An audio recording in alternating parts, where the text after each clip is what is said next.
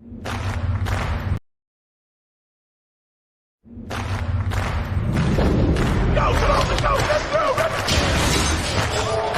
started this thing, and now we're on top. Everybody's trying to knock us off. It's us versus them. We must protect this house. Will you protect this house? I will. We must protect this house. The shop is open. Where you from, nigga? Straight from the motherfucking land of the heartless.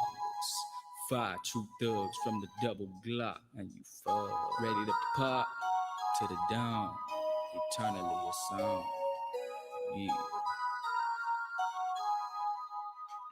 Straight moped up, nigga, return from the club. That's this hustler, better than I did. We talking about it, distributing, yeah, yo. Little lazy beat it, daily collecting me paper, rolling with truth. Nothing to lose. Nevertheless, ain't about that talking, screaming out murder, coming to serve you. Nigga, we told you, bone be stalking, sleepwalking. Number one assassin, pick up the pump and they causing a tookage eruption. Let loose with a buckshot blasting, bone up out of the cut and be bucking. Eternally here to stay in the khaki suits and the high-tech boots. Oops, I'm coming with troops, fools be ready to shoot, collecting my loot. Blazing the burner, my grind, that shit insane. I crap and I can't. Niggas that fell off, they thought they can hang. Getting the slang, try to fuck with a chain gang bang. Straight land to the heartless, with the thugs be thinking on execution. Straight prosecution, the Lego bucket start confusion. I swing with a kid, I run with him in shotgun. Swing with a kid.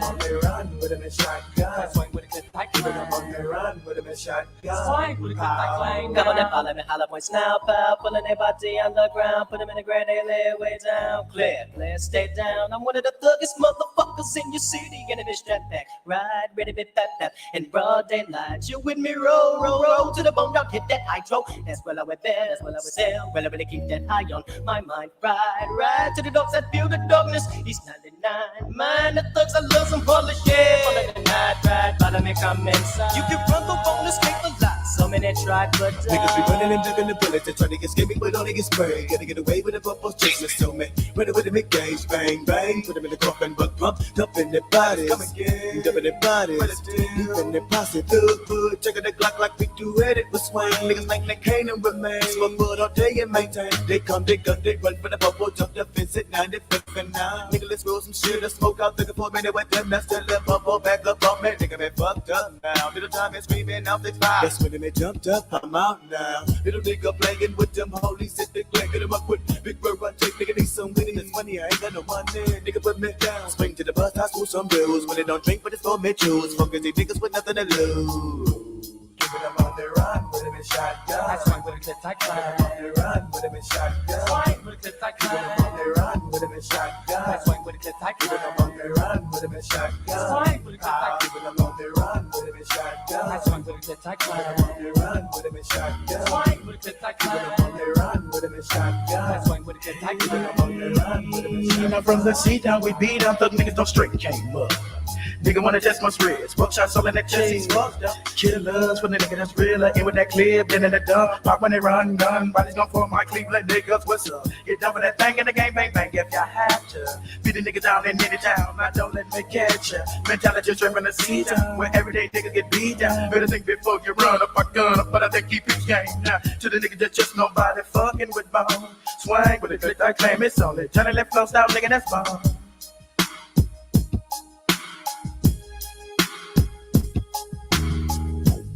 I'm on the run with him in shotgun. I swing with a clip, I climb. I'm on the run with him in shotgun. Swing with a clip, I climb. I'm on the run with him in shotgun. I swing with a clip, I climb. I'm on the run with him in shotgun. Swing with a clip, I climb. I'm on the run with him in shotgun. I swing with a clip, I climb. I'm on the run with him in shotgun. Swing with a clip, I climb. I'm on the run with him in shotgun. I swing with a clip, I climb. I'm on the run with him in shotgun. Swing with a clip, I climb. I'm on the run with him in shotgun. I swing with a clip, I climb. I'm on the run with him in shotgun.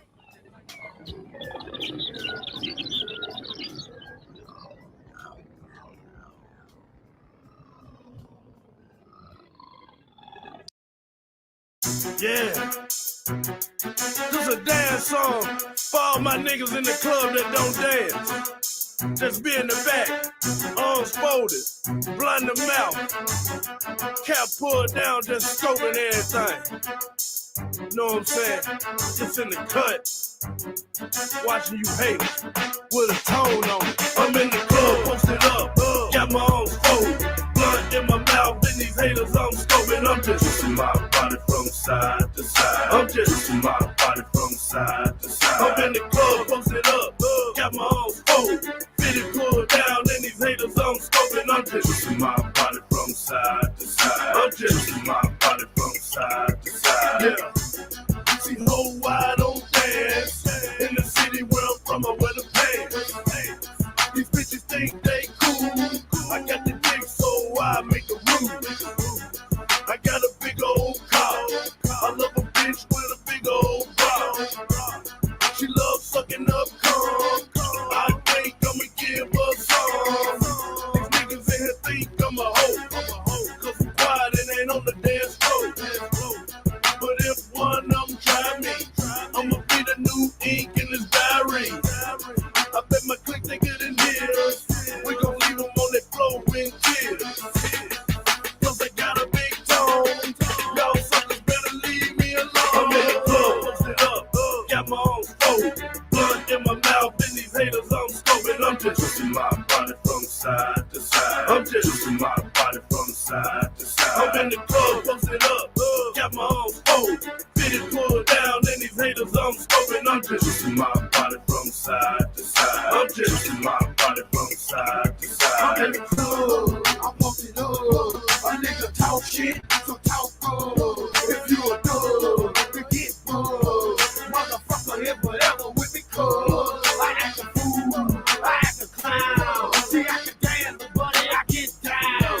You heard my music, you know my style. You know the way, hypnotize, put it down. I thought you knew I was the main, the diva off the chain. Don't walk up to a guy, tell a bitch I'm big change. With the diamonds in my ring and the gold front fang. And you know I'm hood rich, means I got a little change. With my thugs from the north, cause I know they got my back. And we looking for some chickens that can work it on the track. I'm just trying to get a meal, I ain't trying to be a man. Posted up in the club with a pocket full of crack. I'm in the club, posted up, got my own phone, blunt in my mouth, and these haters I'm scoping. I'm just twisting my body from side to side. I'm just twisting my body from side to side. I'm in the club, posted up, got my own folded, fitted pulled down, and these haters I'm scoping. I'm just twisting my body from side to side. I'm just twisting my body from side to side. Yeah.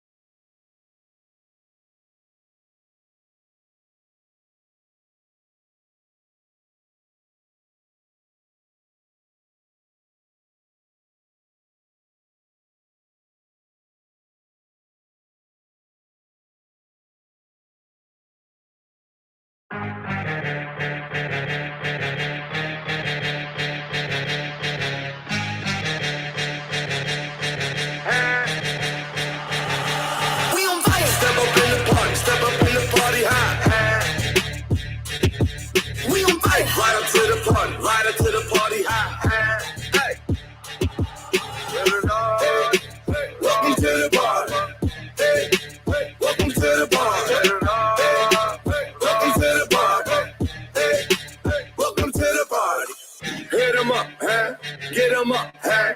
Put 'em up, huh? We waking up, high, high with my dogs, riding high when we pull up. Ride with my dogs, riding high when we pull up. When we ride, when we pull up. We be high when we pull up. Coupe with the top down, no seller. Rocks on the watch now, I'ma get roof on fire. We ride, pull up in the tank, bout it, huh? Get on some rock in the drop, full of things. Get with the squad, 100 cars full of things. Yeah, I pull up with fire, boy, the chin. Yeah, fresh in Montana, Manila. Roof on fire.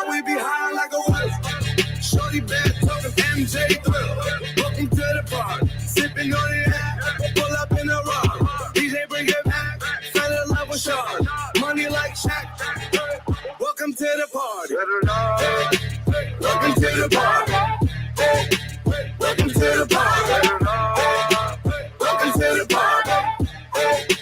Welcome to the party. Burn up, let it burn. Burn up, let it burn. Burn up, let it burn. Burn up, let it burn. I can't feel my body, cause I pop a lot of molly. Welcome to the party, bitch, I'm about to catch your body. Put your in the shit, we don't give a fuck about it. Bitch, I started rhyme, bitch, I'm about to start a rhyme. Welcome to the trap, got my grandma selling crack. I make what you making when you're sitting down just moving packs. Make a bitch who jumping jacks like she was an acrobat. Got these bitches looking at me crazy cause I got face hacks. Oh, drip, drip, drip, I can knock a wife a bitch. Drop a minute on my crib, now little puppets rich as shit. Ooh, and I still at my probation, pop a pillow, feel amazing. You just broke and you just hate it. All these diamonds on me skating, man, I do this every day. Spent 3,000 ounces of shades. I got bitches in LA, your boyfriend broke his diamonds fake. Welcome to the party. Welcome to the party. Welcome to the party. Welcome to the party. Welcome to the party. Welcome to the party. Welcome to the party. Welcome to the party. Step up in the party. Step up in the party high.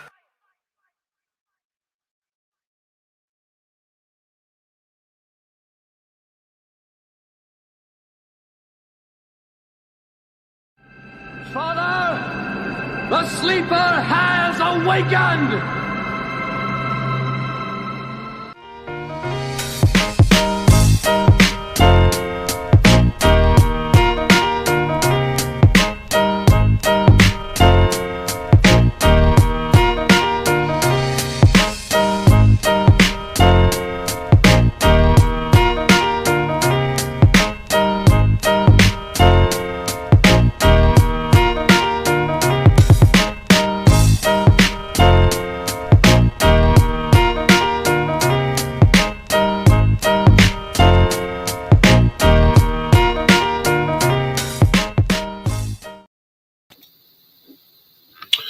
What's up, YouTube? It's Sunday. It's 11:12. I'm Artisan MC, and this is Shop Talk Live. Thank you guys for coming through today. Like, share, subscribe, support the stream if you feel so inclined. It is the first Sunday, is it? Yeah, first Sunday in December. The year is almost over, which is, I think, a good thing. It's been an interesting year, to say the least. I'm looking for 10 contributors today, donators, contributors, supporters to the stream. And I got a couple right now. And one of them I'm going to have to talk some shit to in the chat because he said some foul stuff in the chat, you know. He said some foulness in the chat. This brother right here. This brother right here. I'm gonna get to him. I'm gonna put him on blast. He's gonna get that Summer Jam scream in a second. But let me give these first 3B salutes out. First one goes out to my art beat brother, Artie Ibmore, the Doughboy, the bull in the building. Appreciate you, Doughboy, for supporting the stream, and I will give you that 3B salute. Thank you, sir.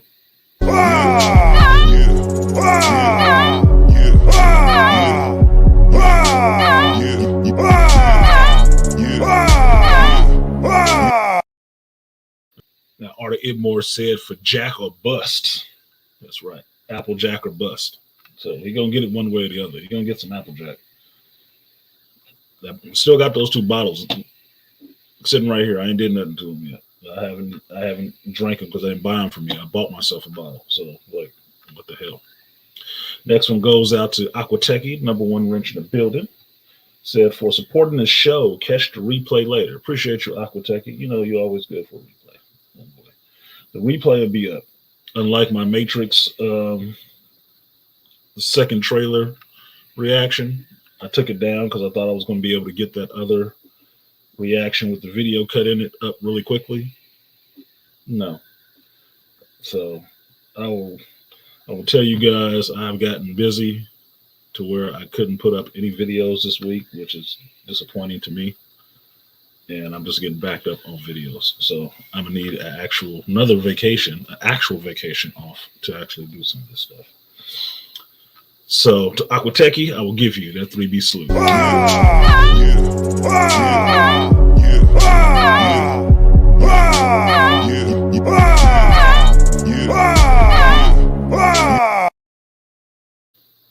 All right, and the next one goes out to No One.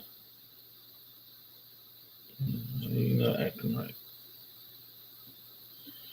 Technology been acting up today again.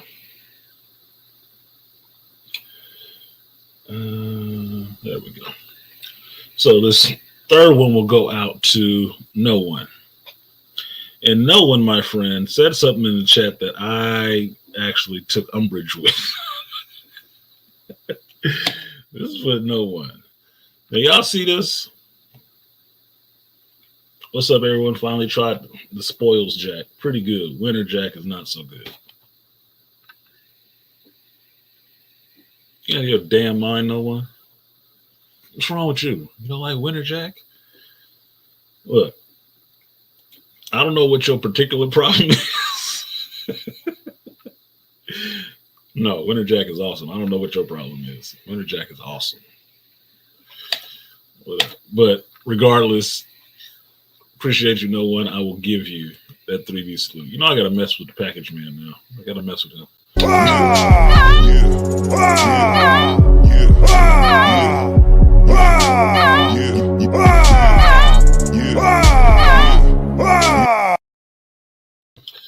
All right, so that is the first three. Like, share, subscribe, support the stream if you feel so inclined. Still need. Why am I not doing math today? Seven more. Okay. So, moving on with the show. No one gonna get jumped. Yeah, he gonna have to get jumped into that Winter Jack life. What's wrong with you? What's wrong with you? Coming here bad talking my Winter Jack. He said I said what I said. You're gonna have to explain that, homeboy. You're gonna have to explain your dislike of the Winter Jack. Okay. You're gonna have to explain that because that shit is awesome. I've been able to hook anybody I've drank that with, I've been able to hook them on that. So I don't know what your particular issue is with cider and Jack Daniels, but you need to fix that shit.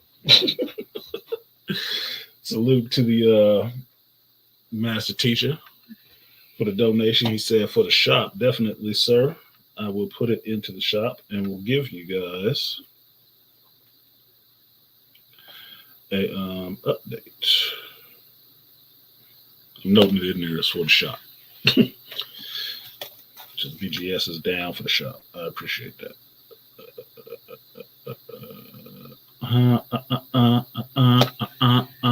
All right. So to the master teacher, I will give you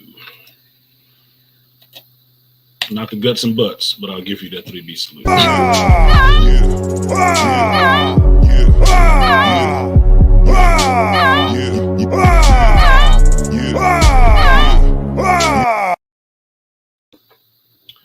All right. So shop news. I have paid my third month of rent at the shop, which is good. Got some painting done on the outside. If I get the stream done in a reasonable amount of time and get my laundry done, I'm gonna go back down to the shop today and finish painting the other side of the front opening because it was peeling and cracking, and I got the skills, so why the fuck not use them? I had time last week. Basically, I spent the whole week at the shop. I did not go to my regular job. The week of Thanksgiving, I was at the shop pretty much every day and got to clean up some stuff and get some stuff straightened up the way that I wanted it. And the other thing that I had to do was I wanted to paint the outside because it was looking bad. It was looking kind of bad. So not changing it into a different color or anything like that, but really just painting it. I didn't take a picture of it. Sorry. But I finally got to see it in the daylight and it looks good. It looks good. It looks solid. Looks like I should have used a exterior gloss or some shit like that, because I don't like that flat black exterior where you touch it, it leaves like white streaks. I don't like that. But otherwise, it looks good. So I want to do the other side and up by the sign and stuff like that. And I'm thinking about putting some new LEDs around the sign so people can actually see that it says comic shop outside of the window saying comic shop on the motherfucker. It's like if you guys look at it here, I can show you actually right here. All right, so you see that picture of the shop, all that black area above the sign. All of that is actually the face of the building. I didn't do it. Only thing I put on there is me. Well, not me, but the Shop Talk Live. Everything else, that's exactly how the front of the building looks. So the side on the left with the numbers and the side on the right needs to get painted. You can see a little bit of it up on my logo. You can see that it's chipped off. So I'm painting that all in so to make those colors actually pop when people see it. And I'll probably replace the little floodlights out there so they actually stay on most of the day, or at least close to the evening, sometimes instead of ones. No one said Applejack is very good though. Applejack is good too. I don't know what your problem is with the cider. Try it cold or try it warmed up. I don't know what to tell you. I can always get people hooked on the cider, especially around the holidays. I'll be drinking that shit up because it's so smooth. You don't even think you're drinking anything till you like get up. That should hit late setting pain, like getting hit in the balls. So shop is doing all right. Still have not gotten Diamond's scheduling is screwed up, and I found out something that I did that I wasn't realizing I was messing up. Been ordering my books, my DC books from Lunar, and I noticed that last week, coworker Zach was telling me that the books came in and they weren't due out yet. And what had happened is that when I ordered the books, I go by the final cutoff date, right? So the final cutoff date will be this is the last time you can order this right now without doing a reorder. So I go by that. Order what's there, what I think will sell in the shop, pay them, send it out. Well, what was happening was when they sent out the orders, they mixed them up. So some stuff they're sending us that is not due to be sold for a couple weeks. So the other week when I did the unboxing and I had all those annuals and stuff like that, and I was throwing them out on the shelf, yeah, those weren't supposed to go out on the shelf yet. Those weren't supposed to go out on the shelf yet. So the books we got last week are not supposed to be on the shelf. A couple of them were. The rest of them weren't. So we got a whole box of new comics sitting behind the counter that we can't put out on the shelf until next week, this coming Wednesday. Then we can put them out on the shelf. I'm sitting there thinking about, fucking dumb is that? Why'd you send me stuff like 2 weeks early? I mean, I guess I can't complain because we actually got it on time. That's not what my email asked. I just asked to make sure it shows up on a Tuesday instead of a Wednesday. No, they sent the shit 2 weeks early. I'm like, okay, maybe it was my fault. Maybe it was my fault. Maybe I misunderstood something. I don't know, but that seemed really fucking ridiculous. So getting that shit straight is funny because understanding that comics, I've said this before, that you order this stuff 3 months in advance. That's how you work with Diamond. You order it 3 months in advance. And now, because Diamond has lost a lot of business to other companies because they pulled that shutdown during the pandemic, other people are shipping, at least DC books, and Marvel might soon be gone to somebody else to ship their books. So working with multiple schedules and us not ordering books for over a year is trying to get caught back up in what is the flow. What is the flow? And how all this stuff is working and working together. Which is a little challenging, but that's why I took it on. Not because it was easy.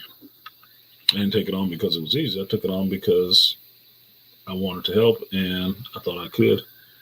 And I wasn't afraid of the challenge. So learning business. learning business and learning that other side of stuff that I was not thinking about when I was just ordering comics and signing leases and trying to make sure we had what we needed to sell in the shop. I was forgetting some other parts.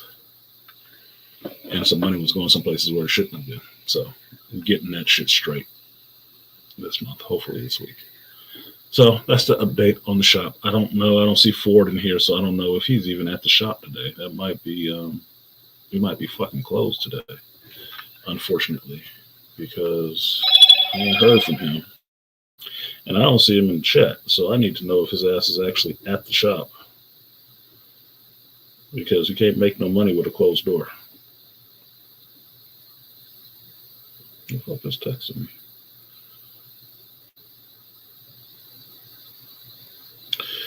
It's one easy way to find out. Let's see. I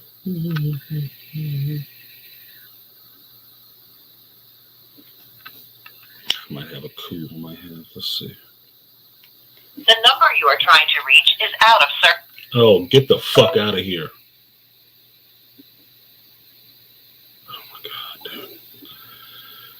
Well, somebody's been busy this week. I didn't know that. So now we'll see. How's your finger? I'll show you Artie more just a second. Hey Ford, how are you? All right. Are you at the shop today? Okay, the phone is off for some reason. I didn't realize that.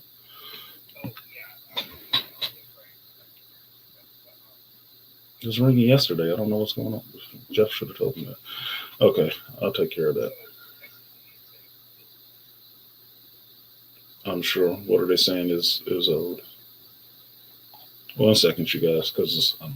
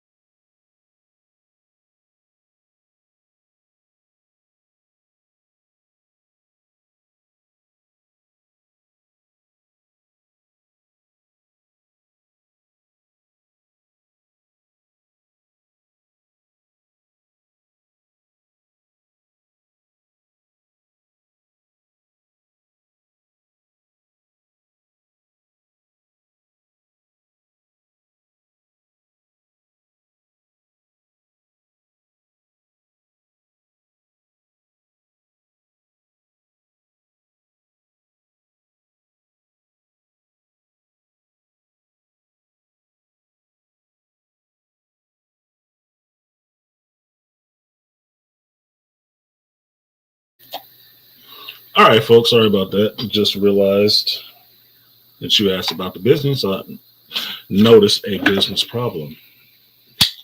It's been an interesting week, and I don't want to say anything about it right now. I just want the shit resolved. But it's funny how all this stuff is coming down at the same day, at the same time. And after I discovered some stuff that wasn't going the way it was supposed to be going. So that's business. So we're going to see how this shit shake out. Put it that way. So to Artie Ibmore's question, how's the finger or my thumb? Got my stitches out this week. It was a little ordeal dealing with people who don't know how to schedule appointments with that. But I've had to take off work 2 days to get 3 stitches out. So it's out. I don't know if this thing is going to autofocus so you can see it. Still my thumb. The weird part is that it's tight. Like you can see, I can bend my thumb like this, martial arts. This one doesn't want to bend all the way like that. It takes a little bit more effort. Takes more effort. And it feels tight because I was keeping it straight the whole time, right? To let it mend. It did mend, but it mended tight. So now when I do it, it feels like I'm going to break the damn skin. And psychologically, I keep thinking I'm going to break the skin off, but I'm not. It's pretty much healed. The scab came off. Looks rough. So basically, I got to do some physical therapy on my thumb. Yeah, BGS scar tissue. I got to do some physical therapy on my thumb to get it back to the same movement as this one, because as you guys know, or do not know, I am very ambidextrous, but I have very good finger and hand dexterity, right? Always have since a child, because my mother gave me toys that help me with my hand manipulation. So my hand manipulation is really good. This right here on my right hand, not closing a fist like that, that's not it. See, that's a fist. This is some white person trying to do black power. So it feels hella tight when I close it down, but I just got to keep working it so it loosens up. Yeah, I haven't used it in 3 weeks. I was holding it straight for 3 weeks. I wrapped it up so it would stay straight, so that stuff would close up, and it closed up. It closed up good, right? Closed up really good. You guys saw the pictures. It was fucked up. But it closed up really good, but scar tissue was tight. So I've been working it since I got the stitches out to get the scab off of it, and then just to get it back to its normal functioning. But it is a little puffier. Not puffy, it's just bigger because that's the scar tissue. So see how we can work that shit out. What is already more? No 5-finger dates, just 4-finger dates this month. Yeah, it's fucking up my playtime. Like I can still do circles. But the up and down is gonna be a struggle. Dirty ass. How to get more talking that shit.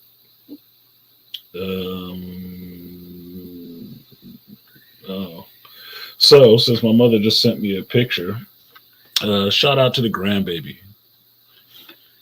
Grandbaby's birthday was yesterday or Friday. I had the party yesterday. Couldn't go to the party because I was at work. I was doing my shift at the shop. So that welcome to the party Deadpool thing was kind of apropos. She turned 3, which I'm happy about. And I had planned to spend today. Today was going to be a special stream. I was going to go out to my son's house and spend the day with them, since I couldn't work. I couldn't go to the party yesterday because I was at work. I was going to spend Sunday with them, do my stream from my son's house. He didn't want to be on camera, which is fine. I don't give a shit. And then spend the rest of the time with them. But some things came up on my son's end, so he had to miss the party himself and reschedule. So we're going to do it next week.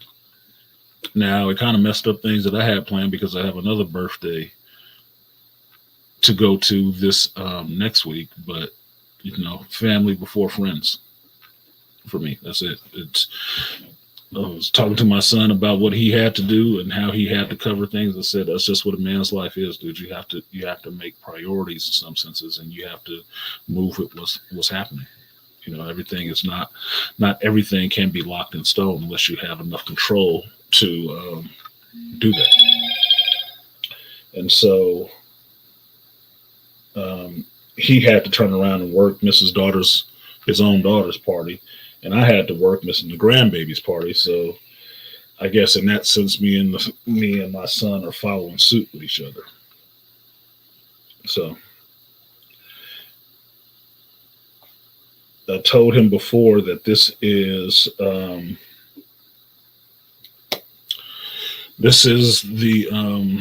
sacrifice of being a young father without being completely established in your career and having things set up for yourself yet.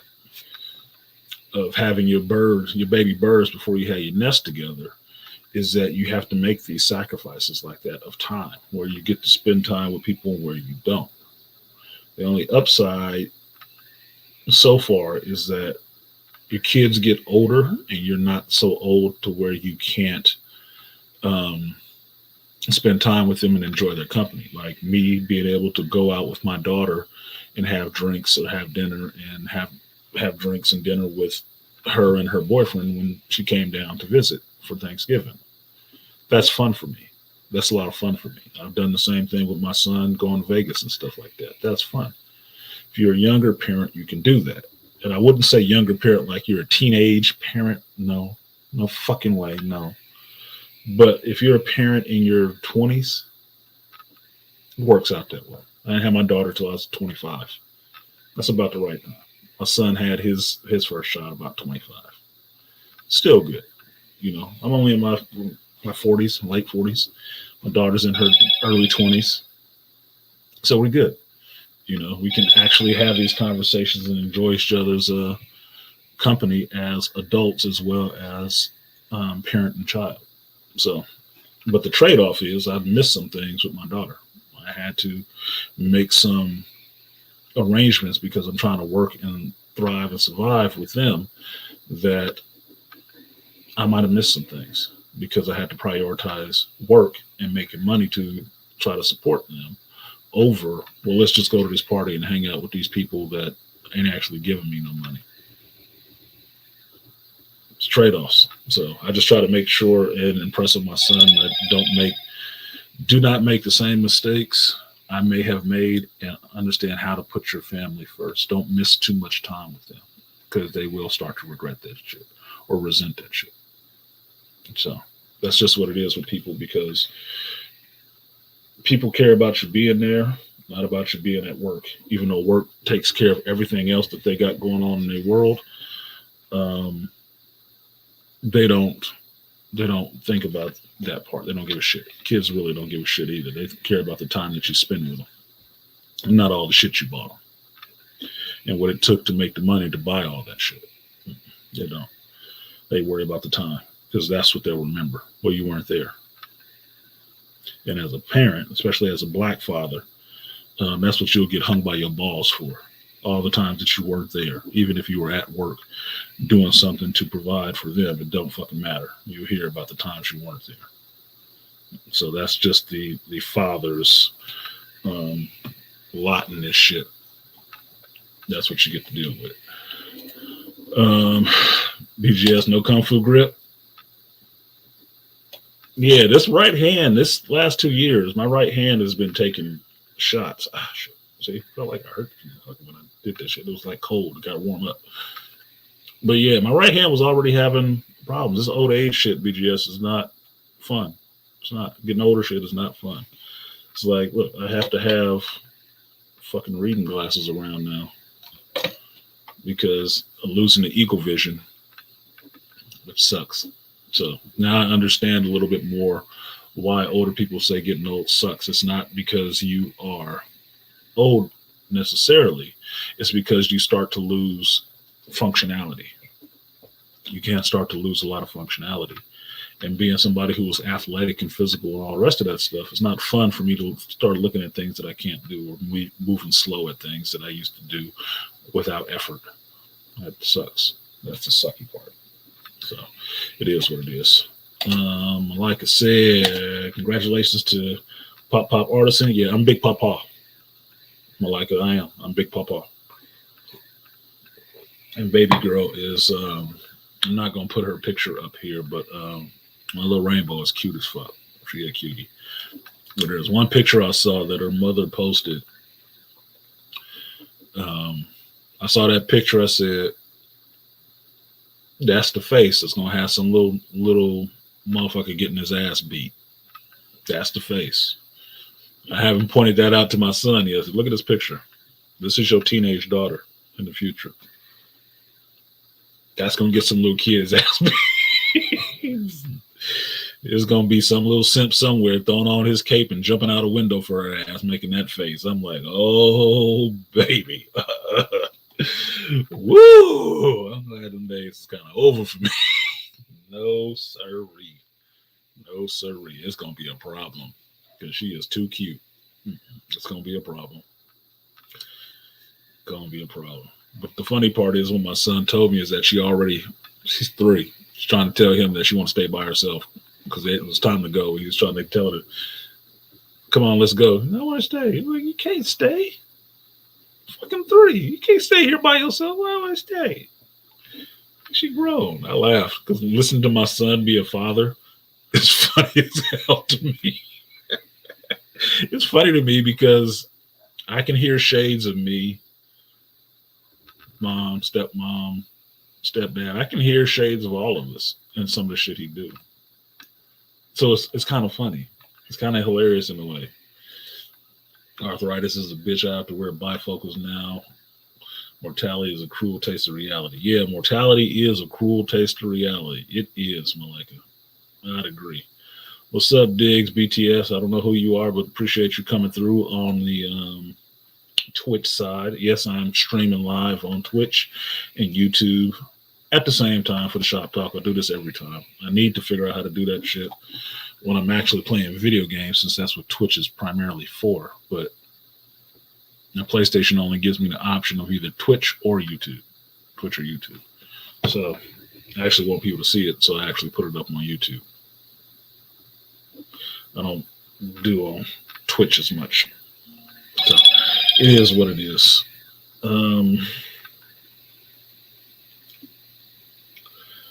Bullshit. I think this is the text from Ford.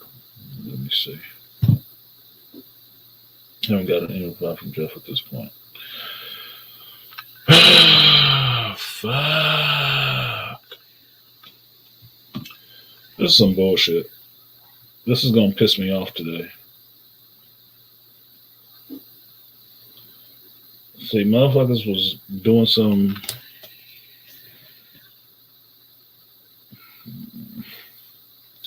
So basically, and let me get this 3B salute out to D. Anderson. I will give you that 3B salute. Sorry for the delay. Thank you so much.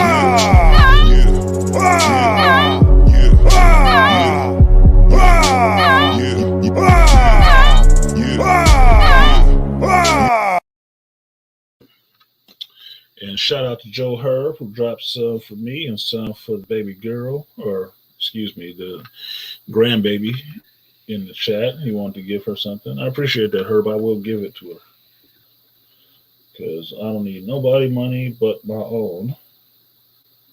So if you sent some to her, I will give it right to her father and tell him it was from you for the grandbaby. So appreciate that, Herb. That's really nice of you. So for Herb, I'll give him a 3B salute and them guts. Double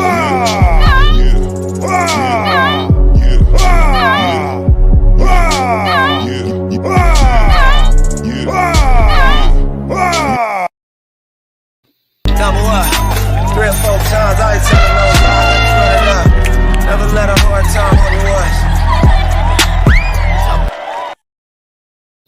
All right, we still need 4 more contributors to get this show going. If you're wondering why I ain't got to the point yet, it's because you got to get your shit up front.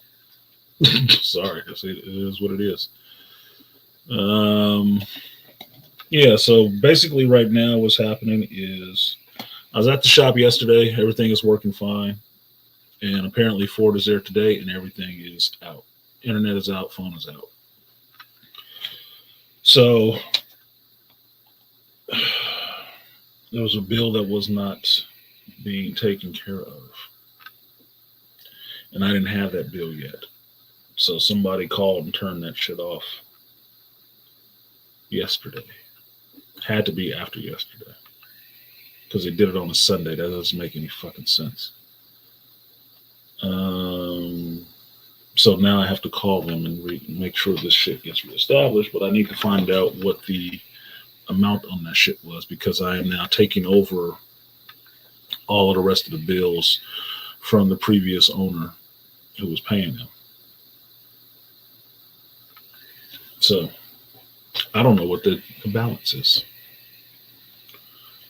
So now I have to find out. So Ford can actually run the shop today and get payments and stuff done, because you need the internet for that shit. This is one of the things I'm noticing about this new world. If you don't have internet connection, it's fucked up. You can't do a damn thing. Like, I was thinking about this with the PS5, right? You got the PS5 sitting here,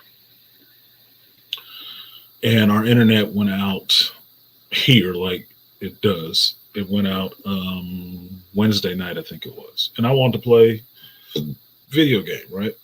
I downloaded .hackgu, last recode. I want to play that a little bit more. And I'm sitting here thinking about it. It's like, well, the internet's out. And I said, it shouldn't affect me too much. But then I thought about it. It's like, oh, you can't play any video games, can you?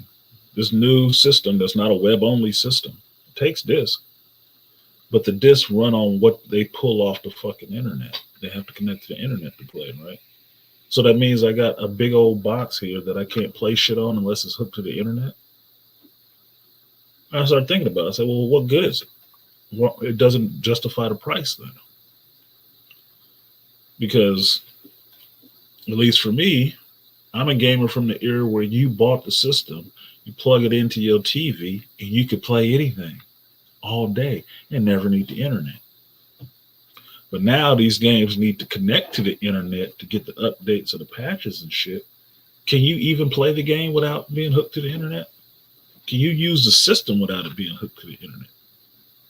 I don't know, because I didn't bother even trying to turn the shit on. I played the games on my fucking phone. But it just makes me think we over dependent on one thing right now. And it's gonna fuck us up in the meantime. That's why, in a geek sense, thinking about comic book characters, the characters that I really like that are future forward, like a Magneto or somebody with electrical power, should be a god, because all of our shit is going to run on that, and they can cripple everybody with one little EMP pulse. Funny, right? Advanced, but not advanced at the same time. I'm watching steps to avoid fall. Snapback is not what it used to be. Yeah, snapback. No one for the old person comment. Yeah, my healing factors fell off.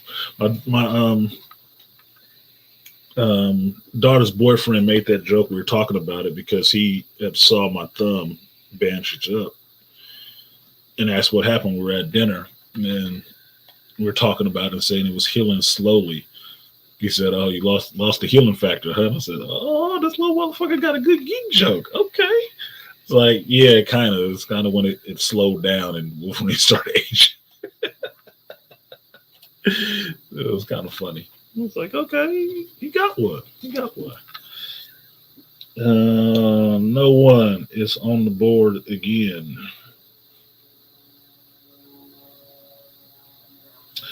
This motherfucker, no one is stupid.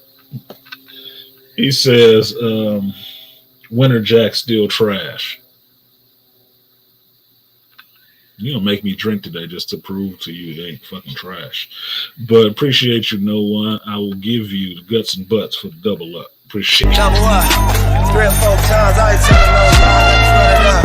Never let a hard time on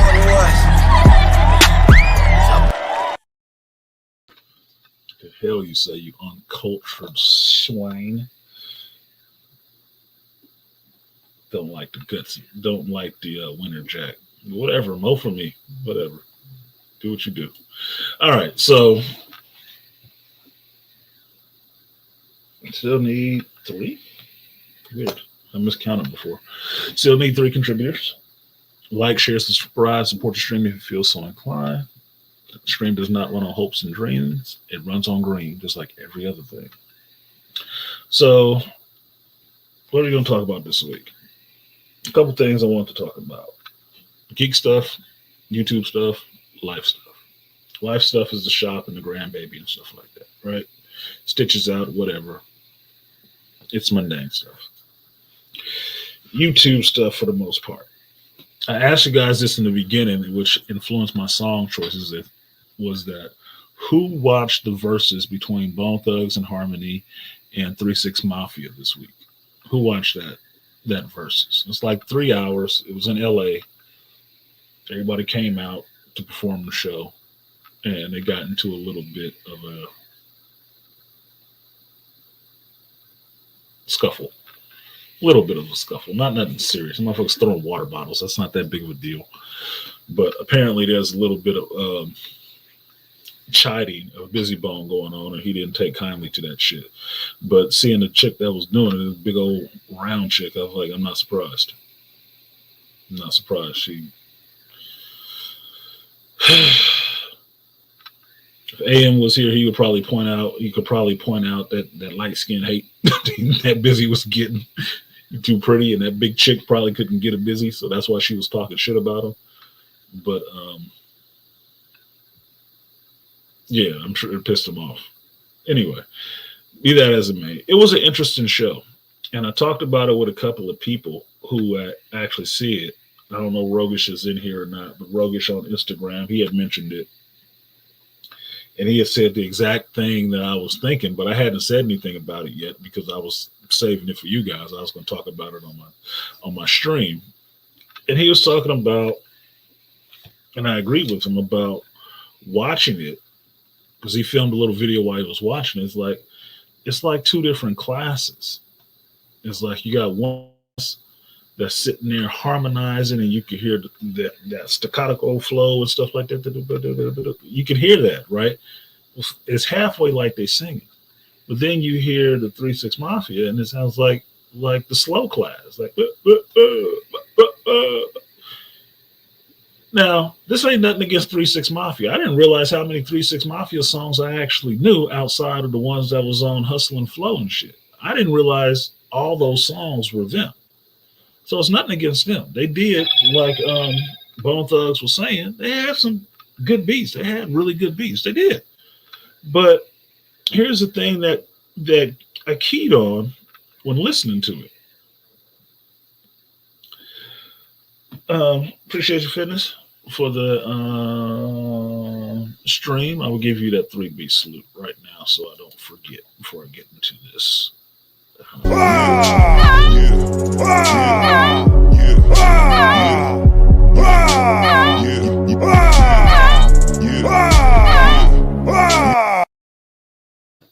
yeah, one woman showed up into the stream. That's surprising because I think Corinne gonna be mad at me because I got on her ass last week. But look, I will piss off any woman. I don't give a shit. But if you did something wrong and you can't take that correction, that ain't my damn problem. Men got to deal with correction all the fucking time. So ain't nothing for me to apologize for. You did some shit that was out of line, and I called you on it. If you upset about that, be upset. The world is wide. Get lost in it. So Malika is saying, yeah, it's always a big strag. Yeah, always a big one. Call it chaos and disorder. Put that shit on that she shouldn't have had on. Come on, man. Anyway. So Rogish is pointing out the same thing I was doing. Like, appreciate that shared Noostal. That, look, I don't have no hate for 3 6 Mafia. I don't have any hate for 3 6 Mafia. But that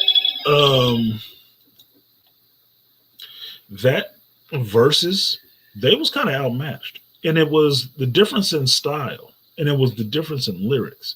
Now, I would never actually say that Bone Thugs was some of the most lyrical fucking dudes out there. No, the thing that Bone Thugs got over on was more that you got into the vibe of their harmonizing and how they delivered their rhymes. And that's part of being a rapper, hip hop artist, whichever, if you want to differentiate, whatever, it goes back and forth, right? But part of your whole thing is your delivery. It's not just your fucking look. With everybody with a baseball hat on and some big ass glasses and chain. No. is part of it is your delivery. How do you differentiate yourself from the other rappers out there at the same time where everybody will hear it and know it's you right off the bat? Just hearing it. Couple verses, couple bars, couple beats. They know it's you. Bone Thugs got that. 3 6 Mafia, here's the thing. I didn't know all them songs with them because they all sound the fucking same. I thought it was some other shit. Thought it was somebody else. Now, like I'm telling you, there's no hate on 3 6. I like some of those songs, but the thing that I keyed on that I thought was real funny, yeah, Big Shirley was up there. She was in that bitch. Big Shirley was in that bitch. No, frankly, my dear, I don't give a fuck. Shirley was in that motherfucker. Shout out to KS since I'm using his Big Shirley line.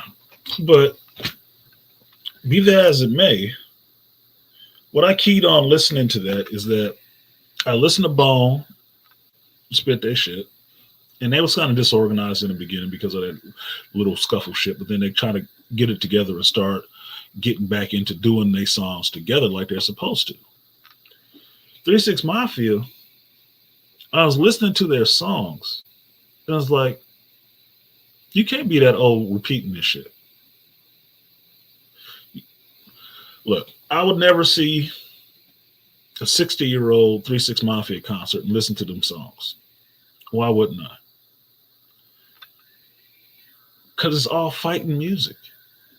It's all fighting in the club music. You get what I'm talking about? It's like, look, go back and watch that verses and just listen to 3 6 Mafia. And listen to their songs. Listen to the lyrics in their songs. Fuck the beat. Fuck the hook, which could be good. Listen to the lyrics. What's the name of the song? What are they talking about? Skewered in the face, she gonna swallow. God damn, dude, really? I'm 40. That's not the old timer song. That might have worked for an era, but that's not anything I want to listen to 20 years hence. It's not. Now, side to side, I could play that, but if you listen to the song, it ain't talking about shit. And I'm sorry, but the other part of being a rapper, outside of your delivery, is what you actually have to say. That song ain't talking about a goddamn thing. You know that. You know that. The beat is good, the hook is good, but it's not talking about shit.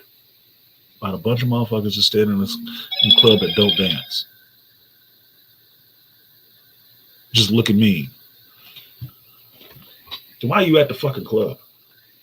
There's a corner in every street and hood for you to just stand on and look mean. You don't need to bring your ass into the club where the women and the people that want to have a good time is.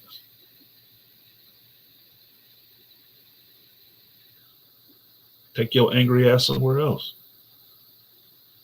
But everything I heard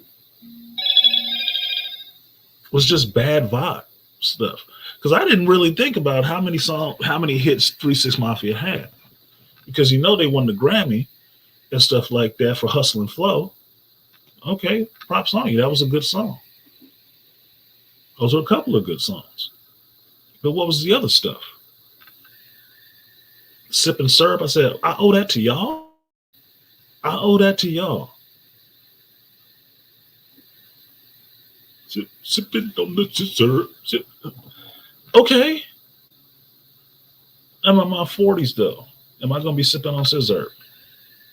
Well, I see them at an old rappers concert and they're going to play the sipping on scissor and everybody going to want to go do that shit again. It just sounds like a bunch of shit I wouldn't want to listen to later on. It would serve its purpose then and it would be over with then. And that's no disrespect. Like I said, there's no disrespect to 3 6 Mafia. It's just like, dude, what else was you had to? Did you really have anything to say? Because it all sounded like the same shit. Just jumping the house and getting into a fight or some shit. Now, listening to the Bone stuff, they actually had some song structure. It was actually rapping, kind of harmonizing. You could listen to it, it could flow. And true enough, their songs always talk about war. And always talk about smoking weed. and murder. That's about it. So to some extent, they ain't talking about shit either. But one of the best kept secrets of me and listening to rap and hip hop is I love weed smoking music. I do. Why? Not because I smoke weed. I tried it before. It ain't for me. It's because I like that vibe. It's relaxed. They usually take some more time and listen to their song structure so you can vibe to it. That's what it is. So as we get older, Gen X and hip hop gets irrelevant and immature. It does. A lot of that shit sounded really immature. I think that's what it was, Malika, that I was keying on. I was probably feeling like the old dude in the room, even though most of the niggas up there was all the same age as me. That's the funny part. One of them said it. I think it was Lazy said it up there on the stage. It's like, shit, we got 40 years old. Shit, we got some 50-year-olds up here. You got too old to still be talking that same dumb shit. It don't even make any sense. You ain't about to be in the club trying to beat up nobody. That was a song you were singing, but then you want to break up the fight. Like, oh, we hear about peace. Then the song don't work for you. You need to make some new material then. Think about what you put out to the world. You get the energy you throw out there, right? If it's fuck everybody and fuck them niggas over there, then it's going to be fuck them niggas right here too. Come on, man. That makes no sense. And yes, word structure is a thing. Who said that? Keyword structure. Yes, it was structured like a damn song. It was structured like a song. Told you guys a little, and I loved. What's up, Dr. T? Truth is in the building. Back when I was a kid and really got into Rick James and Smokey Robinson and that Ebony Eyes shit. That Ebony Eyes was one of my favorite songs to this day, right? And got into the idea of collaboration and stuff like that. I asked my mother once, I asked her how do you make songs? She said, all you need is, a pencil, some paper, and some imagination. I'm like, oh, that's it? Oh, well, shit. I went and got myself some paper, sat down at my little makeshift desk, got my big yellow and green Chuck E. Cheese pen, and I sat down to write lyrics to a song. I sat down to write a song because I'm very imaginative and I have a grasp of the English language, regardless of how I use it on YouTube. And later on, that spawned into me wanting to be an actual rapper and figuring out how to write raps. Was I a freestyler? No, I wasn't a freestyler. I couldn't do that like that. But I'm more of a thinker than I'm just reacting to everything. So I went ahead and wrote raps, figured out how to write what I wanted to say and how to get it out. Even to this day, I still write. I journal and everything else like that. So anything that has to do with that, I love doing because it's a way for me to feed what's in here and what's in here out into the world through my hand. So I can write lyrics. I can rap lyrics. I understand tone and stuff like that. The shit I was hearing on the verses, one of them sound like songs that you could spit back to somebody else and say what was going on, right? Like the Bone Thug songs. Even with all the murder, it's gonna be wars. You gotta be ready for the war. We smoking weed. Even with all that, you can spit some of that shit back to somebody else. I couldn't say the same for the 3 6 Mafia stuff. I wouldn't. That's why I said, think about it. Say it to yourself just out loud. Say the verses to one of their songs, and not hard out here for a pimp and whoop that trick. Not those. Not those ones from Hustle and Flow. Repeat some of them songs off to yourself. Now, the funny part was, and this goes to Rogish's point, shout out to Rogish, he said, he was talking on Instagram, we're chatting back and forth on Instagram, and he said, man, if they would have had Juicy and Pat there, it would have, no, it wasn't, excuse me, it wasn't Rogish who said that, it was Coleon Noir, right? I'm subscribed to his page on Instagram because I support brothers. And he a two-way dude. I'm a two-way dude. You should, Second Amendment, you should be able to have your own weapon. Protect your damn self. Don't leave it to nobody else. That's your job, right? So Coleon had put up on his Instagram that if he had watched the verses, because he into trap music and stuff like that, I already know, right? And he said if 3 6 would have had Juicy and Pat there, Juicy J and Gangsta Pat there, or yeah, Project Pat there, that it would have been a slaughter. And I'm like, well, and I responded in the comments, which I don't usually do, but I responded in the comments was saying, well, by that rationale, if Bone Thugs would have had Tupac and Biggie there, it would have been more murder, come again. It would have been a murder. Because if we judging it by people who dead and gone, yeah, they still would have lost. Because you had to think about it, how long Bone had been around. Bone had worked with everybody. A lot of people. Notorious Thugs, that shit hit. That shit hit. Bone Thugs and Notorious B.I.G., you can say that shit to yourself out loud. Armed and dangerous, ain't too many can hang with us. Angel to us, label us notorious. Is born. Man, come on, man. That's a song. I don't get that from the 3 6 stuff. Don't. That's why Side to Side was the song I picked.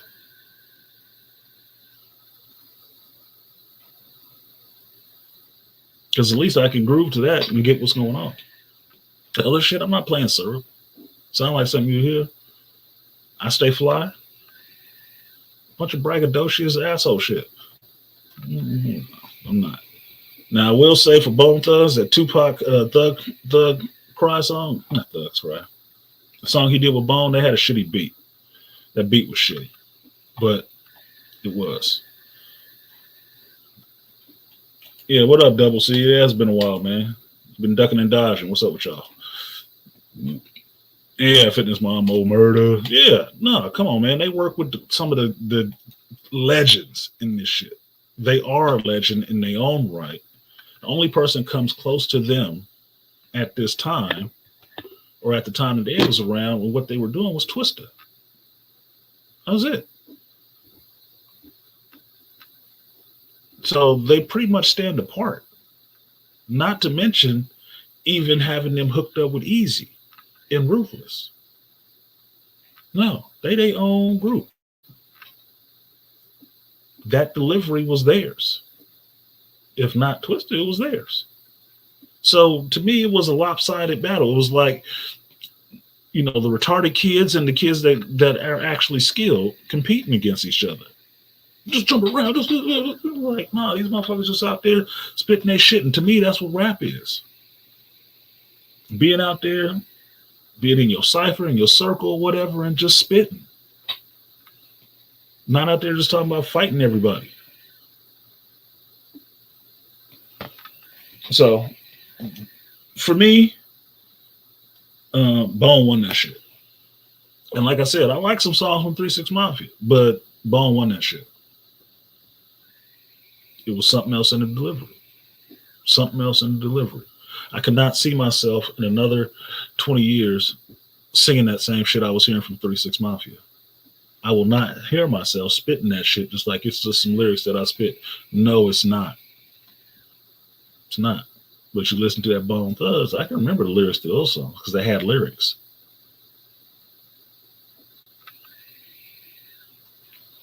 So, I don't know.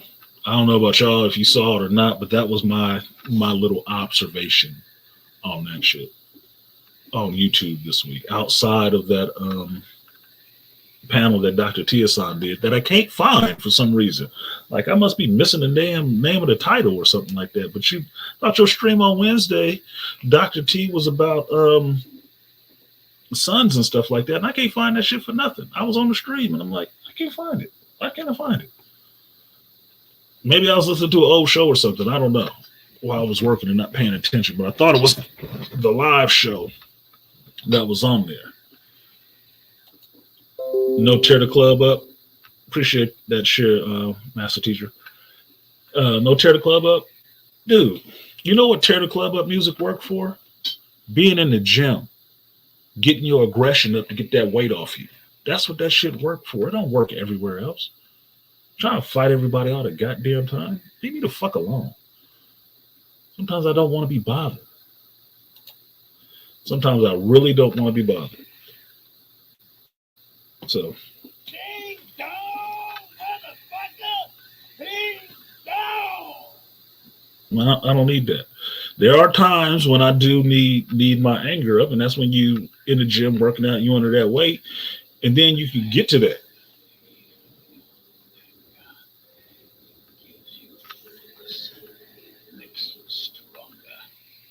Then you need that shit. I don't need that all the time. Mm-mm. Most of this other stuff I can listen to all the time. Just what it is. Which stream? I can't remember the name of the stream, Dr. T. I really can't. It was about, I thought it was about sons and stuff like that.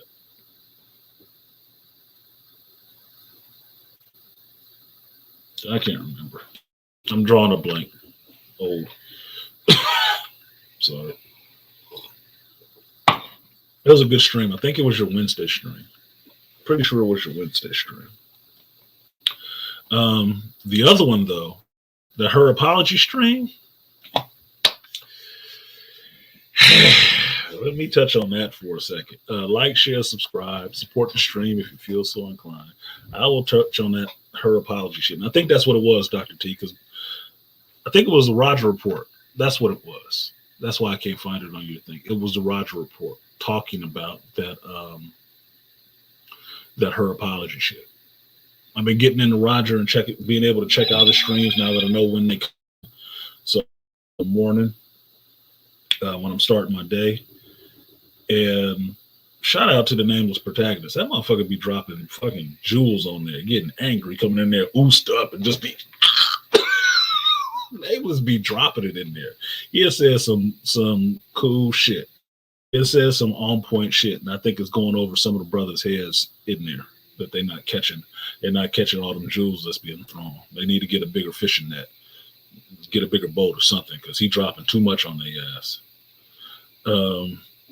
Yeah, the apology stream was really interesting, and Roger Report stream when they were talking about it, Dr. T was on there.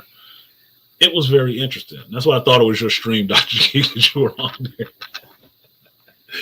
But talking about that Her Apology, he put it up there, and I listened to that shit, and I'm like, this bitch can't be sincere. She cannot be sincere. And the reason why I don't think she can be sincere, and I put it in the chat, was that you can't tout yourself for having your 5 degrees and then claim ignorance at the same time. I don't believe you can be completely smart and completely ignorant in the same breath. I don't. You should know better. You live on this planet. You live in this country. You know this shit was going on.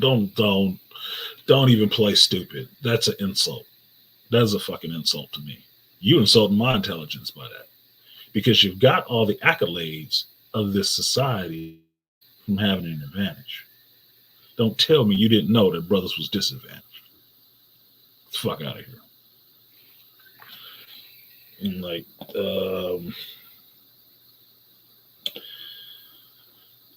no, I can't buy that shit at all.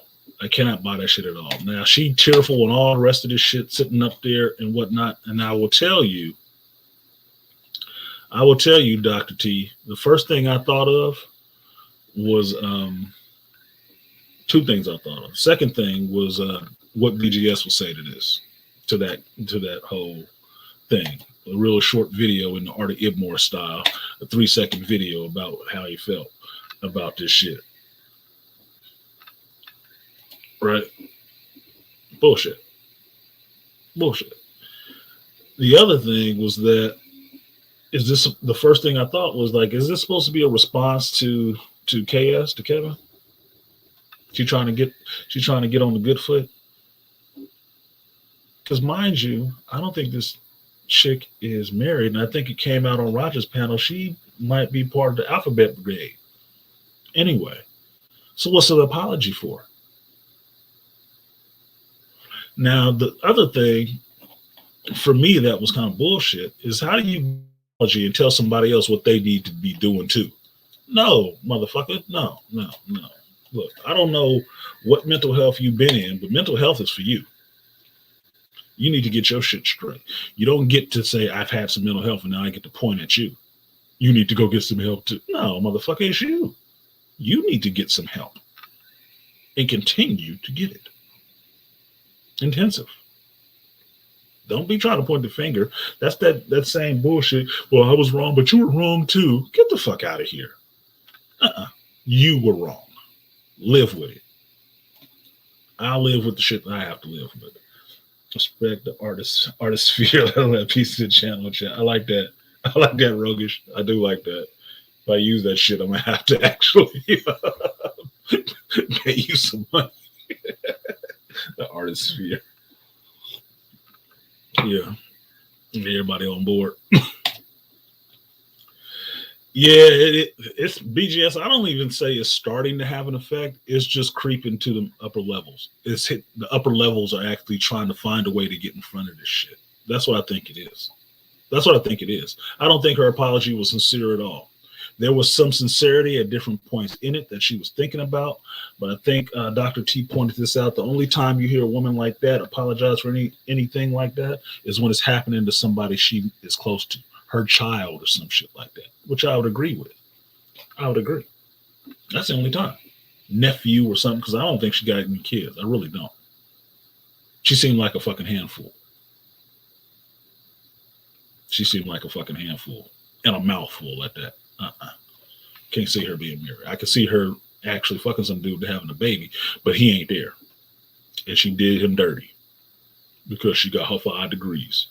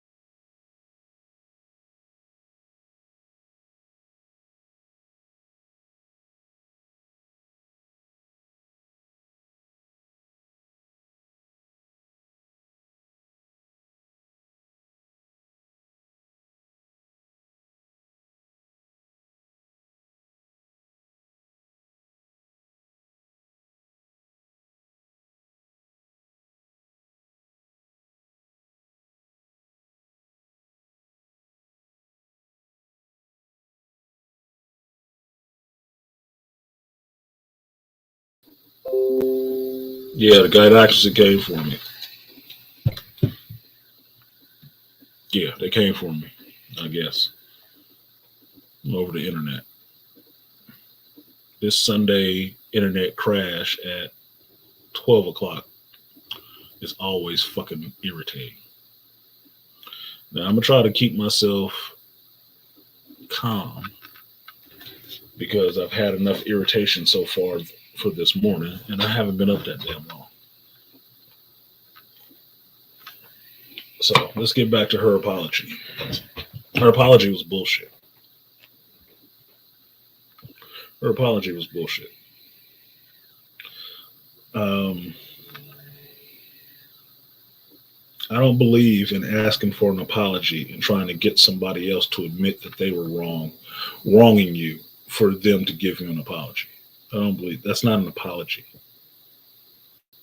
What you're trying to do is get somebody to accept the fact that they are wrong in your eyes,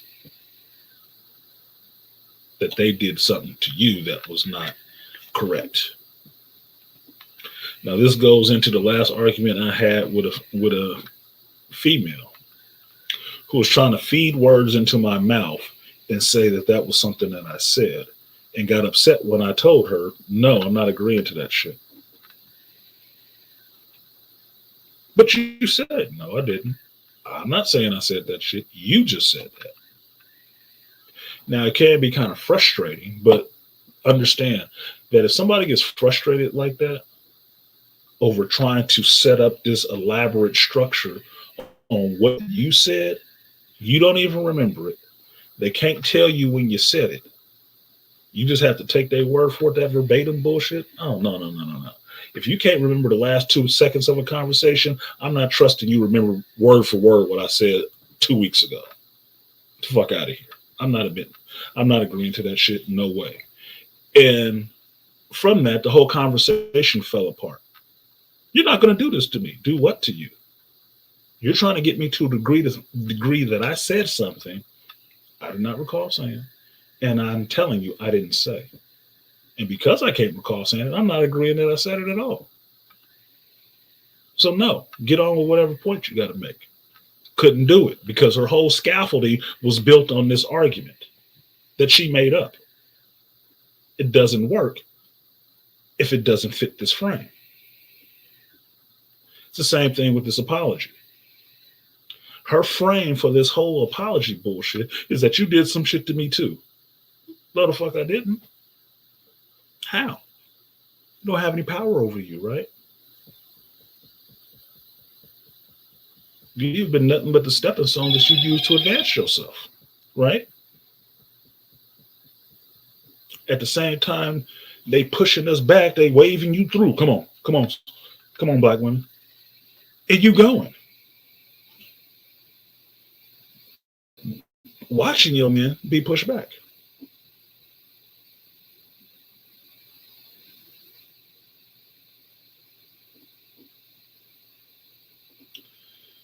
Ex-wife, he sent me some pictures. This is always problematic. When my ex-wife and my mother is somewhere together around my kids' stuff, it always bothers me. Because she didn't like that motherfucker when I was married to her. Now they inseparable. And then the unholy trinity was there, meaning my son's mother was there too. Oh, I hope you well. You weren't there. Yeah, I wasn't there because I was actually working. Goofy bitches. Anyway.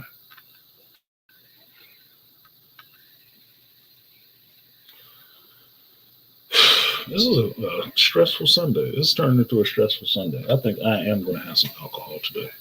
I think I am. What up, Swift?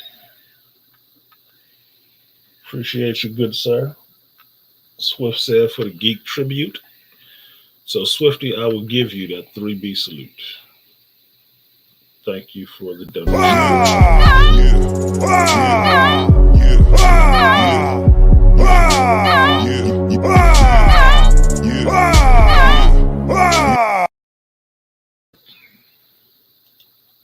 It's one of those cadre of people just hanging back and waiting for me to fucking fail at something. There we go. So, anyway. To me, because you asked for somebody with this frame, so BGS, you don't even know. It's like I said, the unholy trinity. The unholy trinity. Best believe. And why? I probably shouldn't even say this, but I got a funny thing about those probablys and shouldn't and stuff. I don't know why the hell my ex-wife is so involved with my son, not her son. It's not the child she gave birth to. It's not. But she started his house.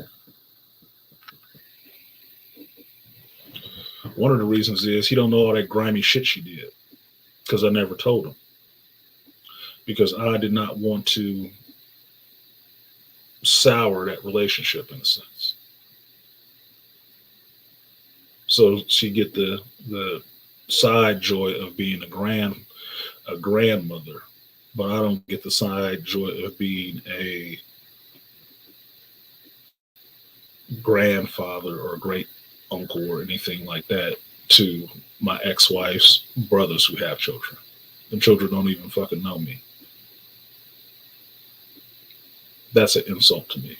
But that's kind of the black man's thing. They want everything that you have and none of the respect to you. That's another reason why I don't believe this other bitch's apology. You need to be apologizing to the men you wronged, because you have wronged them. Not sitting on a 30-minute stream giving these goddamn crocodile tears like I give a fuck. I don't care about nobody tears like that. Frankly, my dear, I don't give a fuck. I don't. Fuck your tears. Like my mother used to tell me, if you wasn't crying when you did the shit, it don't matter now. You should be crying when you get checked on it. And to BGS's point, it's having an effect. Yeah, it should be having a fucking effect. And it don't even matter for her because it's over for her. She's been in no man's land for a long time. And if she actually is part of the alphabet community, she's comfortable living in no man's land. That's her vacation home. So why is her apology even fucking valid? You divested completely from men, right? Shut up. I don't hear this shit. She's getting a lot of views for nothing. Because I also think somebody on Roger's stream said this too, is that you don't need to be telling us, you need to be talking to them other sisters that you raised. This is the Frankenstein monster that you created. These women who are so virulently anti-male, anti-masculinity and stuff like that, these are your fucking children. These are your daughters and sisters and cousins and nieces. Why don't you go talk that shit to them? Apologize to them for giving them all this bad wiring in their fucking head that they can't deprogram from.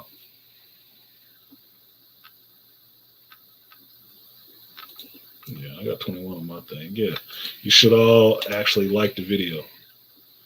Thumbs it up, thumbs it down. I don't give a shit. Just put a thumb on it one way or the other. If this bitch can get that many fucking views for an apology that any man that looked at it said it's garbage, why fuck could I get him? Black women can't humbly apologize without showing black males' faults. Yeah, because that's not the purpose of an apology, right, Malika? The purpose of an apology is to point out your flaws, to realize that you have acted incorrectly, and you apologize to the person that you have acted incorrectly with as a sign of some contrition and some understanding that I have wronged you in some kind of way. And I apologize for doing that. It doesn't turn around and say, but you know, you've wronged me too. We ain't having no apology then. That's not an apology. That's trying to escape accountability. And that's one of the biggest things that drive me crazy about modern fucking women. Always the escape of responsibility. It's always somebody else's fault for their own personal fucking actions.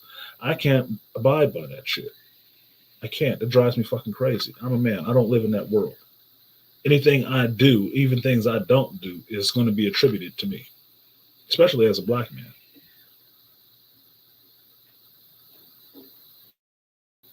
Like I was just illustrating with the conversation with another ex-chick about how her bad behavior, she doesn't want to account for, so she's trying to find a way to make it my fault. She's taking no responsibility for her own actions.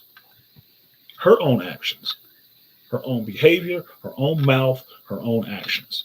So it some kind of way has to be me did it to make her do it. Bullshit. Look, I have the only controllers I have, go to my PlayStation. I have no controllers over women and their behavior. I wish I did. I don't. If I did, I wouldn't deal with half the shit I deal with. Would I? If I had control over them. Because I don't. You know what they buck from the most? Having some kind of control over them. So this apology bullshit is just that. It's just bullshit. Yeah, but BGS, I am the sin eater. I am. I understand that shit. It all has to be me, my fault. Even when it's not your fault, it's your fault. I don't have to me, I understand that it's a jacket I don't have to put on. I don't have to say it's my fault. I don't have to take that shit on. No, it's not. Fuck you. That's what makes women think I'm so fucking argumentative, because I don't take their fucking shit like that. I had a good long conversation yesterday with Joe and Chris from Fracture. So the Fracture boys came to the shop. We had a good long conversation. Closed the shop out on that conversation. I had some other work I should have been doing, but me and Joe was in there chopping it up, and then Chris came through. So all three of us was in there chopping it up about this whole dating, mating, and women's situation shit. They in their 30s. And kind of like, this motherfucker's crazy. You don't say. I can tell you, I am in my 40s, almost 50. It ain't better up here. It ain't better up here. I like that flare effect, but I'm not J.J. Abrams. Oh, 1 second, you guys.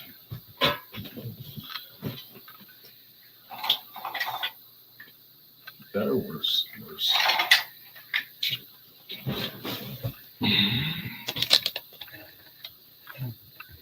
Well, goddamn. It's gonna be one of those days today, ain't it? Jesus fucking Christ.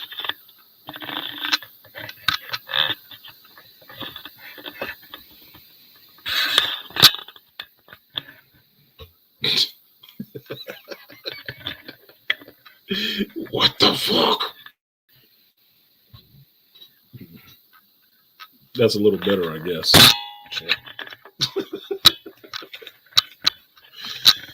Oh my God, dude. This day. I think I probably should have stayed in bed today. That's what it's seeming like. I probably should have stayed in bed today. Sorry, I don't like y'all looking up my nose like that, but it was cloudy outside, and apparently the clouds have broken, and the sun on all days is shining right through my window into my camera, which never actually happens. That's why I picked that spot.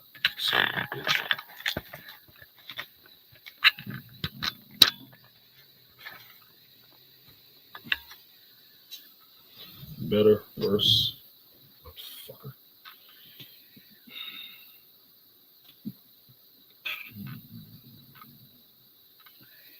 That wouldn't work either. Anyway, even the PF controller do some whack shit. Yeah, it does. But look, apologies are only valid if they are an actual contrite apology without asking for anything from the other person. That's a real apology. Apology is not endemic of you need to accept something from them for the apology to be valid. Just let me know if you care. No, you apologize because you know you did some fucking wrong shit. Don't be looking to the other person to give you anything, but to acknowledgement of your apology. That's it. That's all you get. None of that other shit is actually valid. So her apology was BS to me. God damn it.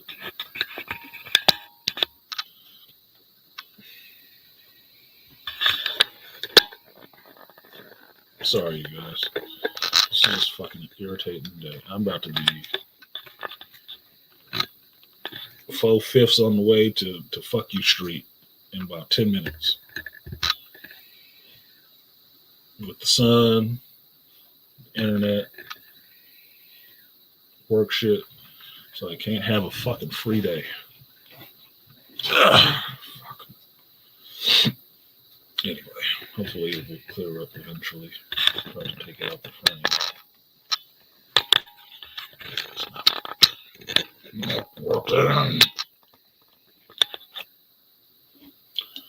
There.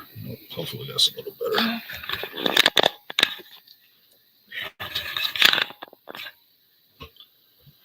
Jesus fucking Christ. Anyway, like, share, subscribe, support the video if you're not blind. And I'll get on to the other shit. This is oh my God, dude. Hold on a second. I need some mood music to actually get my brain back in order. Oh yeah, it's the motherfucking Shaka house, nigga. It ain't had no motherfucking money. Nah, that's why y'all ain't my.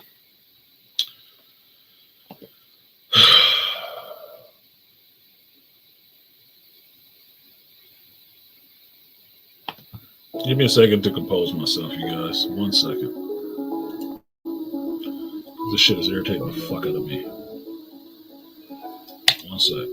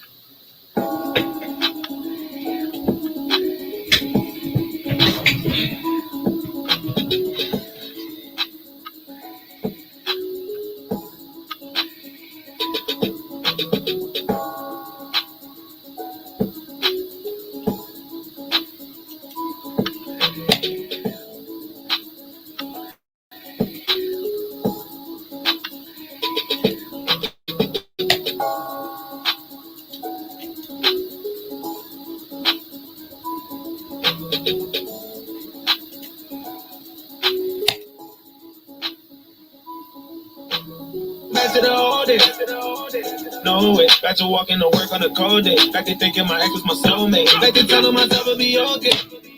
We'll be okay. But surviving no running and OJ. Shorty paying the bills I had no say. I can never go back to the bottom. To the bottom. Selling drugs that they know when the cops come. They were jealous, they wanted the problems. I was just trying to give me some dollars. Turn my pennies from hardest to common. I'm so happy them days are behind us.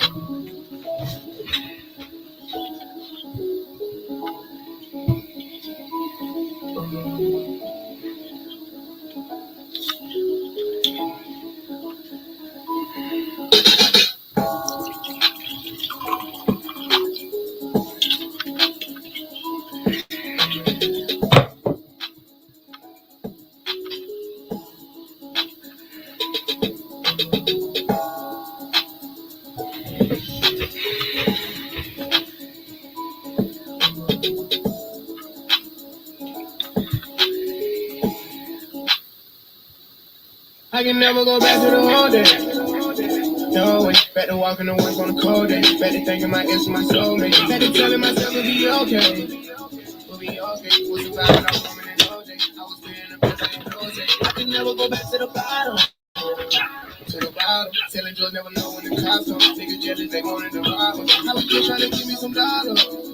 Couple dollars to my people from the comments. I'm so happy them days are behind us. I'm so happy them days are behind me. I'm so happy the baby done found me. I done keep some good niggas around me. I got rid of them niggas who down me. Keeping good energy and I'm prayed up. Television ain't nothing to phase us. Once you cross me, you're nothing to save us. Pull that thing out and take it's dangerous. It's dangerous.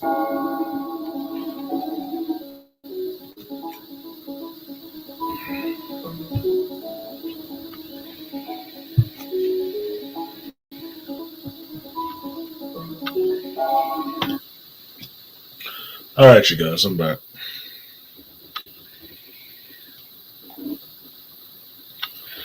I don't do well with a lot of irritation when I'm trying to actually stay focused and stay positive on things. It pisses me off. And as I was talking with Joe and Chris yesterday and explaining to them what it's like getting older as a black man, is that I understand I have a lot less patience, and that I've known this since I was 30. That at some point I was going to lose a lot of patience, and I would be that pissed off, angry old man. Gran Torino Artisan, cussing at motherfuckers to get off my lawn. Why? Because I already felt like I put up with enough shit in life. And yes, this is the layer cake, but there's a lot of stuff I shouldn't have to fucking deal with and not deserving. And one thing I am deserving of is some people's apologies, but I'm not waiting around for the shit. Because I know it would be just like this woman's shit, a bullshit fucking apology, where I'm required to do something for her for her apology. That's the whole reason why you have to owe me an apology anyway, because I did some shit for you. That's absolutely asinine. You have to take some responsibility too. No, that's not what they teach you in mental health. Mental health, they teach you that you have to accept the apology that you've never gotten and move the fuck on. Because that's all you can do in life, is go forward. Now, you mean to tell me this super educated ass woman is so stupid she don't understand that? She don't understand what she's doing? How it's not a real apology if the person needs to give you something in return outside of acceptance of your apology? Because you don't get to tell me I need to go do some shit because you apologize. No, it's not how that shit works.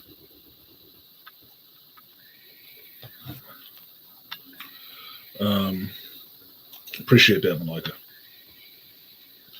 I know this is YouTube, so dead time gets people to leaving, and if you're really worried about numbers and shit like that, that will fuck with you. I know a lot of people decide to go live at 11 o'clock on a Sunday nowadays, so numbers is not something I'm overly worried about. If I maintain my minimum or do better than that, I'm not worried. I'm not talking about the trendy popular topic that will drive up numbers and donations. I'm not. So,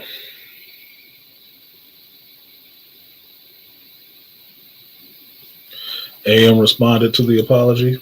Did he? I have to see that. I haven't seen that stream. I have to check that out and see what he had to say about it.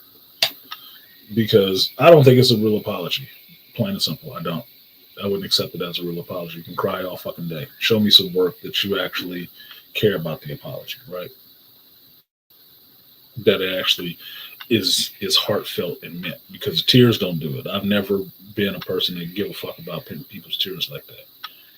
Especially not women's tears, because I know they're only used as a means to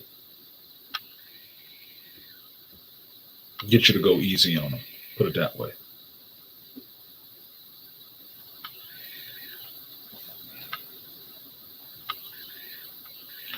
Oh, no, Dr. T. No, I didn't say AM did. No, I didn't say he has responded to the apology. I don't know what I said that might have sounded like that, but I didn't say that. I haven't seen AM respond to that shit. I don't even know if you know about it.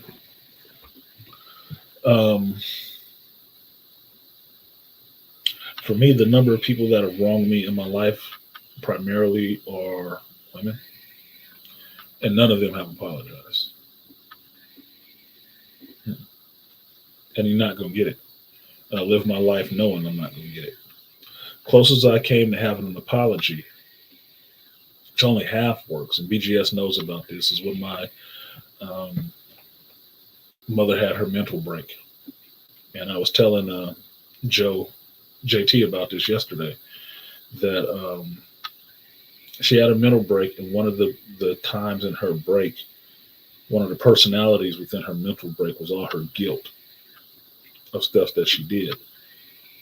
And in that guilt, sitting there with her that night, 2, 3 o'clock in the morning, she started admitting all the shit that she had actually did behind the scenes to try to shortstop me, stumbling block me, fuck me over, destroy my reputation within the family.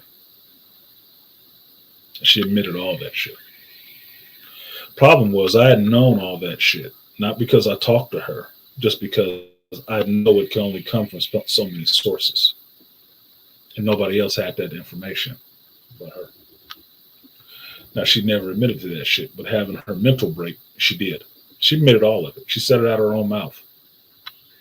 Every one of those things I thought was confirmed. 100% confirmed. Problem was, it was only me there to hear that shit. Me and the fucking dogs. And I didn't pull out my phone and start recording her because I knew if I moved to get my phone, it might have broke her concentration because she was having one of these moments to where she would go in between kind of being a vegetable. Can't really form coherent sentences, can't remember her thoughts for a minute, and then go in between this grief-stricken, guilty child who wants to cry and apologize for everything that she's did. That's her fucking guilt coming out. And so I just watched her turn and listened to what that person was saying. That was all her guilt. And she admitted all of that shit. Every fucking thing. Everything. Without ever having to talk to me about it. She said it all. The dance card was filled out. It was all, the boxes was all checked. The checklist was done. I'm like, motherfucker. I fucking knew it. I fucking knew it. It was her. Why? Because she didn't want to see me do better than her. She didn't want people to think that she was not good because I surpassed her without her fucking help. Hateful shit. Being behind the scenes of my fucking divorce. Supporting the ex-wife and leaving. Giving her money to help her out. I just wanted the baby to be okay. Man, fuck her. That ain't your kid. Her family ain't giving me no money. Get the fuck out of here. This bitch bounced out on the leaf, left me holding the bag, and you giving her money to support her? Get the fuck out of here.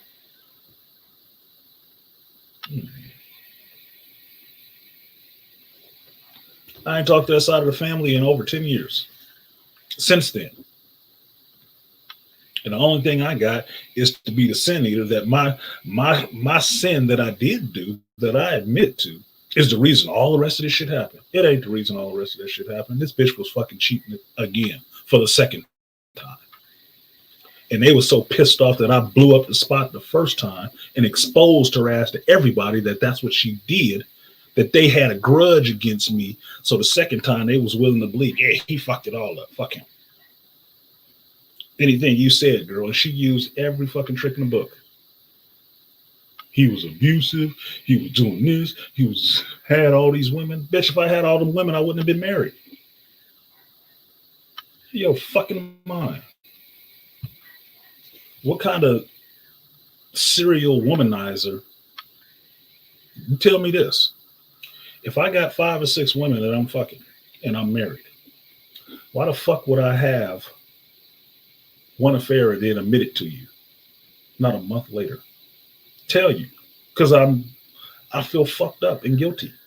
Because I have a conscience. The two things don't even fucking match up. And if I'm beating some little 90-pound woman's ass, why is she in a fucking hospital?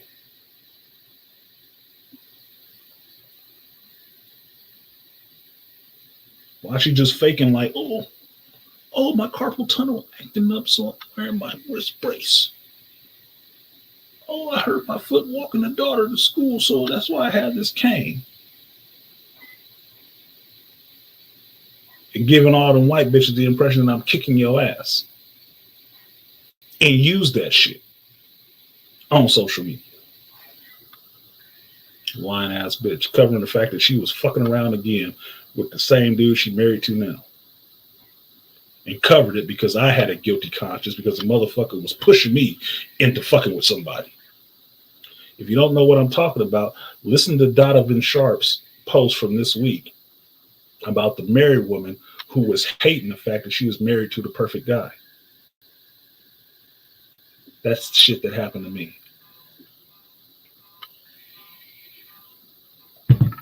Pushed into a situation because the accusation got to me. I got tired of being accused of this shit. So I was like, fuck it then. I might as well see what it's all about. You've done it. Let me see what this shit is all about. How this shit actually work. Only difference is I'm not claiming victim about that shit. No. I knew exactly what the fuck I was doing. And I know where people have choices all the way along the route. So nothing that you fucking did was accidental. You didn't slip, fall, and fall on another man's dick. You did that shit on purpose. By choice. And not once, but twice. Only difference is the second time got covered up with my shit. That's why you bounce so quick. That's why my fucking mother helped you. And every other woman standing around helped. Yeah, he's just so terrible. The fuck out of here. Y'all don't even know me. I don't even talk to y'all. Stupid shit. Well, this turned into a different stream. So no. I don't believe women's apologies or their fucking tears. Don't. And I've learned to live my life without looking for their fucking apology. Because you're not going to get it. Because it involves doing something that most women don't do. Having humility and being fucking honest. No. They're opportunists. They're honest to the situation.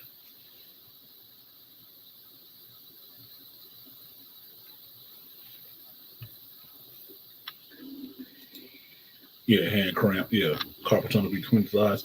LaShawn, that shit was so insidious. I didn't even put that shit together till after the fact. When I was hearing all this shit from the other dude, that he had seen my work, that she was beat up and some shit. What the fuck is you talking about? What are you talking about? And then I start thinking about it. It's like, this bitch has been planning this shit for a while. Who gave her the idea for this shit? Probably my mother. This is the bitch that's sitting there. I'm looking at her beating her arms against the wall and shit like that. Hoping that the police will come. And then run into this other white motherfucker. Like, yeah, he was beating on me. Get the fuck out of here. Yo, little ass, I'd kill you if I beat on you. And I ain't got to beat no bitch. I'll just leave. This motherfucker's done worse shit than that. Namely, my son's mother, her ass ain't never caught an ass whooping yet.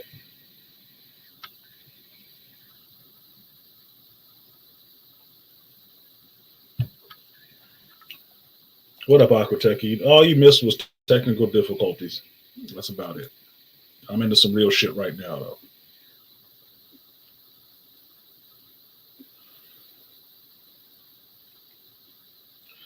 LaShawn, I don't agree with that. You should have some sex ed in school, but sex ed should just be centered upon reproduction and not all these aberrant forms of having sex.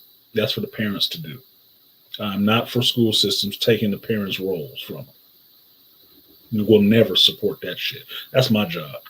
Your job is to make sure this motherfucker can function in society knowing mathematics and science, reading comprehension and shit. The stuff I might not have time to teach them while I'm at work in the world using that shit. Your job ain't to inform their sexuality for them. That's not your fucking job.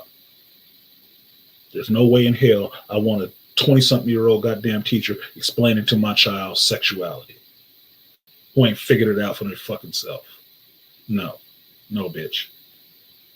You was going down on your class, your dorm mate about a month ago while you was in college. No. You don't need to explain shit to my kid. You might as well keep that shit away from there. Because I find out about it, I might want to charge you with something and sue you. Influencing a minor, whatever the fuck I can figure out that would stick. Because that's what that shit is. If you ain't talking about just reproduction, then you ain't having no other conversations with my child about nothing sexual. Perverts.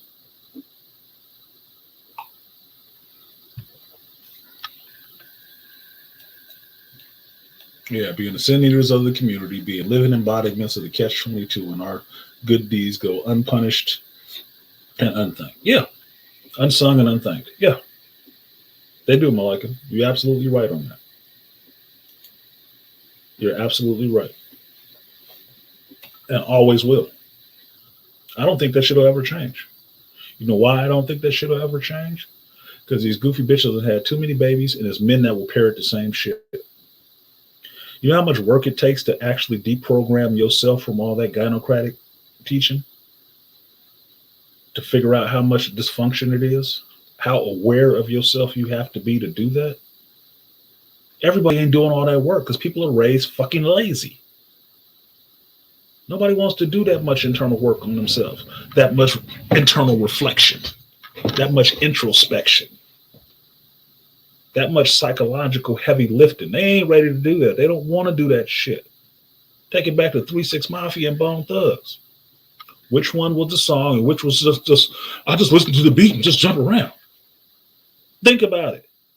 Motherfuckers is lazy. That's what I've told my kids forever. People are fucking stupid. The individual is smart. People as a group are dumb as fuck. You know why? Because they follow the strongest fucking voice. And the strongest voice is the one that has the biggest ego that wants to be heard the most. And they ain't usually the ones on point about shit. Very few exceptions. Yeah, Double C. Yeah, Double C. I'm damn near 50 myself. And it comes off to everybody that I just don't give a fuck. That's what I got to with the Fracture Boys last night. They think, oh, I'm just getting to that don't give a fuck point. I said, no, it's not that. It's not that I don't care about people and their feelings and none of that shit. No, it's not that at all. I just understand where my control in the situation is and how much shit I don't have to put up with. Don't. Will not accept. Like I've told women plenty of times, it's a jacket that will not fit on me, and I'm not putting that shit on. You did all these bad things to me here. Put this on. Nah, fuck you. I'm not putting that shit on. Fuck you. No, I didn't. I didn't raise you. So I ain't did all these terrible things to you. I'm not your last man who was skeeting on you and having you fuck his homeboy. No, that's not me. So don't tell me about your goddamn standards now when you run up on me when I can find out that this last dude didn't do shit. Played man, smoked weed, got everything he wanted. Don't bring that standard bullshit to me. Fuck you. Go back to him. Your pussy is not an equalizer. It's not. It's the thing that makes you the most average at best. I was explaining this to the boys yesterday about how the fuck is a woman my age group, going to try to ask me about some sexual shit and be amazed that she ain't springing shit on me that ain't new. And I had to tell them, I said, you realize this is the chick that just started touching herself this year. Didn't own a vibrator till this year, till I gave her one.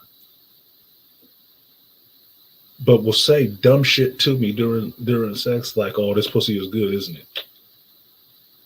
No. Nigga, no. Do you really want to know the truth? Because I will tell you the truth. 100% truth will lead you to a divorce. I will give you 100% truth, but you ain't going to be able to take that shit. Not. Because I can give a fuck and a half if my dick lame or good. Don't care. You know why? I ain't fucking myself. So you can lie to me just like you lied to the last motherfucker. Because if it was awesome, you'd still be with his ass. Like I had this argument with my homeboy before. No dick ever kept a bitch. It ain't really dick. It ain't. Because she always looking for the bigger, better one. With both things attached to it.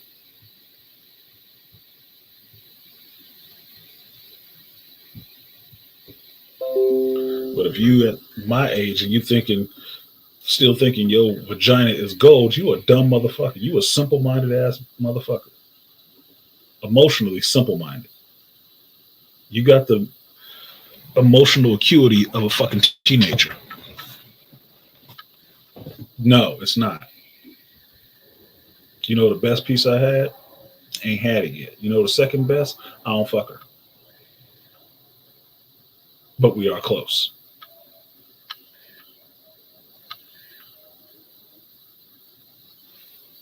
Stupid ass. Yeah. Yeah, with your ex. You same age group, Dr. T. I had to tell motherfuckers, like, I had to tell the boys from Fracture yesterday. If you thinking you gonna date an older woman at your age up here, don't come up here. Abandon all faith up here. It is desolate. These motherfuckers ain't about shit. Even if you got the vagina, it wouldn't be that damn good. Wouldn't be. You better off leaving them. They're gonna have to die off. You need to go in your age group or lower. Don't have to. Because I can tell you, I don't date that far below me. Maybe 5 years. Maybe 5. I date upper. I'm mad I'm in the area. Yeah. Woo! Woo! Dr. T. Oh my God. Woo! Do I have a reaction for that? Woo! No.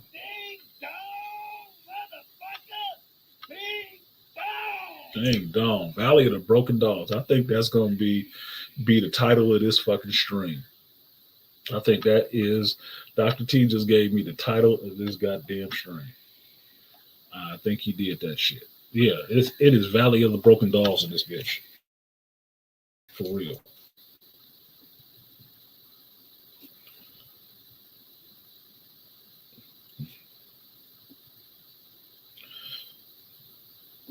Thank you, Dr. T. I appreciate you. I'm gonna give you that salute for that shit. That's exactly what it's gonna be. Valley of the Broken.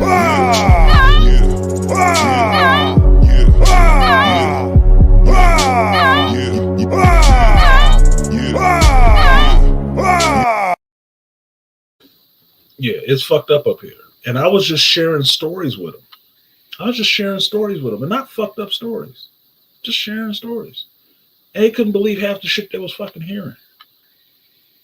It's like, man, this is why I don't date. After COVID, I don't date. So you can still date during COVID, motherfucker. It's just another test you got to make sure these motherfuckers getting. Like all the other ones, you're supposed to make sure they got anyway. It's like adopting a pet. Did they have all their shots? I had to tell them about the fact that I told one chick, and she got offended by the shit, that I gave every chick a 2-dick minimum. That there's at least 2 dudes that's fucking her other than me. How can you say that? You think I'm a hoe? I don't think you're a hoe. I think you're an opportunist.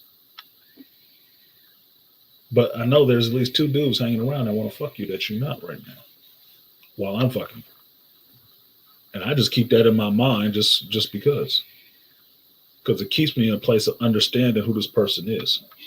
It's not that somebody else comes in, she weighing her fucking options, just like I'm weighing my goddamn options. So you guys hear Kevin saying, you say dating is dumb? Yeah, Kevin and Dr. T in the same age group. Yeah, dating is fucking dumb. It is. It's not dumb as a process. It's dumb because of the people that you out here with. That's why even KS he'd say he'll go lower. Yeah, you have to. If you don't want one of these shitty apples, you're going to have to go a little lower. You're going to have to go a little higher on the tree. Not the low-hanging fruit. Your age group. So a woman, like in this apology video, at her fucking age, nah, fuck her. And fuck your apology and fuck your tears. No, frankly, my dear, I don't give a fuck. No, that's not believable at all. No. The effect is you realize that your shit is drying up. the amount of people that have been woken up from the matrix is having an impact on your food source and your power supply. So you're not able to draw the same energy you was able to draw on. So there are levels of survival you will have to accept now.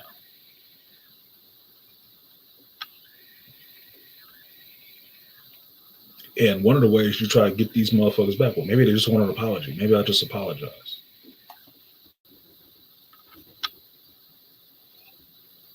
Yeah, you can apologize. Still ain't coming back. Fuck you. Die with that indignation. Die with it. Told my ex-wife a long time ago, all this dysfunction that we have as us needs to die with us. It does not need to be passed to the next generation. It needs to die with us. So hopefully, this Generation X group of women that this woman falls into too, all that dysfunction kind of goes away with you, with us. Just men going to. And hopefully, it doesn't get replicated any further than, what is it, the millennial generation. Because y'all got half of it. Z's, or at least aware enough to see that y'all fucking stupid. And the ones before you was stupid too. Xers still remember the boomers when it came from, and the generation before them that didn't have this at all. We that middle crust of the wave. It has to die with us. We got to take it with us. Don't pass it forward. Take it with us. Now, women are going to pass it forward because they don't want to feel like they was wrong. So they're going to pass it on to every child. That's what I keep telling you guys. Get your motherfucking kids. Don't give them the opportunity to pass that dysfunction forward. Don't do it. I've seen this shit for generations. Don't let them pass it forward to another generation. Get your fucking kids and teach them better. You can do it. And if you don't think you can, the CDC thinks you can.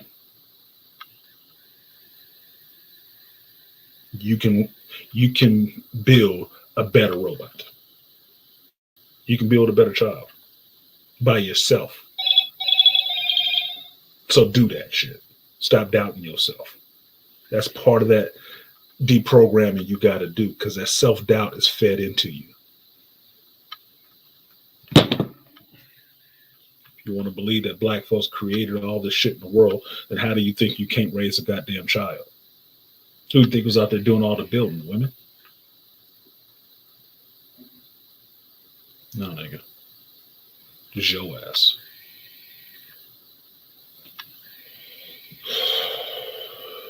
Like, share, subscribe, support the stream if you feel so inclined.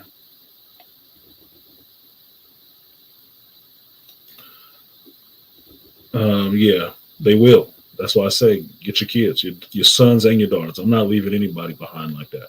I don't believe in leaving anybody behind like that. Raise your son, raise your daughter. You won't do it perfectly, but you'll do it better than they would have. At least it'll be balanced, because it won't be built on an emotional platform. It'll be based on logic. And if you have logic, you can get back to emotional. You can learn the emotional part. You can learn emotional intelligence. You can't fucking go backwards and learn logic. Logic has to be your foundation.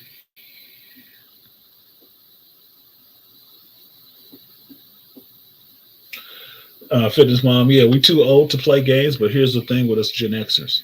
We still play a lot of goddamn games, especially because we still got that same fucked up boomer programming that we don't unfuck ourselves from.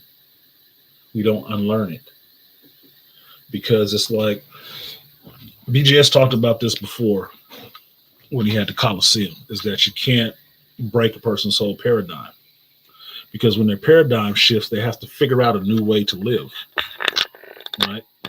And most people don't want to do that. It's work. Most people don't want to do work. If you go to work on Monday and you got some motherfucker in there that's complaining about their job, you understand that they don't want to work. That's why they're complaining about the job they showed up to get paid. They chose that job. They chose to stay there, but they're complaining about it the whole time they're there. They don't want to work. They're lazy mentally.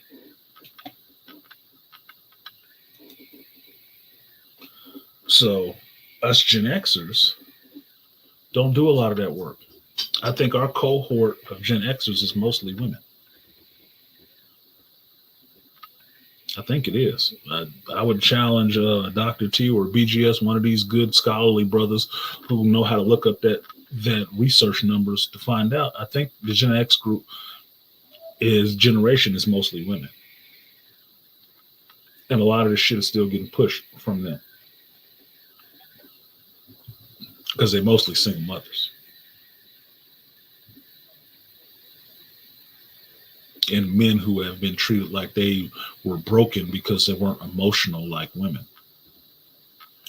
And indoctrinated with, you need to learn this feminist programming because we were the first wave. And for some of us, it's stuck and some of it didn't, but it's still in there.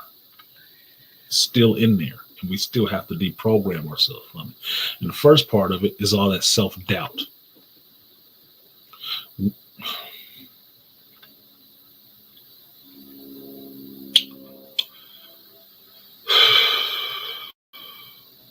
Black men having self-doubt is our Achilles heel.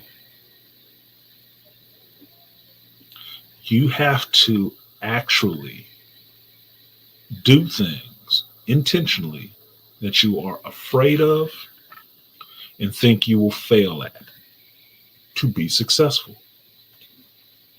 Why do you think I pushed for the shop? Nobody else was doing it. No, they were just going to watch the doors close. Because they've been fed the same shit. The only difference is I'm a little bit more aware. I'm a little bit more open. And I'm a little bit more willing to try. Because I know it was something I was a little bit fearful about. And in this age, I don't run from fear. I run towards that shit because I know what it is. Fear is my fucking ego keeping me from doing shit I could probably succeed at. Because KS has said it, I think Dr. T has said it before too. Black men are afraid of if I'm gonna fucking fail at it. Even the job I got now, if there wasn't a little push there, I would have failed at that because I wouldn't have went to the goddamn interview. Because the self-doubt was there, wanting me to fail. The ego, the id, the shadow wanted me to fail. It ain't my fucking friend. It is my enemy. Because it keeps me fucked up. It will keep me fucked up. And I challenge it. Every time I feel it, I challenge it. I beat that bitch back into the corner. Like, the fuck you doing? Get your ass back in that goddamn corner. No, you don't run this. You got a corner spot. That's it. Stay your ass there.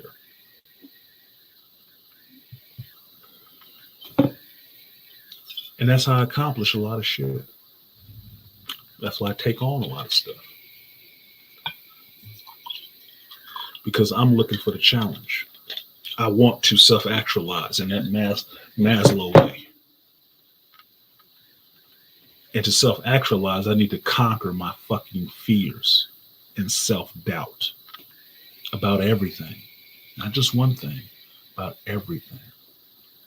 So if y'all saw the Abba and Preach video with, what's his name, Sniper out on all digital platforms, you know what I'm talking about. That's 100% honesty. That's what that is. That's what it looks like. Not in the package you expected, was it? Unfearful of saying anything. Renegade. Never been afraid to say what's on my mind at any given time of day because I'm a renegade. Never been afraid to talk about anything. Anything? Anything. Anything. That pushes that fear back. To fear less shit. That's the deprogramming you have to do. If you think you want to do something and the first thing that comes to your mind is all the things that could fucking go wrong and being afraid of doing it, Part of that is your gynocratic programming kicking in to keep you from accomplishing anything. Now you have to actually mentally figure out how you can make it work. That's your logical side kicking in. That's your masculine side kicking in. Because your masculine side wants to dominate everything. So it's always going to the logical because it wants to figure out how to make this shit work.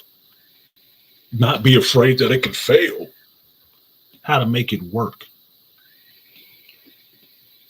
Why do you think so many relationships break up? Because women live in that, it can fail. It can go this way. And I don't want it to go this way. So I gotta run. Never figuring it out. It's not based on logic. It's based on emotion. And an animal trapped in a cage will do one of two things. Fight or run. Which one do you think is the runner? And which one do you think is the fighter?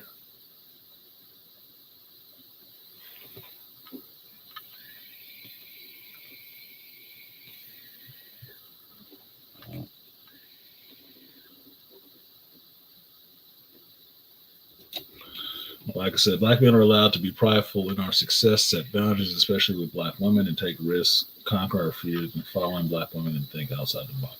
I would say, you know me, Malika, I say all women. I say all women. That's why I don't differentiate a lot of this stuff between just black. There are specific black folks' problems. But me, this goes for all women. This goes for all people. Because I live in the fucking world. I don't live just in the black community. The place I'm standing right now, it's all Latinos around me. Do you think it's anything different for them than it is for black folks? If I got to play by two sets of goddamn rules living like that, then I'm never actually getting on an even footing. Everybody got to have the same set of fucking rules for dealing with me. First one is to be fucking respectful.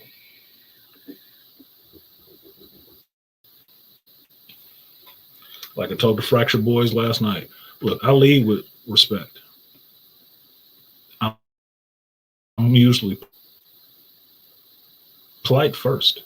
So if you got me to cuss you out or say something to you that you took, oh, he said something so wrong to me. What did he say? He said he didn't give a fuck. If I said something that wrong to you, you earned that shit. You did. You earned it. You know why? Because I lead with being polite. That's my default. Because I do care. I haven't got into a profession that I haven't cared about people, even in construction work. I care about the person that's going to live in the building that I'm working on. I care about the person that's going to be there after I'm gone. And I want them to have a good experience with what it's done for them and appreciate what was done for them. That's my default. You know what turns that shit off? Life. Experiences. It shows me where I should turn that shit off. And if I come to you respectfully and polite, and you are disrespectful, you get everything you deserve after that. Fuck you. And no, I don't give a fuck. I was waiting for a reason to let this beast off the goddamn chain because he liked to eat. And he liked to eat well. I don't feed him scraps.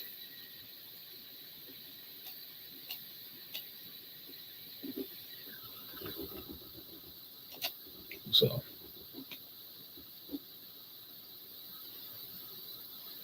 yeah, fuck that. So, on that, to move on to my geek topics, because this is a geek channel, but it's called Shop Talk. And this is how we talk in the shop. This is what we were talking about in the shop till 8 o'clock and past last night with the Fractured Boys. We talked some geek stuff, we talked some comics, and then we talked about some actual important shit, which was life and relationships and shit. Comic shop, barber shop, car shop. Only thing men got where they can talk is in their shop. And then the black, because I was listening to that stream, Manosphere. You get your voice out there to whoever's listening, be it 2,000 or 20. It's important to get your voice out there. And I've always been an advocate for that since I came into this space. Get your voice out there. Say what you got to say and make it heard. So, like, share, subscribe. I'm going to shake off a little bit more of the shit, and we're going to get into the geek shit. We got to talk about this Hawkeye, this Matrix Resurrection trailer number 2, Star Wars stuff, and this Bruise movie with Halle Berry. I finally watched that. So, give me 30 seconds of your time.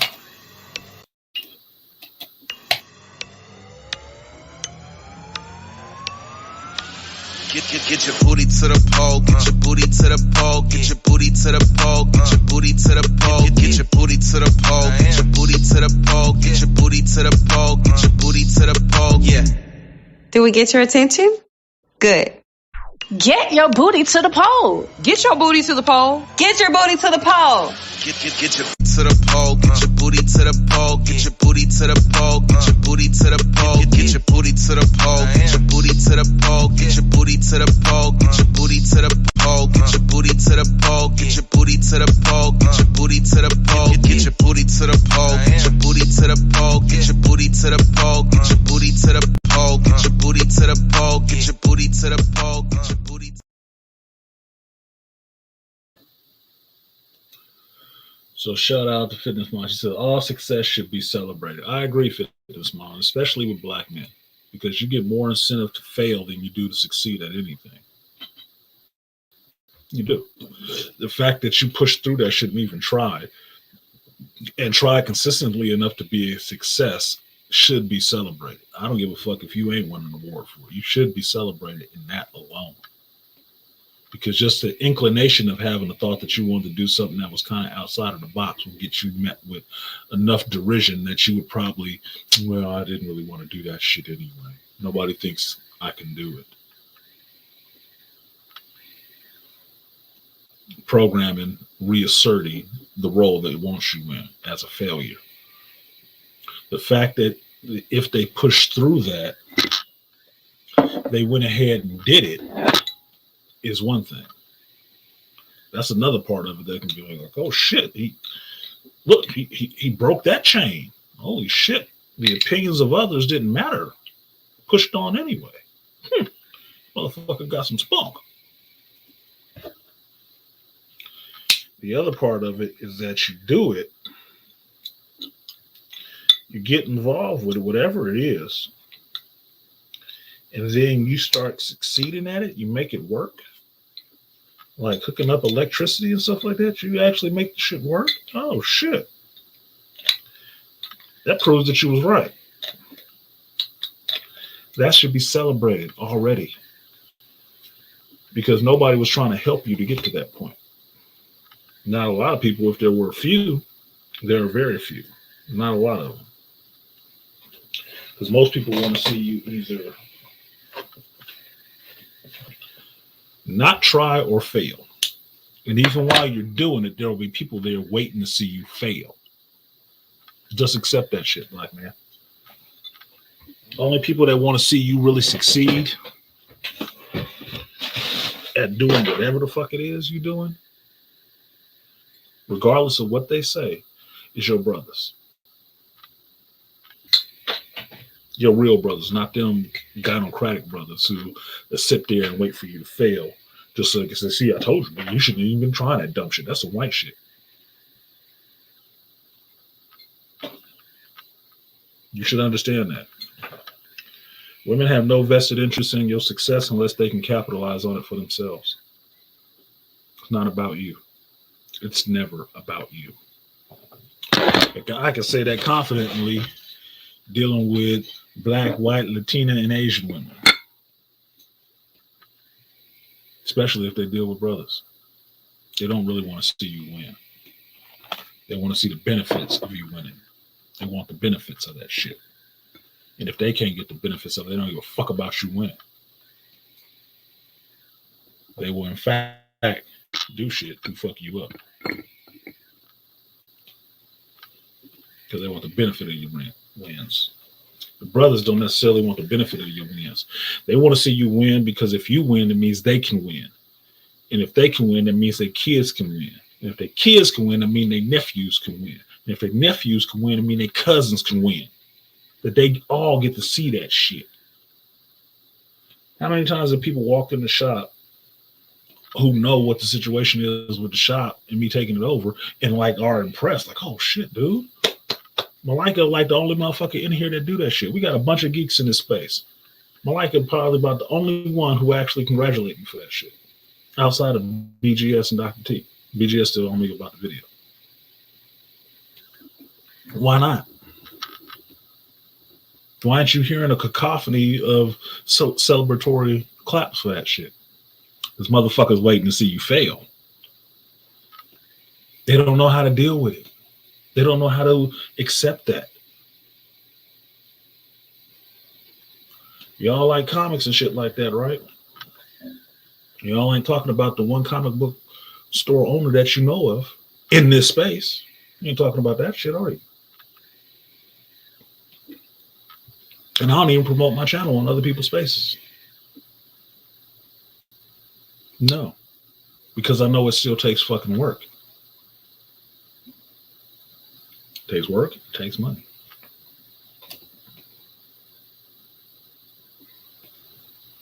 So that's how you know where people stand. Like I said, I don't care where people stand. As long as they raise their flag and let me know where they fucking stand. As long as I know where they stand, I'm good. I don't give a shit.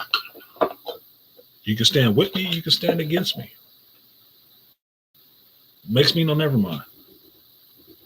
I appreciate the people that stand with me. I respect the people that stand against me. Cool. Now I know who's lined up over there. So if I start picking y'all off, you know why.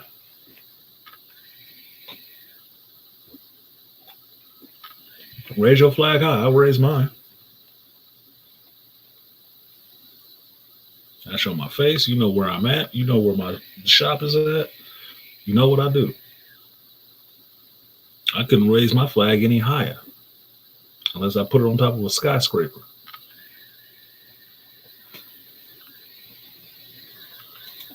Yeah, fitness mom. Yeah. Scarcity mindset and fears onto a man when it starts taking about forward motion. Yeah, they will. That came out in the conversation I had with JT and Chris yesterday about that scarcity mindset with women. That bouncing out was easier than starting over because it had more security involved. Because I don't know women because I'm not understanding it. I shit on it because I don't like it, but I understand it as part of their survival mechanism. It's part of their survival mechanism. In some ways, they can't deny it. It is as intrinsic to them as gushing when they see a little baby. Oh, he's so cute. I want one for myself.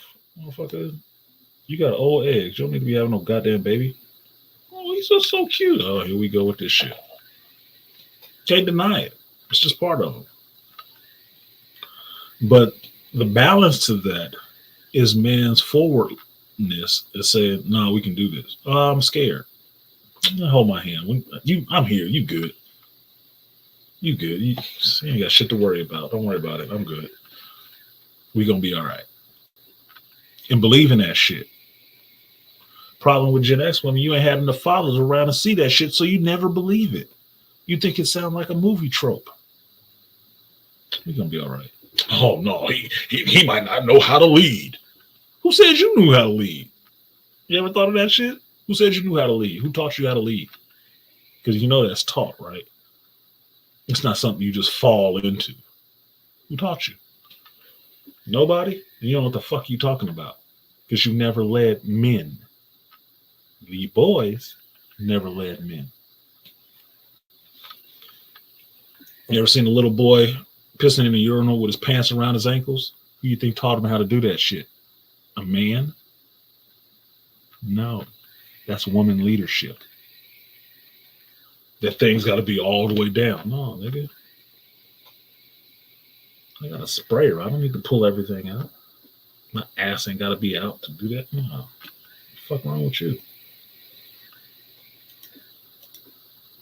Now, I will still congratulate you, Cloud. I love you and want you to succeed at any cost. I appreciate that, Malika. I do. I want to succeed at any cost, too. That's why I'm marking. This is 3 months. And I told you, if I made it stay open a month, it was already a success. This is 3 months. I paid rent 3 times. You know what that means? That's 3 times the success already. Even if I close tomorrow, it's 3 times the success. Because I at least fucking tried. Imagine that. I don't have shit to prove to anybody else. I'm not trying to prove shit to anybody. I'm trying to prove it to me. That's who I prove shit to me. If I can do it. Do I think I can do it? Yes, I do. Then prove it, nigga. Do it. Stop talking this shit. Fucking do it. Life is short. Time is ticking. Get it done. And because of those efforts, there's a sign on the wall with a business license that says my fucking name on it. There's comics that come into that shop because I paid for it.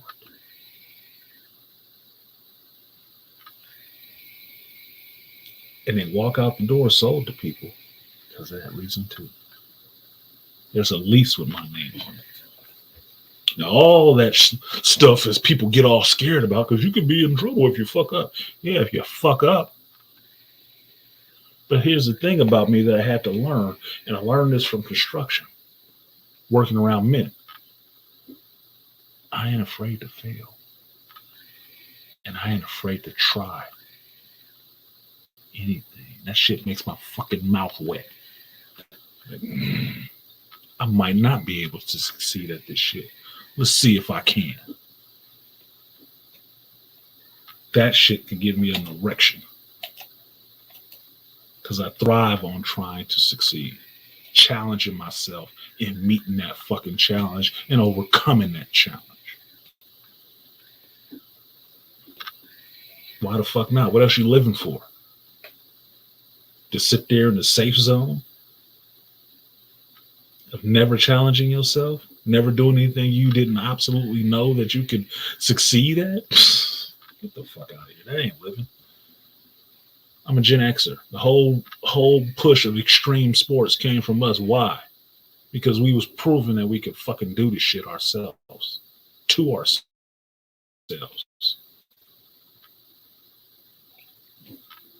You just got the benefit of seeing the shit. I appreciate that, Dub C. And I appreciate that fitness, Mom. I do. I do appreciate that shit. And Malika as well. But I don't do it for a pat on the back, but I did it because I wanted to do it. And I wanted to see it succeed. So I tried. Could fail. Don't matter. I still tried. So moving on with this shit. To be in that whole tried method. How many of y'all have seen the Bruise movie with Halle Berry on Netflix? Put a B in the chat if you have actually seen Bruised.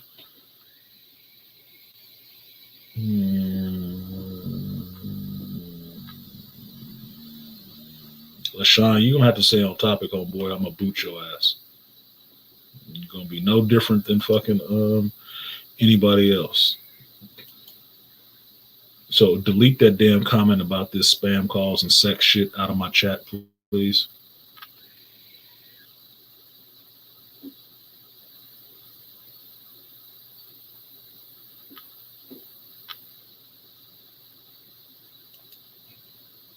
Sam Swift, Punks, Chumps, Maggles, and Smallest Males be in safe zone. Yeah. You understand that shit. Make perfect sense, don't it, Malika? Safe zone. You ain't challenged on shit. Everything is easy for you. You basically like the fucking Eloy in the Time Machine, if you want a geek reference. The Morlocks put the food up there for you. You just get to swim. You just get to play. You don't have to worry about anything. You're nice and safe or whatever. To that air raid sound, and your ass going on the ground to get eaten because you was safe. Safety is for bitches. You need to be, as a man, out there risking a little bit. When you think of a gambler, world-class poker player, pool player, whatever the fuck it is, what do you think of? You think of a woman or do you think of a man? Because men are the risk takers. You're supposed to take the risk. I was just watching a thing on Instagram a little while ago that was quick flip. The little hoodie that turns into a backpack so you don't have to wrap it around your hips like a little bitch. Just sling it over your shoulder. That's cool as fuck. I'm going to order some of them because I like hoodies. You know, the other thing that's actually showing some risk? That dude invested in himself in a company and went on Shark Tank to sell it. And it ain't nothing but a goddamn hoodie that turns into a backpack and got picked up by a chick. Why? Is she a risk taker? No. Because she saw that it could make her money and help her security. That's why she got on board. But regardless of that, the dude went on Shark Tank and got his product put out there. That's a risk. That's a try. That's having an idea, putting forward. Now, you want to know what's funny? Think about how many people told that motherfucker it was stupid. That it was a stupid idea, and they wouldn't back him and support him in doing it. Thought he was fucking crazy. Everybody think you crazy till you succeed at this shit, and then they want to be on the team posing with the trophy. I believed in you the whole time. Oh, the fuck you didn't. No, you didn't. And that's a white dude. What you think you get for black folks? You get discouraged before you even finish the thought. In your mind and in your personal life, people will discourage you right off the bat. And just to speak to LaShawn's point, those are spam calls you need to delete. Those are people you need to push out of your life because they ain't pushing you forward. They're holding you back. Yeah, Don Corleone was right. Shout out to AM for bringing that to this space. Yeah, Don Corleone was right. You can't be careless. And why can only women and children be careless? Because they're the only ones that get forgiven for not knowing. You have to know as a man. Nothing you do is without care.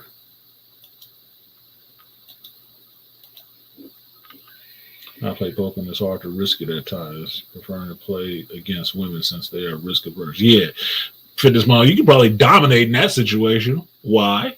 Because they usually risk adverse. Shit, you go all in, them bitches be scared like, oh shit, I fold. You can double up your money quick with some weak will like that. It's like a Jedi mind trick.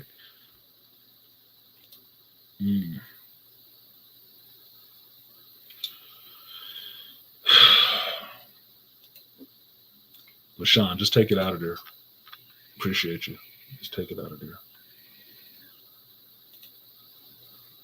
Or I'm short one contributor. You can pay to have that shit up. How about that?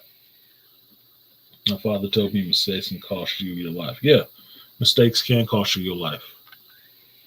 I've been in enough situations where a mistake could have cost me my life. And just messing with a chick was close enough to cost me my life. She'd be fine.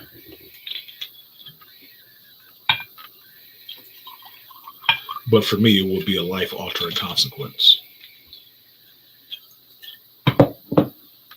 So when I talk about not caring if they leave, they see it as being a shock. No, because I know that's what you do. And I have to live my life regardless. Woman next to me or not. So that means my life don't stop for you. And it ain't going to change course for you either. You get on the train and you get off. That shows you only two choices. But we will take on other riders if you get off. And that's the one constant. And as far as I know, if I wanted to eventually turned into somebody's trick, money always get a bitch to suck your dick. Always, wrinkled or not. So I'll be all right.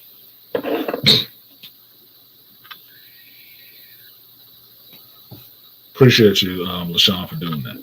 All right, so this Bruise movie. This leads into The Trial. So if you haven't seen this, this is on Netflix. It is a Halle Berry directed and produced movie for Netflix about MMA boxer Jackie Justice. Jackie Lady Bull Justice. That's not her lady. Jackie Justice ain't her ring name. That's her real name. Who takes a loss in a UFC fight, jumps out the cage, freaks out, and then how her life spirals out of control after that. Technically, her life was out of control before that, but she was in MMA working out some shit. So many years later, with her in a relationship with her manager boyfriend, who left a lot to be desired, she gets into a Fight Club situation and beats the hell out of the champion, and actually gets an offer to come back and train in a female league to get back into the MMA. Now, what you find out about Jackie during this time, like, share, subscribe, support the stream if you feel so inclined. We are 2 hours, 45 minutes in, almost 3 hours. What you find out is that Jackie has a lot of demons, and she has a lot of problems in her outside world that affect how she fights or why she fights. And when I tuned in to watch this movie, I was looking to see if it was going to be a female Creed. If you watch my trailer reaction video, when I first saw the trailer, that's what I was taking it as. The trailer sets it up like it's a female Creed, in a sense. Like, okay, I'll watch it. I like Halle Berry. I know she's crazy. I don't mind fight movies. I like fight movies because it shows about people having fucking heart and training and getting better. Imagine that. And I would watch it. I'd watch it to see how good Halle Berry's skills look. Did she really train for this shit, or is she just trying to throw herself into a $1 million baby situation where, well, I'm just doing this movie because it's kind of action oriented. Wow, you canceled it because it was directed by Halle Berry? I'd watch it because it was directed by Halle Berry, because she's been in Hollywood long enough that as an actor, she's aging out to the point where she should be directing now. She should be directing and producing now. You guys know I talk about this a lot. I always believe in progression. You should be progressing somewhere. As an actor, if you want to stay in front of the camera for 50 fucking years, that's your business. But as an actor, if you're trying to stay in this business and not just cash a check from it, you should be progressing to the next level, which means you should progress from being in front of the camera to behind the camera. First step, in my mind, is producing. Well, you can put the money up to get the people on the set that you want to have on the set. You've built a relationship from being on enough movies where you get to know the grips, the PAs, directors of photography, and stuff like that, right? The next step past a producer is being a director. You actually can direct other actors because hopefully you have the acting chops that you know what the screen wants to see and how to get the best out of actors, because you've already been in that collaborative process of being an actor and discovering these characters and performing these roles. You should understand that very clearly. Now you're just learning the technical side of it. What looks better here? What looks better there? And you've already done the producing side where you know how to get the money and get these people there to make these deals. Like, man, look, we're going to do a monumental fucking movie. It's going to be this. It's going to be that. It's going to be awesome. I need you to sign on board. It won't be anything if we don't have your DP direction on it. I need you there. And that ain't deep penetration. It's director of photography for you perverts out there. Yeah, I'll sign on. Okay, sign this contract. We're gonna start filming in 6 months. 3 month shoot, in and out. You understood that, right? So I don't shit on Halle Berry for moving up to director and producing. It's her first time. I didn't shit on Keanu Reeves for directing Man of Tai Chi. I love Man of Tai Chi. Shit, I was talking about it yesterday with the fractured dudes. Look, you got Iko Uwais and Tiger Chan in that motherfucker. There's some good fight scenes in that. That was a Keanu Reeves directed movie, and he was the villain. Okay, look, I'll give them a shot. I will give them a shot. I care about people who know. I'll give you a shot to fuck up. I'll let you try, put out your try, and see what happens from it. I will. You don't mean I have to like it, but I'll respect you for fucking trying, because most of them don't. Never, ever try to move to anywhere else but being right in front of the camera. Old, wrinkled, ego blustered as fuck. I just want to be here. I just want to be an actor. Your last couple of roles sucked. Maybe you should just move on. Maybe you should progress to something else. It's always about progression. The universe ain't sitting still. Why should you? The universe is still expanding from the Big Bang. So why are you staying still in one spot, not progressing forwards or backwards? It's not natural. Move forward. So I don't shit on her. Now, you get into this movie, and I'll probably do a review of this if I can. So I'll give you just the rough outline of the review for this. Jackie's situation is such that bruise is not just what happens to her in the movie. I don't think it's called bruise just because she's in the ring and getting fucked up, because you'll see Halle Berry looking more fucked up than she looked as a drug addict in Spike Lee movies. Okay. If you go back that far with Halle Berry, I do. It's not just from seeing her with a black eye and fucked up and cut up and stuff like that. It's not that. It is, everybody in this movie is bruised, and they're bruised psychologically. All of them are bruised psychologically. Halle Berry, the son that's dropped off on her porch, he's bruised. The boyfriend she's living with, the boyfriend manager she's living with, he bruised. The mama, she fucking bruised. Fuck. The fight coordinator, bruised. The fight trainer, bruised. Everybody in this motherfucker is bruised. Nobody escapes. Nobody escapes this shit. Everybody is fucked up and trying to do their best at whatever the fuck they doing. That's the part that I like about this movie. And everybody is still trying. Even the fucked up boyfriend. Look, he trying, but he just don't have the skills for that shit. He don't. He's a really jealous and petty small dude. And if I wanted to start critiquing on the movie at this point, this is where I will critique, is that the men in that motherfucker is given pretty much short shrift. They are ineffective fucking men. They're broken men. They're broken. The boyfriend is broken. He's a fuck up. He's an alcoholic and can't get her a good deal because he got an ego problem. The fight coordinator, although he is running this women's league and shit like that, he an ex-felon from prison. He couldn't get a job. Immaculate. He couldn't get a job. He's a felon. But he cleaned himself up, got right with the nation and stuff like that, and trying to do something positive and give other people a second chance that somebody gave him. Because being a felon, he wasn't given too many second chances. Somebody gave him one. He made the most of it. And he puts that out to other people who need second chances. The most recent being Halle Berry's character, Jackie Justice. Give you a chance to get back out there and show what you got and try again.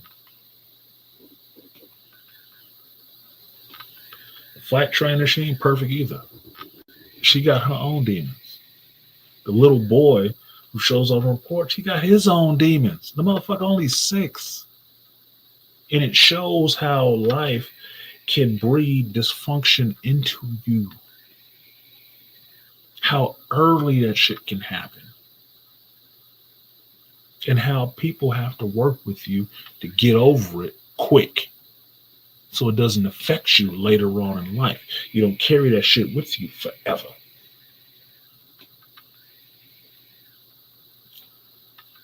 So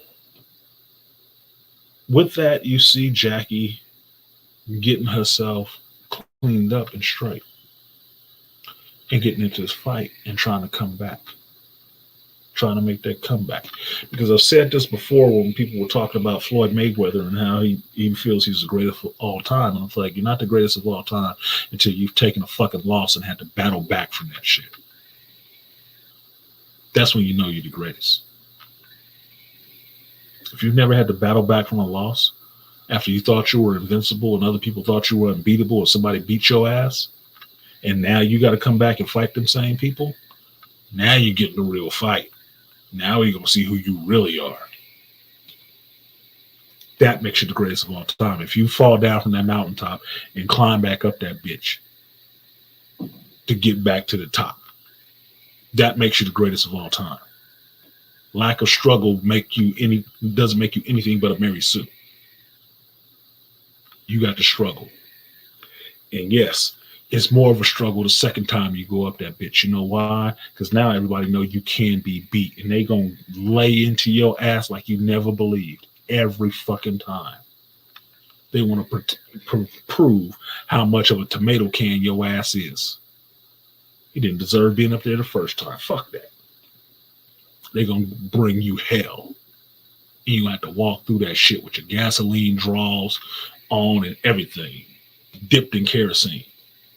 And still come out the other side unsinged. That's what she has to do. She had to go back in there. She has to go from where she ran from, the woman being the fearful one.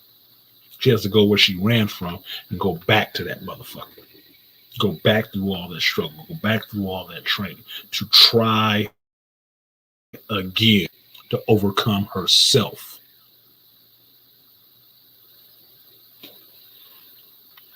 Apologize to her son for dropping him off with his daddy and not trying to raise him, and try again with him to be his mother, because it don't come just because he popped out of her fucking vagina. It's a job you have to work and try to do, just like being a father. It's not just off top. She has to apologize to him. She has to apologize to herself for giving up on herself and trying again. Regardless of who thought she could do it and who wanted to get it from her and how they thought they should have got her there. She got to try for herself. That's true. True hero's journey. It is, Malika. And here's the other bullshit part of it. I like the movie. I really did like the movie. If you haven't watched it, you should go and watch it. But here's the shit that'll get you fucking pissed off. There's 2 scenes in this movie that prove to me that some of the stuff that happened in Halle Berry's past is all Halle Berry. Because mind you, she's the director and the producer of this movie. Right? Okay. Now, when Thanksgiving rolled around, my mother mentioned this movie to me. Me, her, and my brother were talking, and I mentioned that Halle Berry was crazy. My mother got kind of defensive about that shit, about how is Halle Berry crazy. I was like, well, David Justice said she was crazy. Eric Benet said she was fucking crazy. Every dude that's fucked with her has said she's fucking crazy. And I've seen the movie she's done. Halle Berry is kind of fucking crazy. Now, my homeboy, Ron Bundrum, hallowed be his name in the comic shop, loved Halle Berry. That was his dream girl. He knew she was fucking crazy. He knew it. There's a white dude who loved him from Halle Berry. Knew she was crazy. I know she's crazy. But mother, the only one don't understand that Halle Berry is kind of fucking crazy. Okay. Now, the reason I say this, there's 2 regurgitated scenes. the first regurgitated scene in this comes from the whole Monsters Ball thing, where you see Halle Berry getting roughly boned the fuck out by this Latino dude. And so I'm thinking like, okay, that's a bit far. But it reminded me of Monsters Ball. I was like, okay. So this scene just proves that this is what she wanted to do because she's the director and the producer. She chose to put this scene in the movie. The script. But she chose to include that in the movie. Okay, I guess I'd have to look at who wrote the script and say, you just want to see Halle getting fucked by somebody else again, right? So some pseudo rape shit. I don't get into that. I don't get into that shit. Look, I ain't a fan of fucking rape, whatever the fuck you got to say on YouTube. That's not a thing for me. That's nothing I will promote. And I don't like sex scenes in movie that verge on that to me. No. Nah. That's kind of what it was, though. Now, the other scene,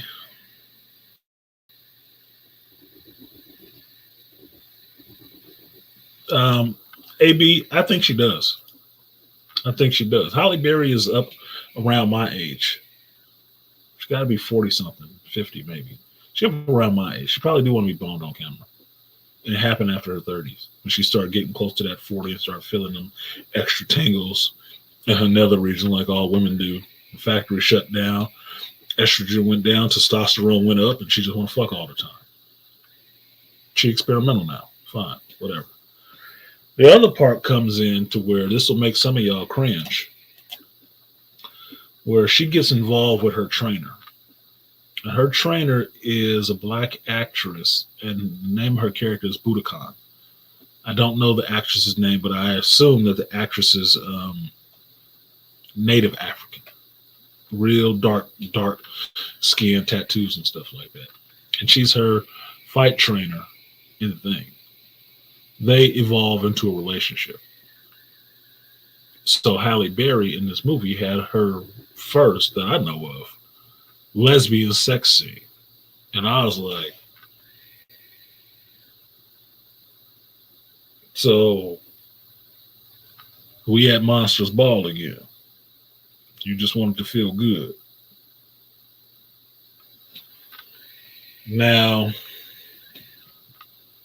I've seen lesbian porn. I'm not a prude. I've seen lesbian porn.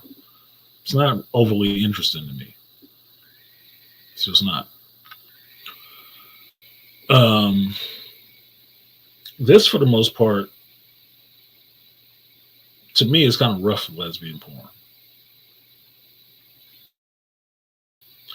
And more in that vein of Monsters Ball, where she is a damaged woman and this other person is helping her. Because this other person is helping her through her damagedness, she develops some feelings and wants to fuck them. I'm like, I've seen this before. I've seen this setup before. The only thing missing was her saying the line, "Can you make me feel good?" But if you watch the movie and get to that scene with what's happening with the character, that's exactly what she does. She just broke up with her boyfriend. She's been training harder since she got more free time than focusing on him. And then she started getting involved with her fucking trainer. That's a no-no. You ain't supposed to fuck the fighters. But that's what it came down to. So I got to see some hands and some groping and stuff like that. But that seemed kind of rough. That's not tender at all. Oh, I say that because she was been in Hollywood long enough to avoid those kinds of scenes. Yeah, but you know the thing with Halle Berry, AB, is she didn't start getting some extra big money till she finally did that scene. Because people wanted to see her doing that shit. And they wouldn't pay her until. That's why when she got the Swordfish, she finally showed her breasts, which most actors have to do early in their career. That's usually like their first movie. You'll see somebody's breasts. I think even Sandra Bullock, you'll see her titties in her early movie.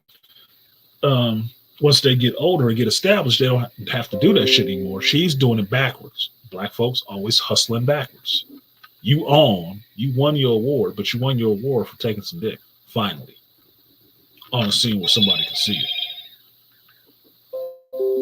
And giving that convincing portrayal of getting reamed out by the prison guard.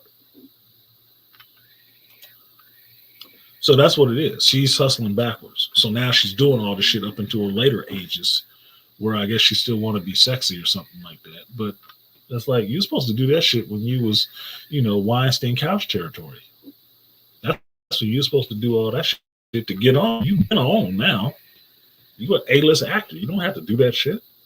Shit, you can get a stunt double. But even a sex scene, you can get a stunt double. That ain't me. I wasn't in that scene. That's some other bitch. She was there faking that shit. But be that as it may, yeah, she got had her first lesbian sex scene. Okay. Had her going down on the chick and everything. It's like, I could have did without some of that, but okay, whatever the fuck. It is what it is. I'm not approved. It's just, I would have recommended this movie to somebody else to see, but after that, I can't recommend it. Those two scenes. And that's what made it, some of those scenes in it, rehash for me, because it gets back to the same thing. You want to see Halle Berry getting fucked on screen. It's like, who even wrote that shit? And outside of getting fucked, you getting fucked by two people. A dude 1 minute, and then a chick the next one. So you covering all your fucking bases? Is this the alphabet base game? Alphabet baseball? That you make sure you hit all the bases on the way around? I need the bad men, I need the sex scene, and I need the lesbian scene. And I'm sliding in the home. Really? Is that what we're doing? Okay. Okay.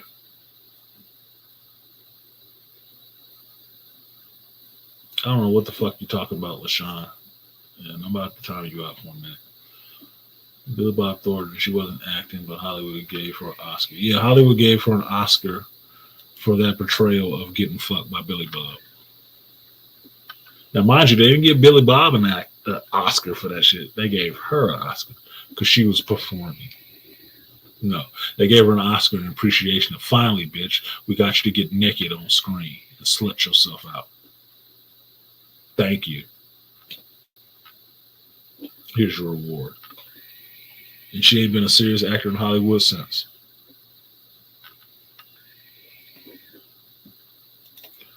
That's why I canceled her. She has become damaged and searching for sexual attention.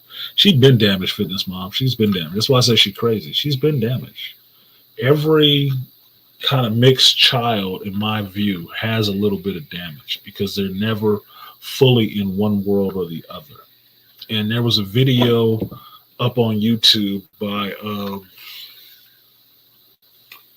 who was it? Was it Abba and Preach? Or no, it was BGS. My mistake. It was BGS. About, and the mixed girl, the mulatto girl, who was raised as a white woman by her white mother, but she doesn't fit into that cast going out into the world. So she doesn't really fit with the black girls either because she wasn't raised like black chicks. I understand that because my daughter is like that. My daughter is black and Asian, Blasian, all day. But she wasn't raised like no black girl. Her mama Asian. So she explained this to me once before while she was in college, and how the looks were always funny. That if she went into the Asian Student Union, they looked at her crazy because she don't look completely Asian. But that's part of her. That's part that she identifies with. Her mother's Asian, her grandmother's Asian, her mother's side of the family is Filipino and Thai and stuff like that. She resonates with that shit. They don't recognize her in there when she step into that room with the Asian Student Union. They're like, how you Asian? Who Asian in your family? Your mama? You got that dark mix. Not really accepted. But on the black side, she is accepted. But even on the black side, they know she ain't all the way black. Your daddy black? Yeah, okay. She got something else in you too. Black women don't always like that Asian woman.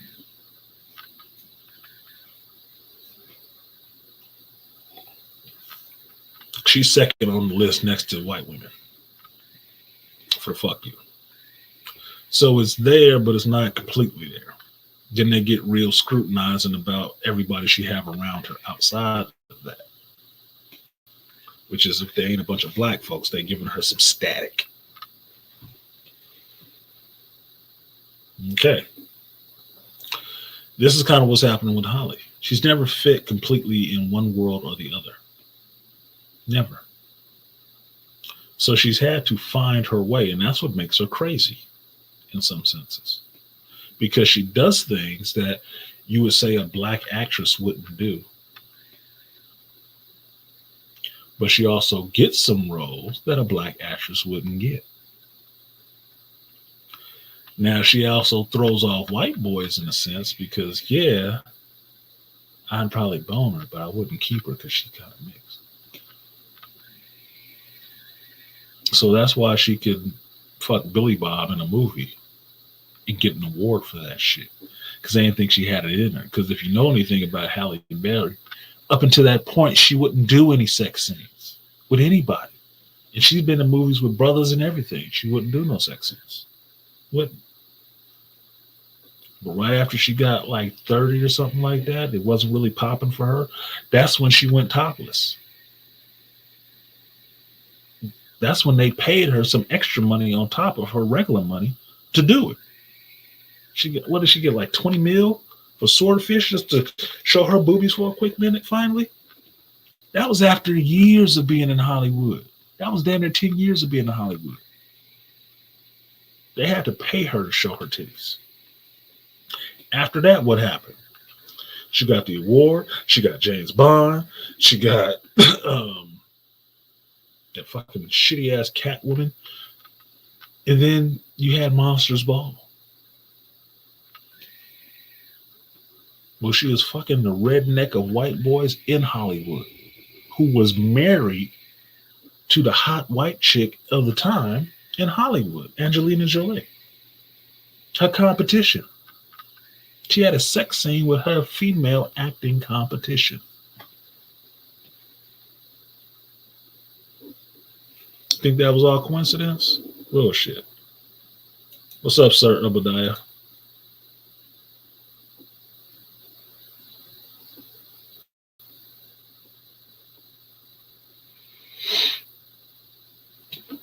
So, whereas black folks, we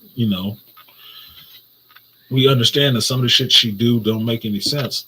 It don't make any sense because we ain't fucking white, are we? We have that white mind state in some points because that's part of the programming in this culture.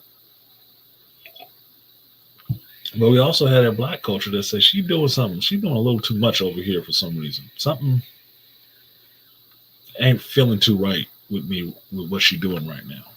It's that white shit. Because she's of two worlds. Now, in my view, at some point in life, there will be more mixed people than it will be, homogeneous, and they'll be all right. And then they will find their own equilibrium. It may take 100 years or so, but they'll find their own equilibrium, where the shit that they do won't be weird anymore. It'll be normal for everybody else who mixed. But until then, they get to deal with the fact that they are not completely understood during their time, like Prince. And most people will never know the duality that goes on within them of trying to fit both places and not being 100% accepted in both. I kind of get that shit. Because as a black man who's kind of geeky and nerdy, I never fit completely anywhere. Because I've told you guys many a damn times, I'm not a hood nigga. I'm not. I wasn't raised in the hood. Not like that. But I ain't white either. So when I go places, I'm usually the only one there. I'm usually the only black dude there. And most people don't know how to even deal with me because I'm not the typical black dude that they've seen on television that they would expect. I'm not that. They don't know how to react to that shit. They really get those whimsical looks like, what the this nigga read? You talking about a book? I don't know how to deal with that. He got a belt on. He pull his pants up. Talk like he got some fucking sense. They ain't all slang. He ain't got no gold teeth. What the fuck? Throws him off.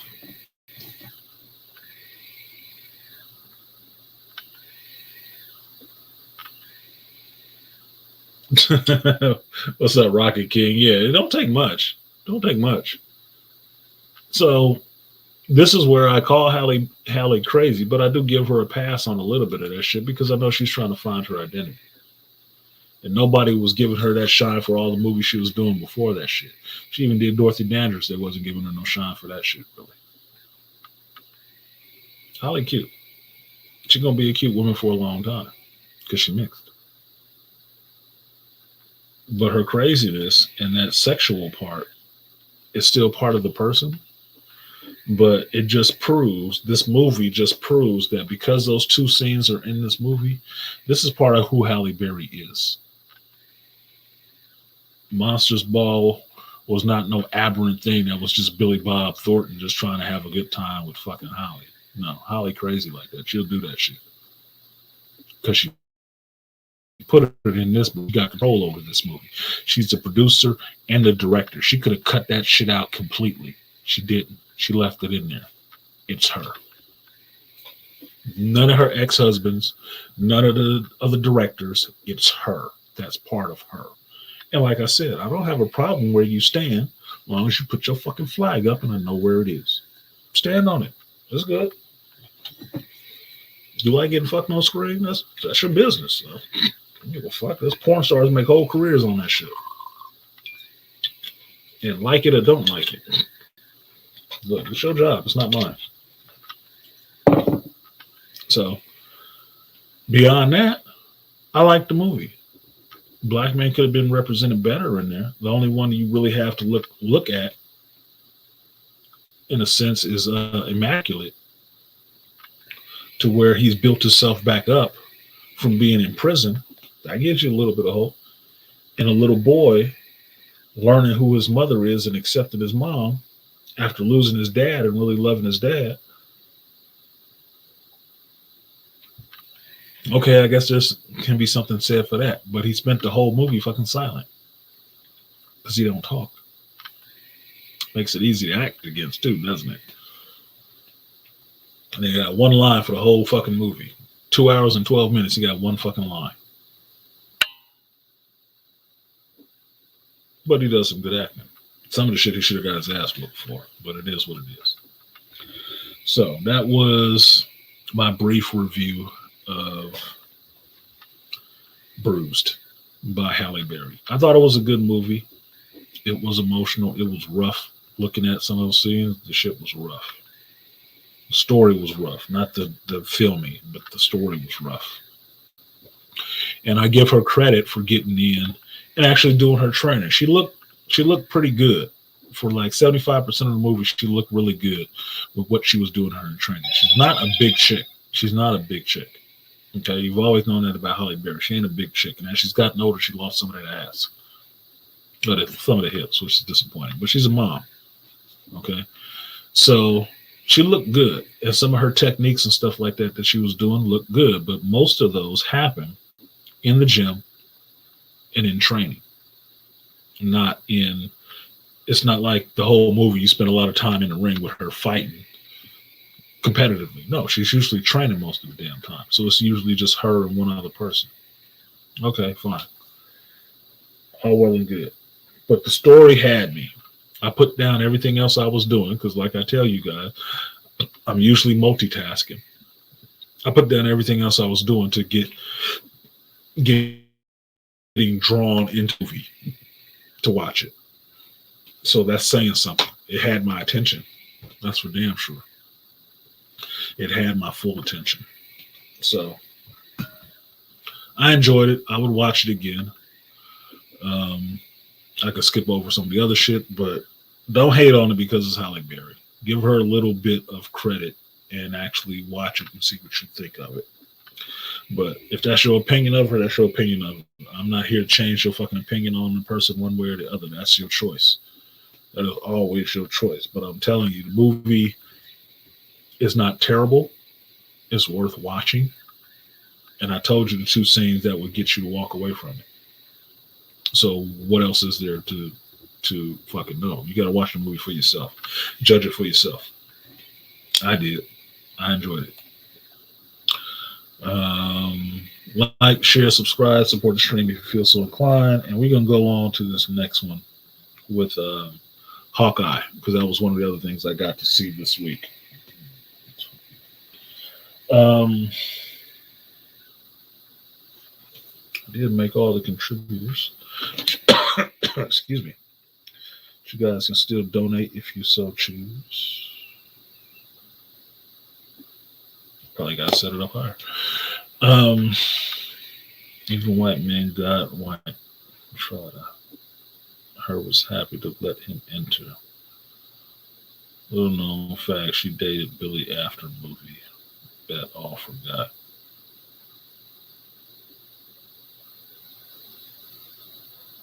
White man was rising. Reason was star.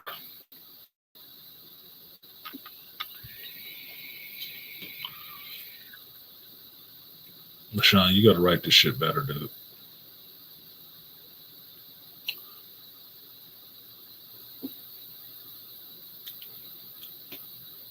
Okay. Yeah, her career took off based on some white men, but it is what it is. Alan, I was just about to give you your 3B salute, but no, I have not seen Wheel of Time yet. It's on my list. I still got to watch Wheel of Time and True Story, which I haven't watched yet, that Malika recommended. But it's a series and not a movie, so I have to set aside more time to watch it. So to Alan Wiley, I will give you, thank you for the donation, letting us hit the goal. I will give you the 3.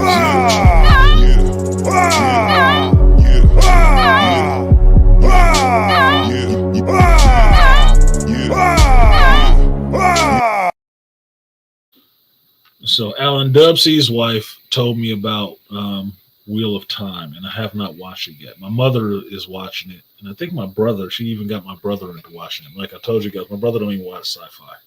He don't get into it like that. But he got into it. He's just now into The Mandalorian, so I'm letting him enjoy that shit and get caught up.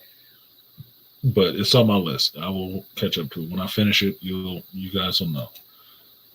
Swift said, is Hawkeye good like Falcon and Winter Soldier or good like Scarlet Witch?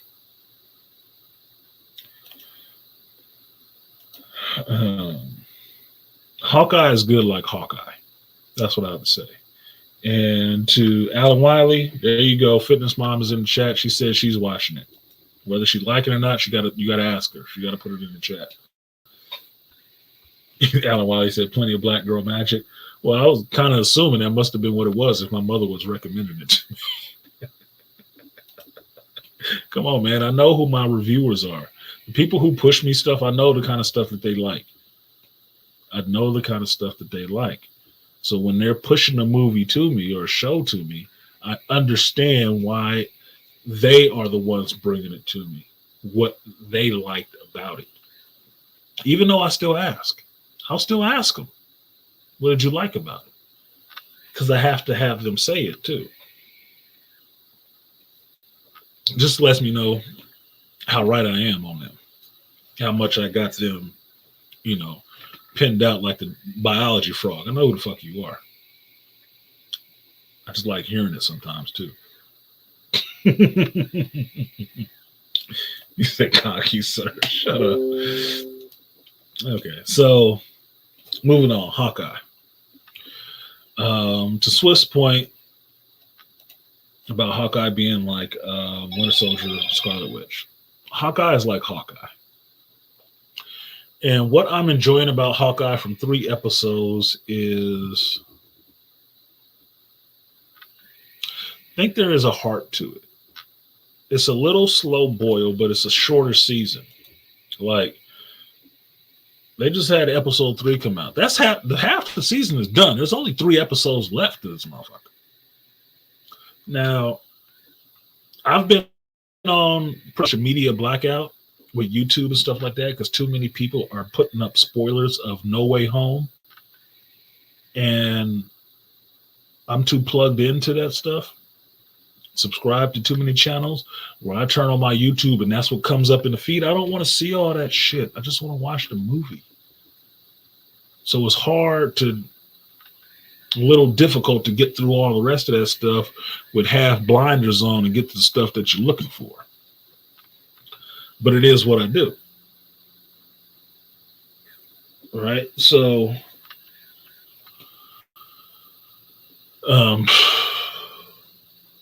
Jesus.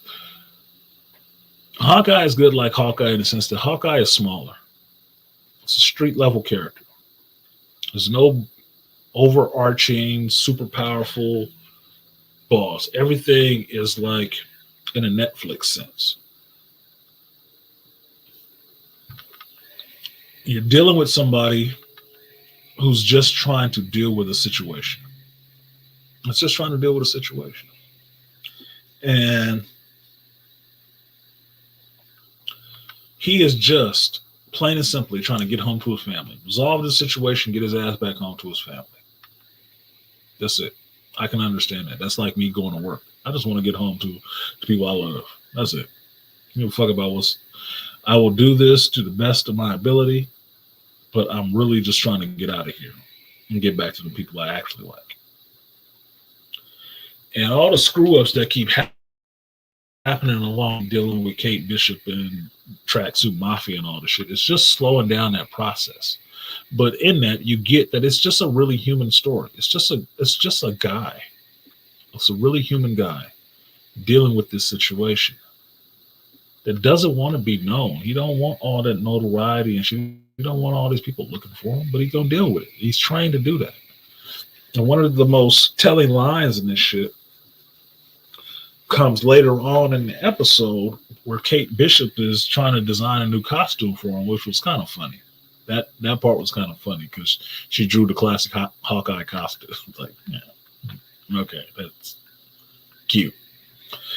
But in that scene, Clint tells her that I'm not a role model. I'm not. And that's true. Because if you understand who Clint Barton is and who Hawkeye is in S.H.I.E.L.D., Hawkeye is an assassin. You know that, right? He kills people for a living. And he tells you the time frame on it. About 20-something years. That's what he does. What did you think the Chitauri was? Insects? It was humanoids. And he works for S.H.I.E.L.D. That means he's been killing other people before that. Now, this whole show is kind of centered around the fact that a side of his persona that he took on after he lost his family, which was Ronin, was going out there killing all these gangsters and mafia members and stuff like that, killing people with no remorse. That's a side of him he thought was gone and put away, and somehow this suit has resurfaced and bringing all this unwanted attention out of something that he was done with, is having his hero life impact his normal life and trying to deal with things he was not wanting to deal with, that he figured he was done with. Because you bring up that Ronin suit, you bring up the loss of his family, and you bring up the loss of his best friend, being Black Widow. And then having to tell these people that Ronan is gone. Ronan is dead. He died. Yeah, he died on Boromir when he had to see his best friend die. He was done with that. But it's still coming back to haunt him. That tells me a lot more about the character than what could be revealed in a superhero fight. And that makes the character a little bit more interesting. Because shout out to the brothers on Double Toasted, they said this, that you get to see Jeremy Renner just act. Not a big superhero fight. It's all ground level, really street level, like Luke Cage, really street level. And you getting to see an actual acting performance from Jeremy Renner. I told y'all before, I like Jeremy Renner. I think he's a good actor. His version of Clint Barton is actually good because you actually feel something for Clint Barton. Now, I will say Clint Barton gets a lot of praise for doing a little. And that when you compare Clint Barton to a Sam Wilson is getting the shit end of the stick. But then again, we also know that Sam Wilson is black in MCU America. He still can't get a goddamn loan. Oh, shit. At least Hawkeye getting free meals and shit in crowd recognition. Like, oh, you're Hawkeye. Sam Wilson was, oh, yeah, you're Sam Wilson. Can I take a picture? You're the Falcon. Yeah. Can I get a loan? No, nigga. No. Your money ain't good. So it's showing another side of another character. It is. That at the end of the day, he is beaten up and bruised, and this is the sacrifice and the legacy of being a character on this level. And you don't want the recognition. The girl do. You don't want that shit. You don't care about the recognition. It ain't his job. He's not out there to be out in front. That's not his fucking job. His job is to be in the cut, in the shadows, be the sniper, picking people off and taking people out. You don't need the fanfare and a marching band to do that. It's counterproductive. So I get his struggle. I get his angst.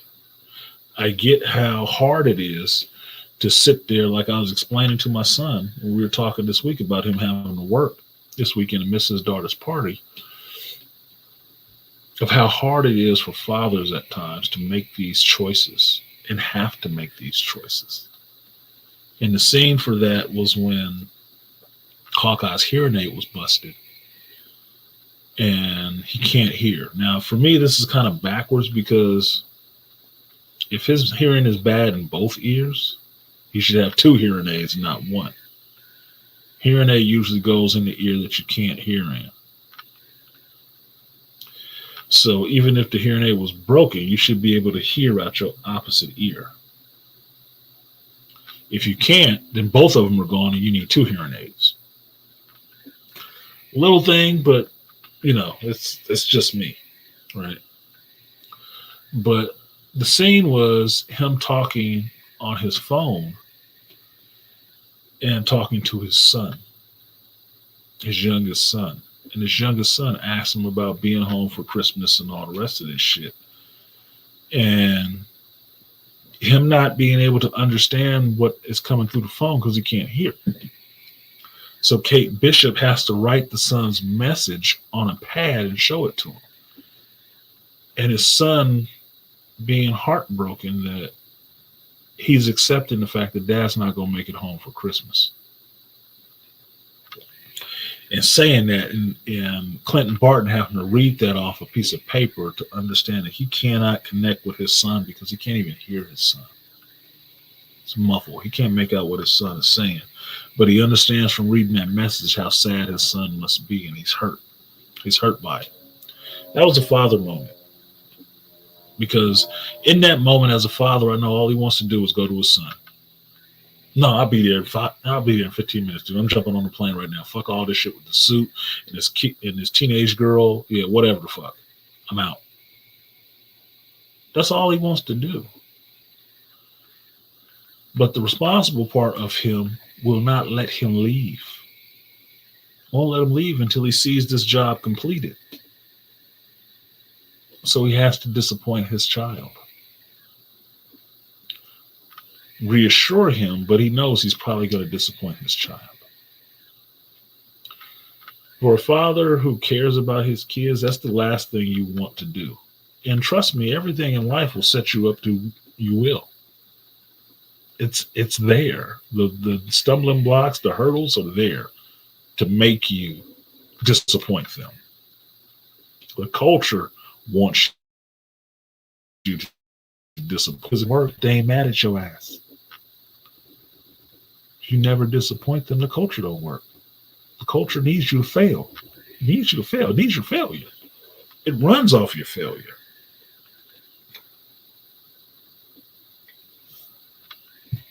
I could go into that deeper, but I'm going to leave the academics to do that. How the culture thrives on male failure and incentivizes it. Yeah, that's what academics. I'm not going to go into that. But I could. So that scene was heartfelt. Echo being in this. This is the funny part about that whole Echo thing. I didn't give a shit about Echo being in it because for me, she is a made-up character anyway. Just made up to replace Daredevil.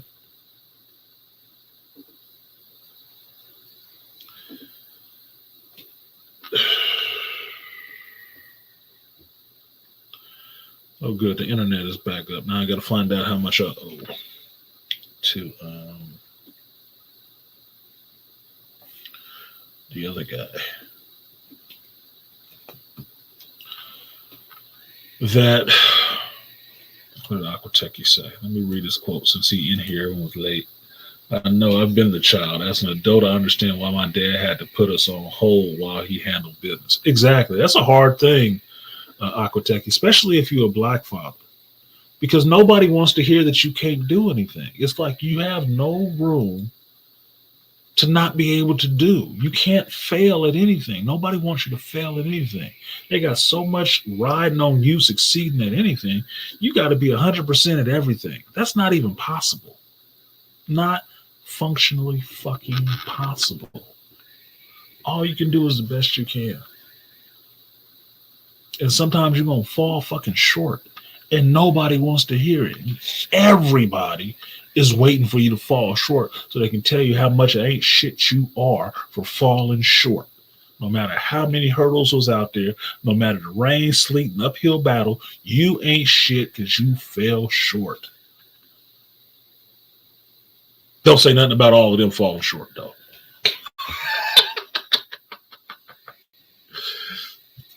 What up, Enigma? Appreciate you, the donation from Enigma. What did he say? Thank you for the great content. I appreciate you saying that, Enigma, because I know in this space what I do is not considered content. Because I didn't take a trending topic and comment on it. Because the fuck it is. I do my show the way I do it. So to Enigma, I will give you that 3B salute. Thank you, sir.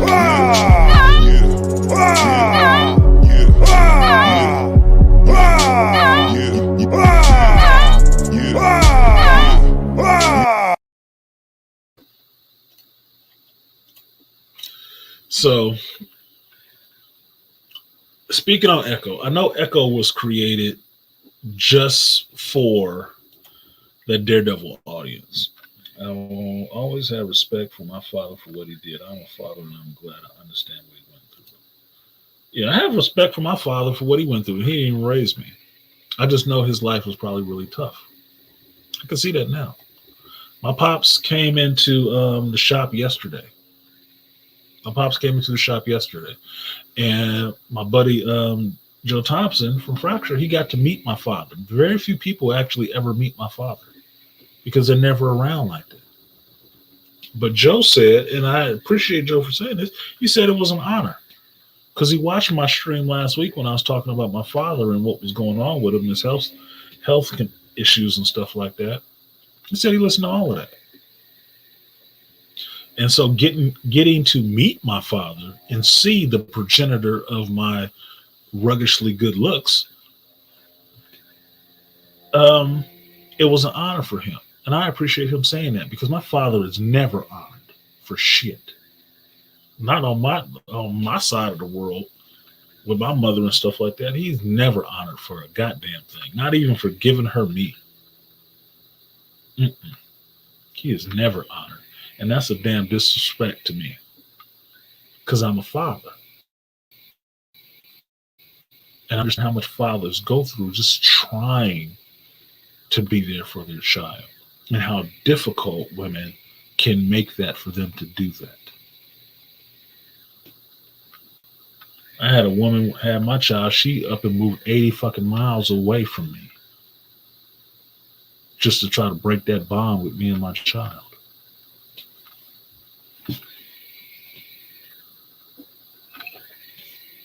And I am fight for her to come back, because truthfully, the situation was a little bit better for my child. So I sacrificed for him, for his well-being, because I understand it ain't about me and just what I want. It's about being good for him. And if the environment was better for him, then let that be. And I'll deal with what I have to deal with.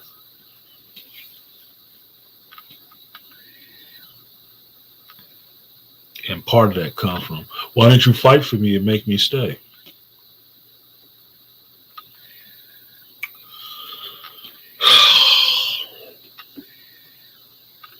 Father's burden.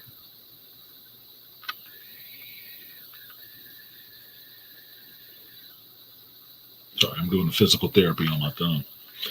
So, the Echo character. Just to get to the Echo character and why she's there for the Daredevil audience and whatnot,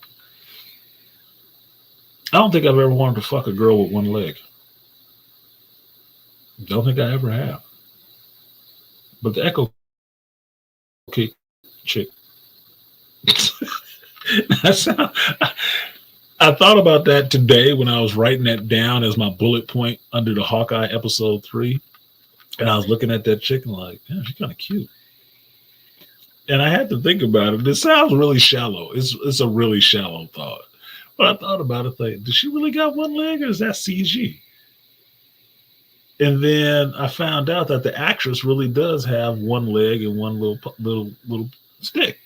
I'm like, I still fuck her. God damn, dude. Now, some woman somewhere is going to be upset that that's like objectifying her. Look, women are supposed to be attractive to men. I am a man. I am a heterosexual man, a big lesbian. I love me some women. I don't give a fuck what color they come in, because I can come in any color. So an attractive woman is an attractive woman, apparently, with one leg or not. She's still attractive. She's attractive to me. Do I care about the Echo character in the show? No. No, they're making her too good on some bullshit. That's some Mary Sue shit. I can watch what you do and imitate what you do because I can't hear. Bitch, look, you're not Cassandra Cain. This is not Cassandra Cain, who read body language and a superb fighter because of that shit. This is not Cassandra Cain. This is Marvel's attempt at making Cassandra Cain Batgirl. That's what it is. Oh, I can see, but I can't hear. So that makes me the benefit of everybody else, so I can watch them and learn their moves. You know who you sound like?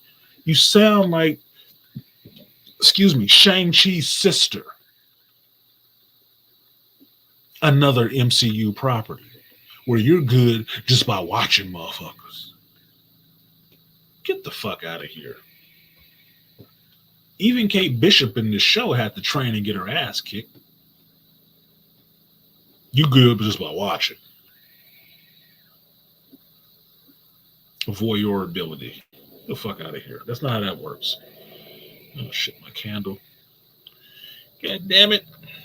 God damn it, Carousel. God damn it, Kevin.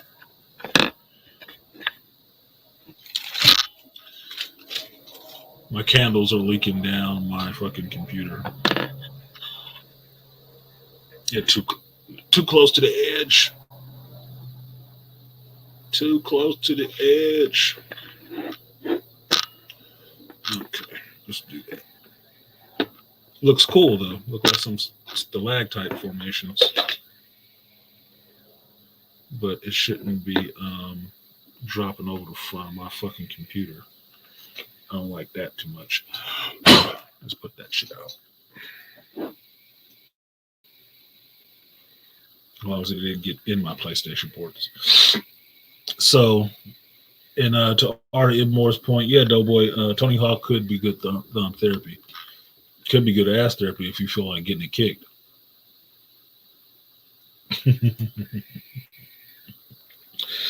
So, the Echo chick, I'm not buying her. I know they want to introduce her. I know she already got her own show coming, which is bullshit. You haven't even had to prove this character to anybody doing anything. And she already got her own show coming. I'm like, for why? What one-legged deaf person put a campaign together and said we need Echo in the MCU? I didn't hear that. I didn't hear about that at all. That's a pun, not an insult.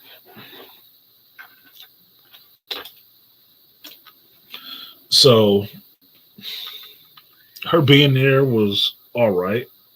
What I did like about the scene is that you finally got Hawkeye doing some archery shit, which was kind of cool. And it would made me reminiscent of early Arrow TV show on CW, where he always popping out that arrow really quick and showing that you can actually use a bow and arrow in close combat situations. It make it an effective weapon in close, even though it's more effective as a ranged weapon. That was interesting to me.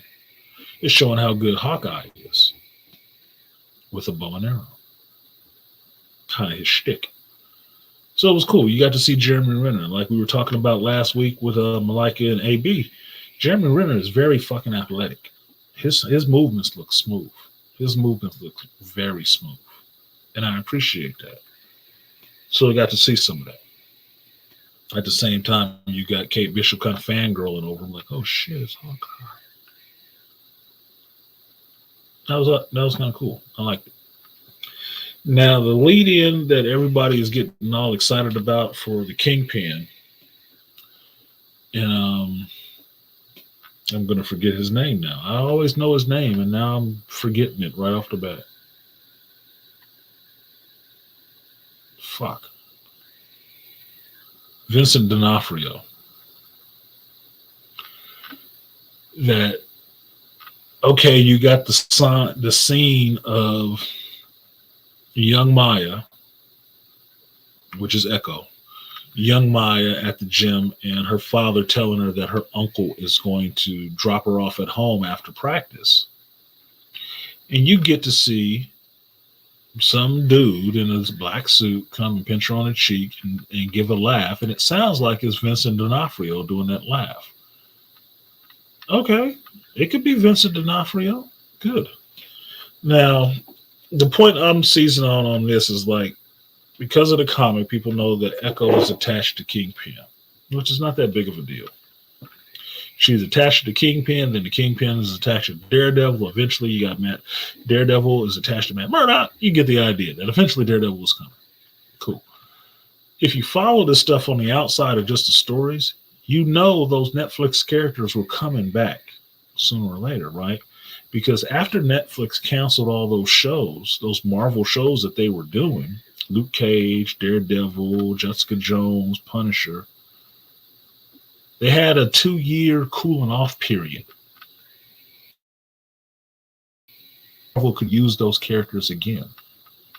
They gave Netflix enough time to get all the money off of the shows and Marvel enough time to start over if they chose to. Well, that 2 years was up last year. 2020, it was over. It was done. That cooling off period was over. They can produce. Marvel can now produce TV shows with those characters again. But the question was going to rehire those actors. Would you get those actors back to play those same roles? For me, it was a no-brainer. I was like, yes, motherfucker. I want my John Bernthal Punisher to come back. I do. I want my Cox Daredevil to come back. I want my stiff-legged Luke Cage to come back too. I'd even take Iron Fist back because you could probably do it better.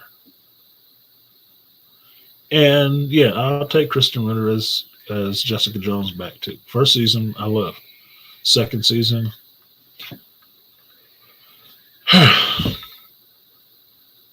feminist. And yes, to Aquatechi's point, I want my Misty Knight back. Yes, bring them Black Thighs Matter and Black Booties is Juicy back. I need my Misty Knight. I do want her back. In Luke Cage or Daughters of the Dragon show, you can get Jessica Henwick. That Matrix shit is done filming. Get her ass back to it.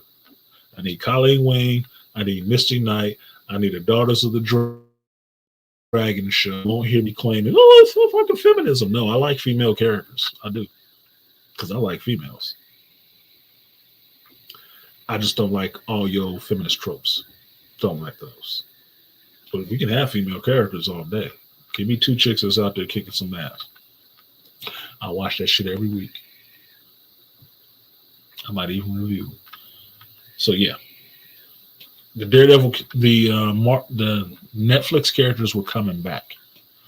This is, if this was actually Vincent D'Onofrio in this Hawkeye episode 3, which you could probably prove if you looked at his hands and went back and looked at the last season of Daredevil and looked at Vincent D'Onofrio's hands, doesn't change too much. You could tell if that was him or not, which is fine.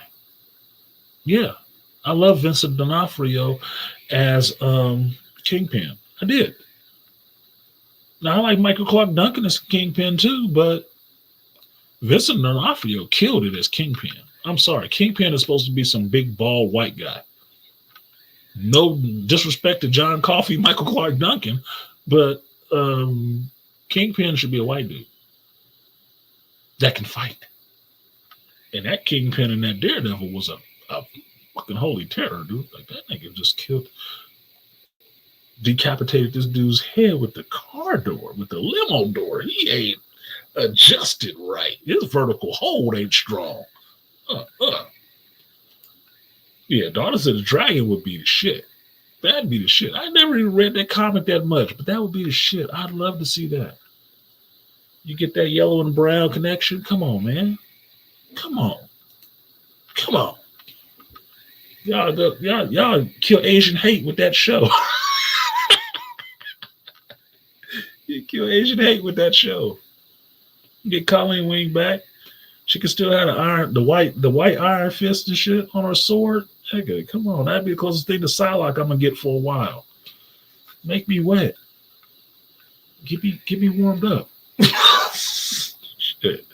So if it's Vincent D'Onofrio, it could be. Cool. They're doing these sneaky ass lead-ins. You got Mashallah Ali's voice off screen, possibly Vincent D'Onofrio's hand in this movie or in this TV show, just his hand. Look, Marvel, stop beating around the bush, dude. If you're gonna put it in, put it in. Go in. You did it worked with Thanos. Just go in. It's okay. We all lubed up. We waiting. Just get it over with. Shit, stop playing with it. Fucking tease. So I think it was Vincent D'Onofrio.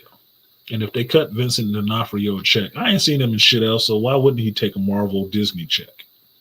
I'd take a Marvel Disney check to show up on scene sweeping up somebody else's blood. Okay, I'd take a Marvel Disney check because that shit ain't gonna bounce at all. That shit is gonna be good money. Now smile and keep squeegeeing up the blood. It don't matter. So if he was there, if he wasn't there, it don't matter. You'll find out next episode if he was there or not, because they have to pay it off. It's like, screenwriting or writing 101. You can't show a gun in Act 1 and not hear it go off by Act 3. Showed his hand, you're going to have to show his face. You got 3 more episodes to get to that point. So get to it. We already knew it was coming. Just come on. Get to the finish line. We're all here waiting for you. Just get to the finish line. Okay? You don't have to stretch it out. Does that make it more interesting to watch the show? No. I've seen Kingpin. I know what Kingpin looks like. It's just, a little something extra on top. Okay. I got frozen yogurt and you put some gummy bears on it. Awesome.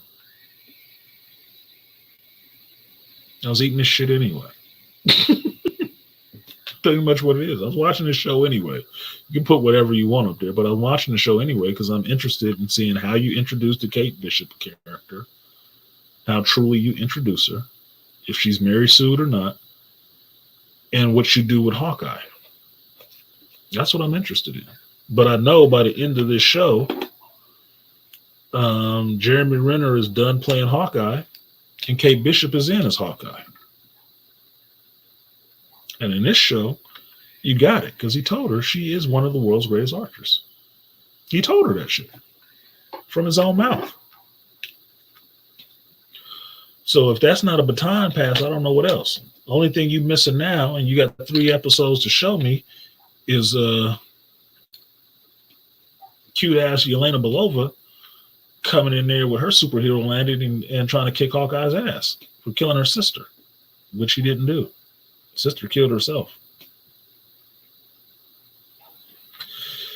How about Howard the Duck making cameos instead of Stan Lee in Marvel movies? No, because Stan Lee didn't create Howard the Duck. No.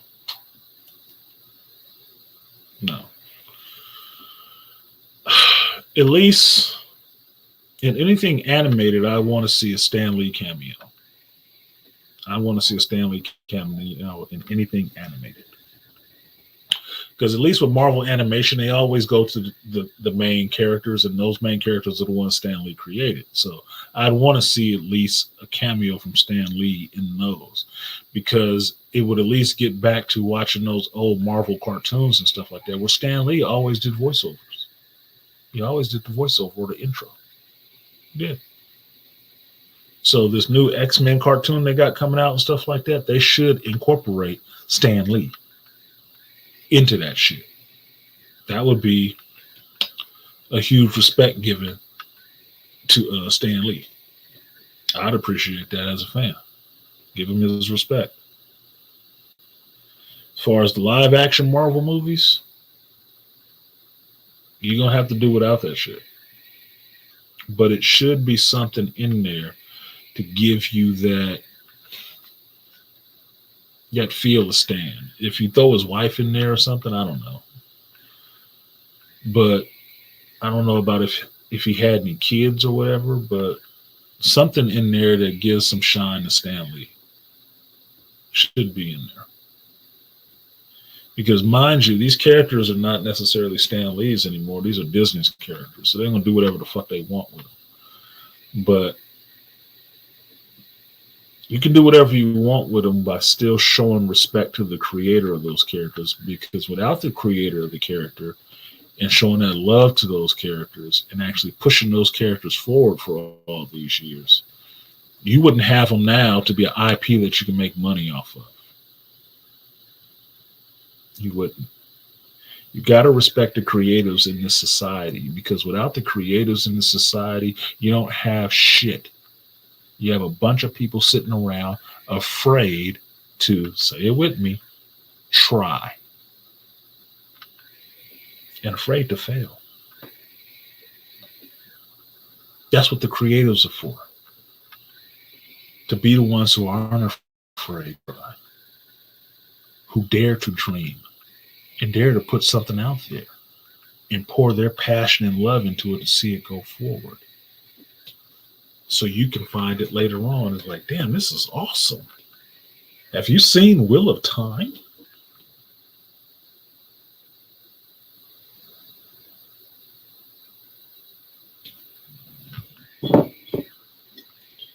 That's what it is, and that's what it was.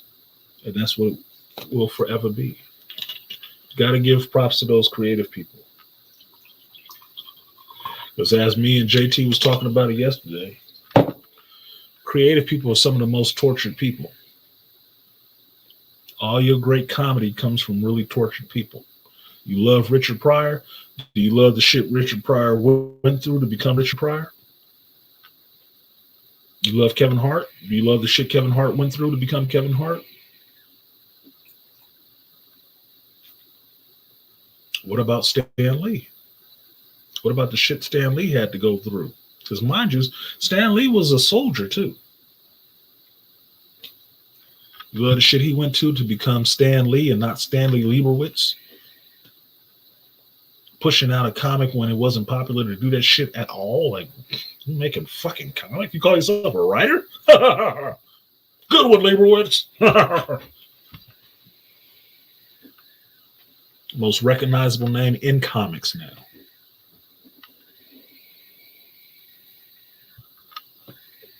The face of comic books. If I say so. And I do. Because I just did.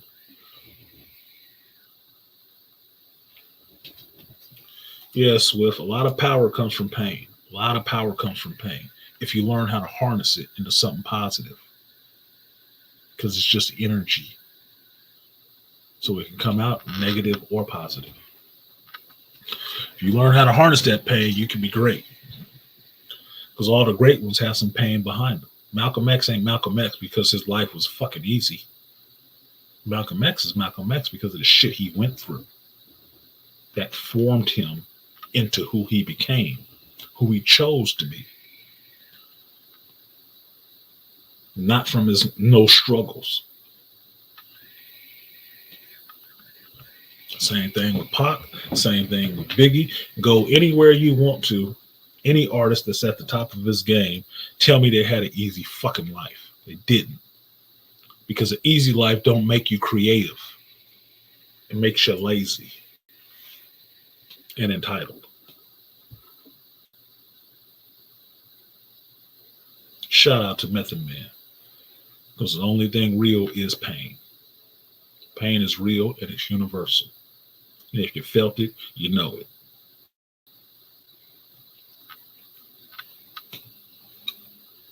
So, yes, they should give Stan his respect.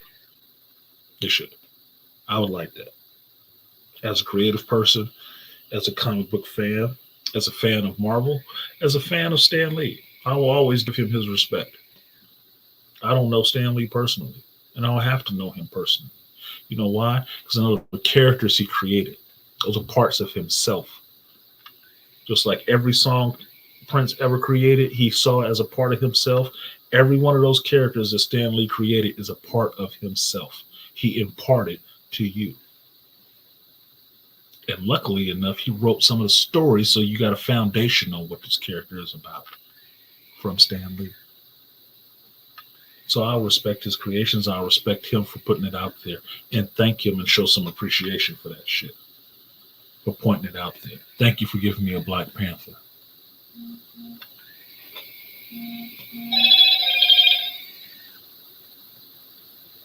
And thank you for giving me the X-Men. Men. Not ex-gender neutrals.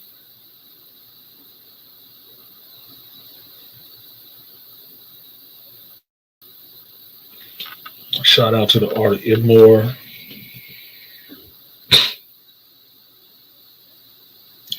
Art of Idmore says for the tater thought therapy.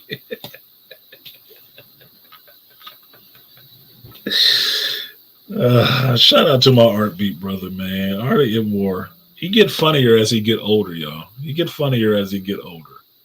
Art makes me laugh a lot more than when I first met him. I told y'all before, I didn't like Art even more the first time I met him on BGS's stream. I hated his ass. I said, this nigga wrong as fuck and talking really loud. I can't stand his ass. Got to know him better. Art Ibmore is one of my homeboys. I really appreciate him being who he is.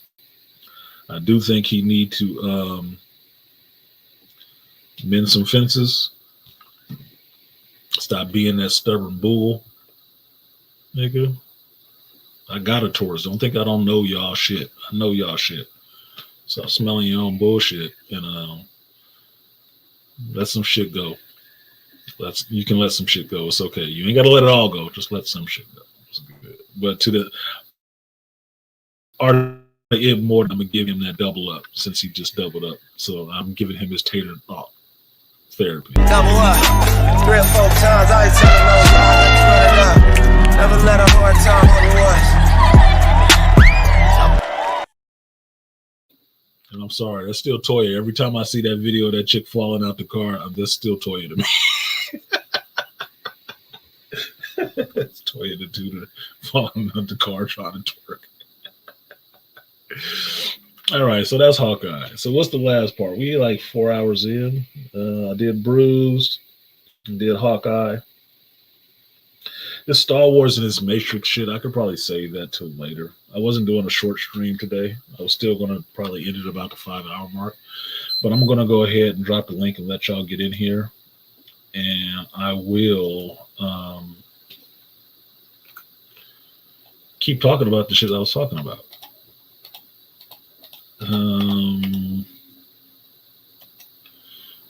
These topics and more are open in the shooting gallery. So the range is open. So if you want to come in and throw some shots down the range, I encourage you to do so because that's where it's supposed to be directed. So you can throw your ideas out there, your geek opinions out there, and shoot the fair ones. Let's have us some fun. So this next little piece I will talk about is Matrix Resurrections trailer, and then some of the Star Wars stuff that came up. And it's actually kind of good if somebody come up here to talk about the Star Wars stuff because I'd want to hear their reaction. So if Malika is still hiding in the background somewhere, yeah, I want to hear what you got to say about this, sir. First one in the building, A Bizzle to the Meaty Izzle. What's up, 83? OG. What's going on? The usual schmoozle. How you doing? Oh, I'm doing good. Preparing for later tonight. Okay, so I can say this piece while AB is up here because I know he'll have something to say about this, right? Okay. So I finally got the whole understanding of what was going on with that. What's her name? Was it Bigelow? God damn, I'm forgetting. I'm old as fuck. The whole Star Wars thing with Bigelow and stuff. So as you know, Gina Carano is rehired with Star Wars and coming back. Mm-hmm. Right? So she's coming back in Mandalorian season 3. But here's the thing with that. The Cara Dune character, by their deal, she'll come back for Cara Dune, but after that you won't see Cara Dune again as Gina Carano. Cara Dune will be recast. Okay. So Cara Dune is going away for a while until they recast her with somebody else, which I think is kind of shitty, right? But the push forward is that Gina Carano will also come back as another character that Jon Favreau is writing for her, and she will be, Gina's back. Gina's back. She will be a Force sensitive character.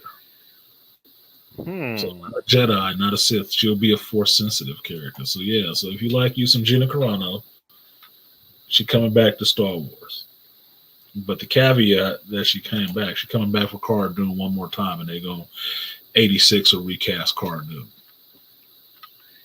Now, there's part about her being a Force sensitive that they're writing this new role for her and bringing her back as another character in a newer show is interesting. But the part that got kind of fucked up to me is the fact that Disney still got what they wanted with recasting Cara Dune. Bringing Gina back, but still recasting Cara Dune. That was the deal. So it's kind of fucked up in a sense, but I'll leave that for now and get to the next part, and it'll tell you how this seems like it's fucked up. All right. Now, the other thing you heard about me mentioning was about Rogue Squadron getting canceled. And what's her name? What the fuck is the woman's name who did Wonder Woman? I'm forgetting her name. I'm drawing a fucking blank. I can't think of her name right now. Fucking Bigelow or something like that? God damn it, dude. I fucking hate getting old. I can't think of her name. Okay, the director who did Wonder Woman 2, or Wonder Woman 84, right? Oh, you mean Spider Woman? Yeah, Spider Woman 84. I can't help it. Yeah, Spider Woman. Somebody in the chat, help me the fuck out, dude. I'm having a fucking brain fart. I had oatmeal. I don't know the director's name. Drinking I alcohol. saw that movie. I was like, that's Spider Woman. That's not one. That's what I said. She did more swinging on vines than Spider-Man movies, dude. I seen some of these scenes in Spider-Man. Like, what the fuck? And maybe she'll be in this No Way Home too. I'm not hating on the actress. I think she does good as Wonder Woman, but just she does good as Wonder Woman. I like Gal Gadot as Wonder Woman. I'm just forgetting the name of the director now. Is it Kathleen Bigelow? Patty Jenkins. Thank you. Where am I getting Bigelow from? Fucking hell, dude. Yes, thank you, Aquatechy. Patty Jenkins. Cutie Patty. Cutie Patty. Patty kind of cute to me. I'm sorry. I'd fuck her. She still got that feminine shit going on with her. So the whole thing with Patty Jenkins getting kicked out, it was revealed, like I thought, that Patty Jenkins kind of got kicked out of that Star Wars shit, and her movie is on indefinite hiatus because of, say it with me, our favorite daughter of the Dark Lord himself, KK. Yeah, she's a little cute for a white chick. Okay. No, Patty Jenkins got them hips on her. She got a cute face and some hips. That's why I say she's feminist, but not all the way. She's still kind of femme. So, like her, she want women in some roles, but she still try to be playing up the sexy. Ooh, Cray KK. Yeah, Aquatechy trying to outdo me. Yeah, Cray KK. So here's the whole deal on that. That whole thing with Rogue Squadron and Patty Jenkins, like I thought when I first heard that story that it was a conflict between her and Kathleen Kennedy. Now, if you pay attention to the story and watch it as it progressed, you find out that Kathleen Kennedy contract got renewed. She ain't going nowhere. Oh, nowhere. So She's there till 2023. I'm like, nigga, what? What? This is why Patty Jenkins' movie is on an indefinite hiatus, because she was having static with Kathleen Kennedy. And since KK ain't leaving, like she's supposed to already been gone this year, they renewed her contract, and she keeps stretching out that Acolyte movie to where it ain't never coming out yet. That's her last vehicle. She's still there at the head as the head of Lucasfilms. Oh boy. And her creative differences with Patty Jenkins got her. Patty Jenkins like, look, fuck it, I'm out. Does this want to lose money? Indefinite hiatus. Nancy Kerrigan, exactly. Aquatechy. Why?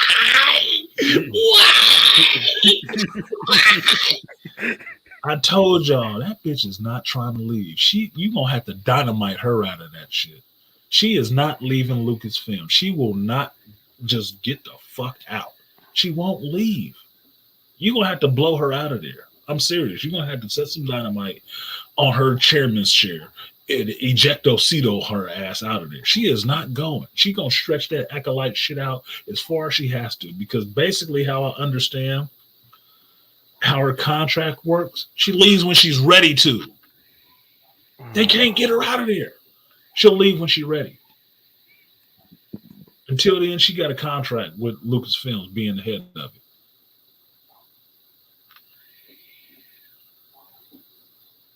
So in I other don't know words, what job that is.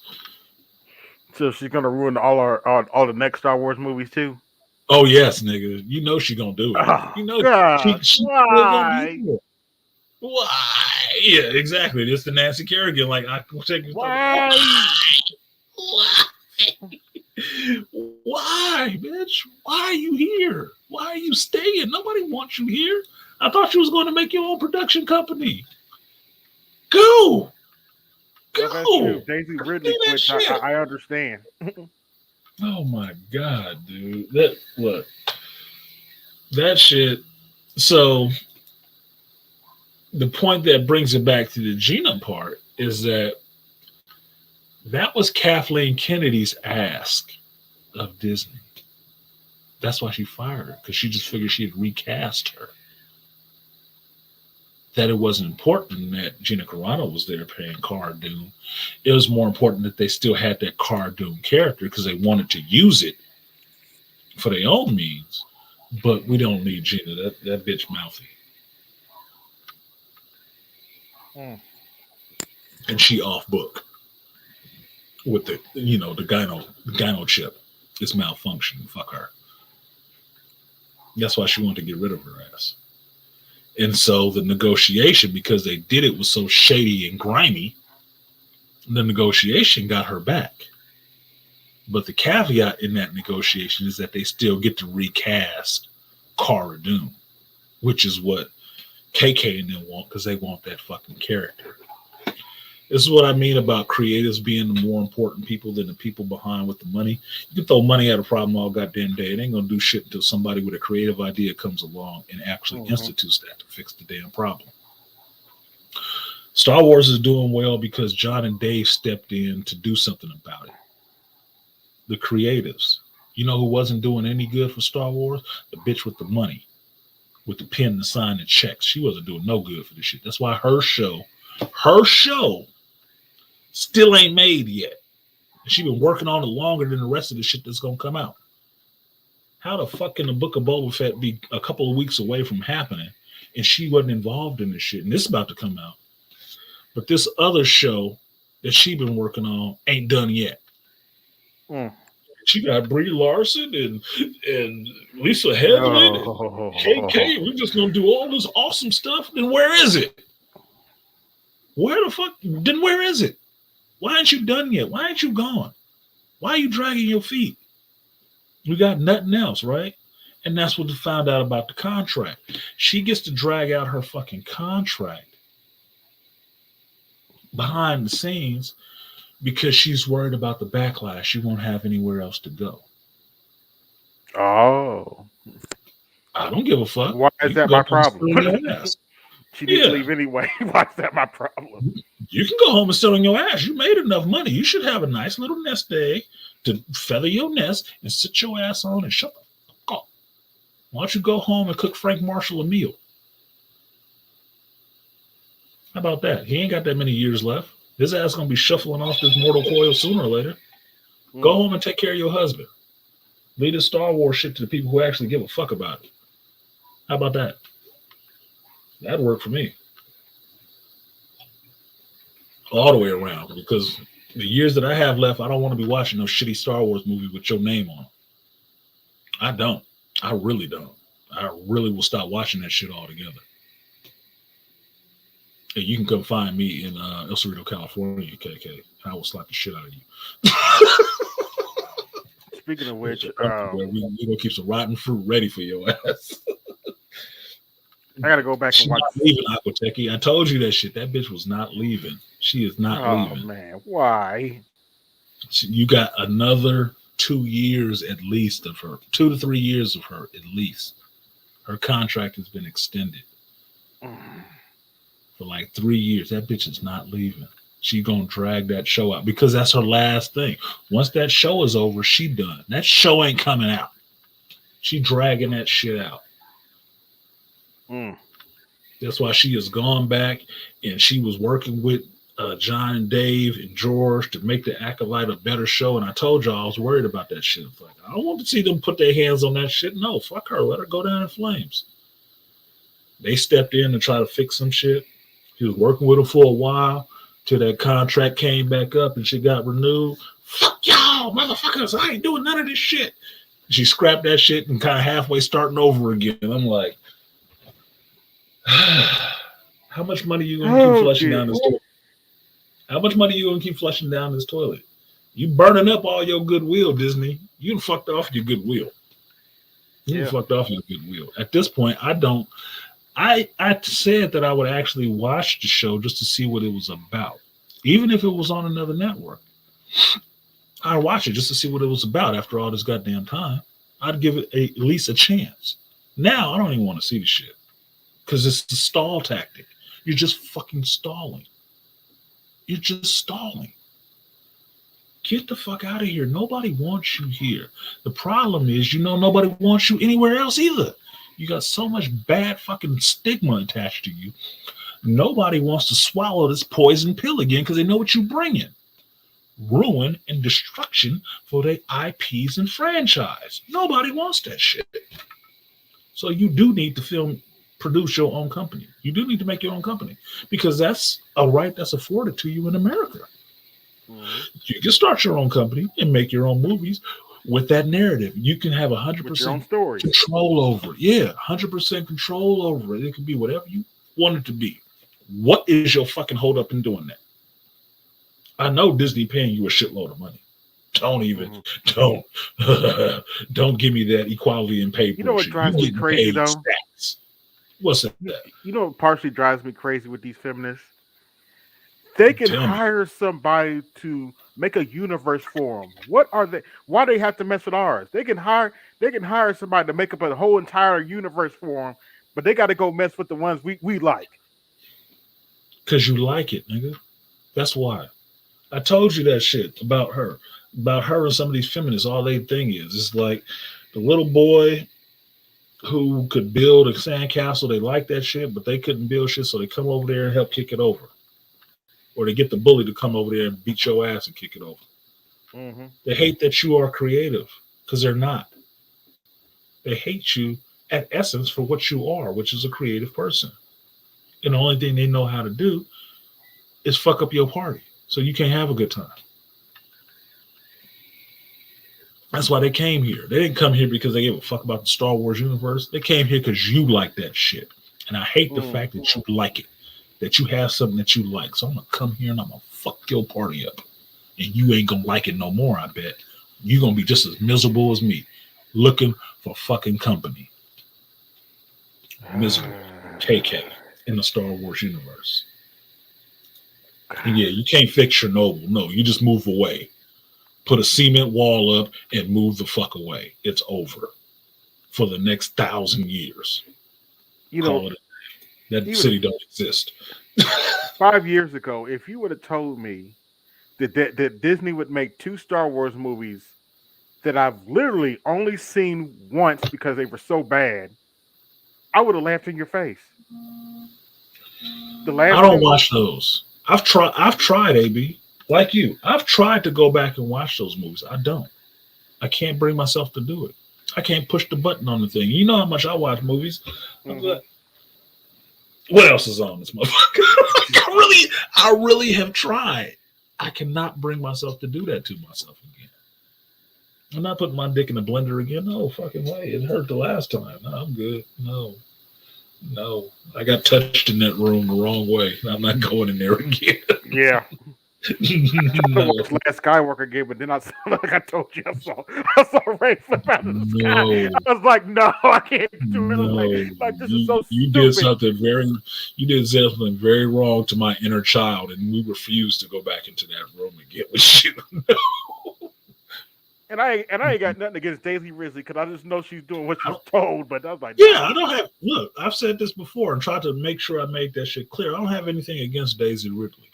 I think the Rey character was problematic, right? But it's not against Daisy Ridley. The runaway slave character, John Boyega's Finn, I don't have anything against John Boyega either. But that character got fucked over. He knows that too. Oscar Isaac, no problems with you, bro. You did a hell of a job as a fucking Leto Atreides in the Dune. I love that shit. I like Oscar Isaac. I'm looking forward to him in Moon Knight. I ain't got problems with none of them actors because they ain't came out and said nothing goofy about fuck the fans and all that shit. No, they haven't said anything. That material is what I have a problem with. That writing is what I have a problem with. Those producers on that piece of dog shit is what I have a problem with. That's the people that hold the L for that shit. Like I said, I'm mad that Daisy really ain't been getting no roles because of that shit. That's not my fault. Yeah. Because I wasn't hating on Daisy really for that shit. I was hating on Kathleen Kennedy for that shit. That's the person to blame for that. So, look, Rogue One is the only salvageable movie. Solo needs a follow. Solo, I agree with you, Aquateki. Solo needs a follow-up. I need Solo 2 because I want to see the further adventures of Han. That was not a bad movie. It wasn't a bad movie. I want to see another one. There's still geeks out there that say it was a shitty movie. Like, dude, it was all right. It was his. It wasn't the greatest movie, but it wasn't a bad movie. That was a decent movie. I tell you this, I've seen Solo more times than I've seen Rise of Skywalker. I've seen it more times than I've seen Last Jedi. I watched that shit one time in the theater. I have not gone back to see any of those last two movies ever. Never. Haven't gone back to watch them again for shit. Can't make myself do it. Solo, I've seen Solo about 5 times. I've seen Rogue One at least 3 times. I might go watch Rogue One later, but I'm just saying. Yeah, see? The other ones? Nah, nigga. I can't do it. No. I watched Force Awakens before I watched any of those other two again. Yeah, Force Awakens wasn't that bad, but the last two, I don't even count. I don't even. Force Awakens was a good setup. Force Awakens was a good setup. Last Jedi, Rise of Skywalker, and I'm a Star Wars fan. Now, I'm not an Uber fan that my whole room is decked out in Star Wars material and I cosplay as Darth Vader and all this other shit on the weekend. No. I'm not an Uber fan like that, but I'm a devoted fan that spent money on Star Wars shit. You can't get nothing from me from that shit. No, I won't watch those two movies. I can't bring myself to watch them after I've already paid to watch them. No, I don't need to see that shit. Hurt my feelings. And there's some good special effects in that. Oh, and shout out to Adam Driver. I didn't hate Adam Driver either. I just knew Kylo Ren was a ripoff of Jason Solo and a whiny one at that. That's all I knew. Nothing against Adam Driver. If Adam Driver had a solo movie playing Kylo Ren, I'd watch that shit because I'm interested in Kylo's story. Yeah, Kylo was the only interesting character. You got a goddamn arc, that's for damn sure. Fuck you. How you fuck up Palpatine? How you fuck up a Star Wars movie? I never thought that they could do that. They could slit the throat of the goose that ate the golden egg, but that motherfucker did it and made pate. Like, trying to do it in Star Trek too. Y'all motherfuckers is crazy. How the fuck you do that? I unsubscribed to. Speaking of which, I unsubscribed to Paramount Plus for that Star Trek crap. I'm like, no. I'll wait till season 2 of Picard comes out. Y'all not getting my money. I haven't watched a Star Trek movie since JJ did that first. Well, no, since what was that third Star Trek movie? Beyond. Yeah, with the BC Boy shit in it. That was the last one I watched, and I didn't mind those too much because they exist. JJ's movies weren't bad. JJ's movies weren't terrible. No, because they exist parallel to the regular Star Trek universe. It's a different universe, so I'm good. Cool. It's in a different universe, so we can get some different shit happening from Spock. Spock got some black love. Okay, Spock needed some black love. Cool, whatever. Captain Kirk is kind of goofy. He ain't slaying every chick in the universe. Okay. I can get a goofy Captain Kirk. No worries. It's cool. I can deal with that shit. I got a gay Sulu in this shit. Like, all right, whatever. Shout out to John Cho. I could care less. The movie was good. The special effects was good. Fine. So it ain't J.J. Abrams. Yeah. I've been binge watching TNG. Next Generation. TNG is bingeable. TNG is totally bingeable. It's enough episodes of that shit that if you got time off, you can lose yourself in Star Trek The Next Generation and enjoy the ride. From first episode to the last one, you would enjoy the ride and feel something for those characters and be like, damn, this was awesome. Mm-hmm. There's some funny stuff in there, too. What live action movies did they do? I would pay right now to watch one of those TNG episodes with Captain Picard going into the holodeck and doing Dixon Hill. Doing this little noir detective shit. I'd pay to watch that shit. I would, because that was fun stuff. Or to see Data play Sherlock Holmes. And Data be Sherlock Holmes. I'm like, what the fuck? With LaForge as his Watson. Right. Come on, Watson. Yeah, that shit was hilarious, dude. That was good TV. Like, yeah. What does these early creatives like Gene Roddenberry know that you motherfuckers can't get? I don't know, man. What did he know that you don't get? Because mind you, Gene Roddenberry started that Star Trek franchise back in like what, 50s, 60s? Yeah, the 60s. And had black folks on there up front in roles. It wasn't treating them like runaway slaves and goofy characters. Actually took them seriously like actual people. What did he get right back in the fucking 50s that you can't get right in 2020? Yeah, a lot of people forget that Latil Lahore had rank. She outranked a lot of dudes in that She was a show. ranking officer. For you uninitiated Trekkies, I don't know who the fuck you are, but in case you ever watched this shit, for you uninitiated Trekkies, everybody that's on the bridge is a ranking officer. That means they're the top of their class, division, or whatever the fuck. Except for Scotty, because Scotty spent his time in engine room. That's where he working shit. He running shit in the engine room. Everybody else up there, they're the top of their fucking field. Unless you got some goddamn ensign up there, like Wesley Crusher or some shit like that, who just want to run the ship for a little bit, learn how to drive. Other than that, those are the heads of their departments. And Uhura was there. Communication, nigga, no shit happened on that shit without her. Mm-hmm. Even in communication, do multiple languages. Educated tongue, and she wasn't a lesbian. Well, educated tongue. So if you want your black girl magic, that's your Lieutenant Uhura right there. LT Uhura. Yeah, facts. Never missed the episode of TNG. I never missed the episode of TNG either, Aquateki. I'm mad that I didn't watch it as faithfully on repeated viewings as people can now, because when TNG came out, I was just getting into high school. It went into high school with me. But to watch multiple episodes of that shit, you had to watch them on video. You had to wait and buy them on VHS. So I didn't watch them as much as everybody else, unless you watched them syndicated, which were all out of order and shit, because that's what syndication does. Now, up into this YouTube era where the internet and stuff like that exploded, and streaming services exploded, you can watch that shit in its entirety. Yeah, I watched multiple episodes daily. In order. And you can actually do an offshoot, like you can watch TNG for a number of years until the TNG cast finally got into the Paramount movies. Watch those Paramount movies and then come back to the TNG show and keep watching it out. You can do that.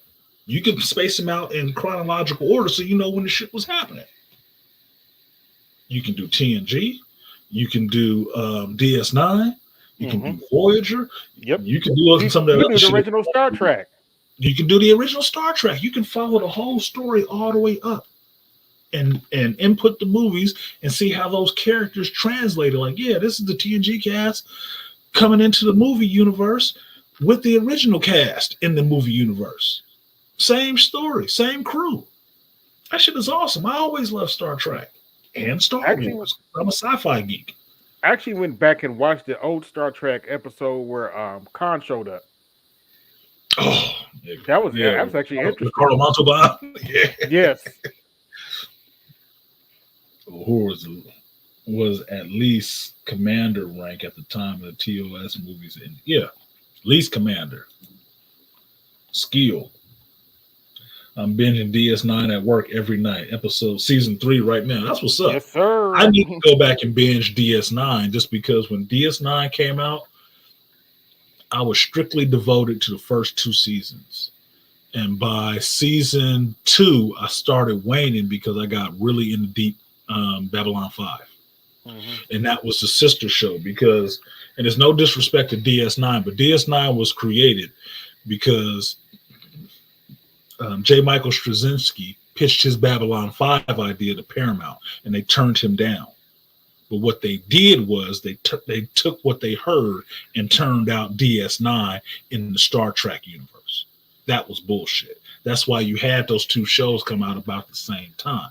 But DS9 had Paramount backing, and Babylon 5 had Turner backing. So you didn't see it as much, but they end up both being good shows because DS9 finally found his legs after whatever treatment they took from J. Michael Straczynski, and it found its own legs. But Babylon 5 was that shit too, because I don't know who the fuck you are if you ain't watching this. You ain't watched the Shadow War in Babylon 5 or that Story of the One. You don't know what good fucking writing is. I'm sorry, you don't know what good sci-fi writing is because that shit was awesome. That shit was awesome. I will binge that shit with DS9 at the same time. I mixed them together like linguine and fettuccine noodles, nigga, and eat them all and call it spaghetti. Yeah, that shit was awesome. But that's how DS9 got started. And that's how Babylon 5 got started.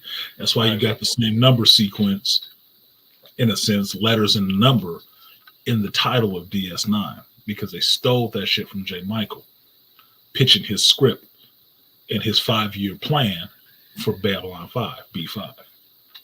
That's why it's like that. Don't think it was just some Star Wars creation. Gene Roddenberry was dead already. He had been dead already. Yeah, Gene Roddenberry was gone when DS9 came out. Gene Roddenberry died, I think, when Voyager finally came out. No, 91. 91, yeah. So he was done. He was dead when Next Generation was on. He died. He was dead.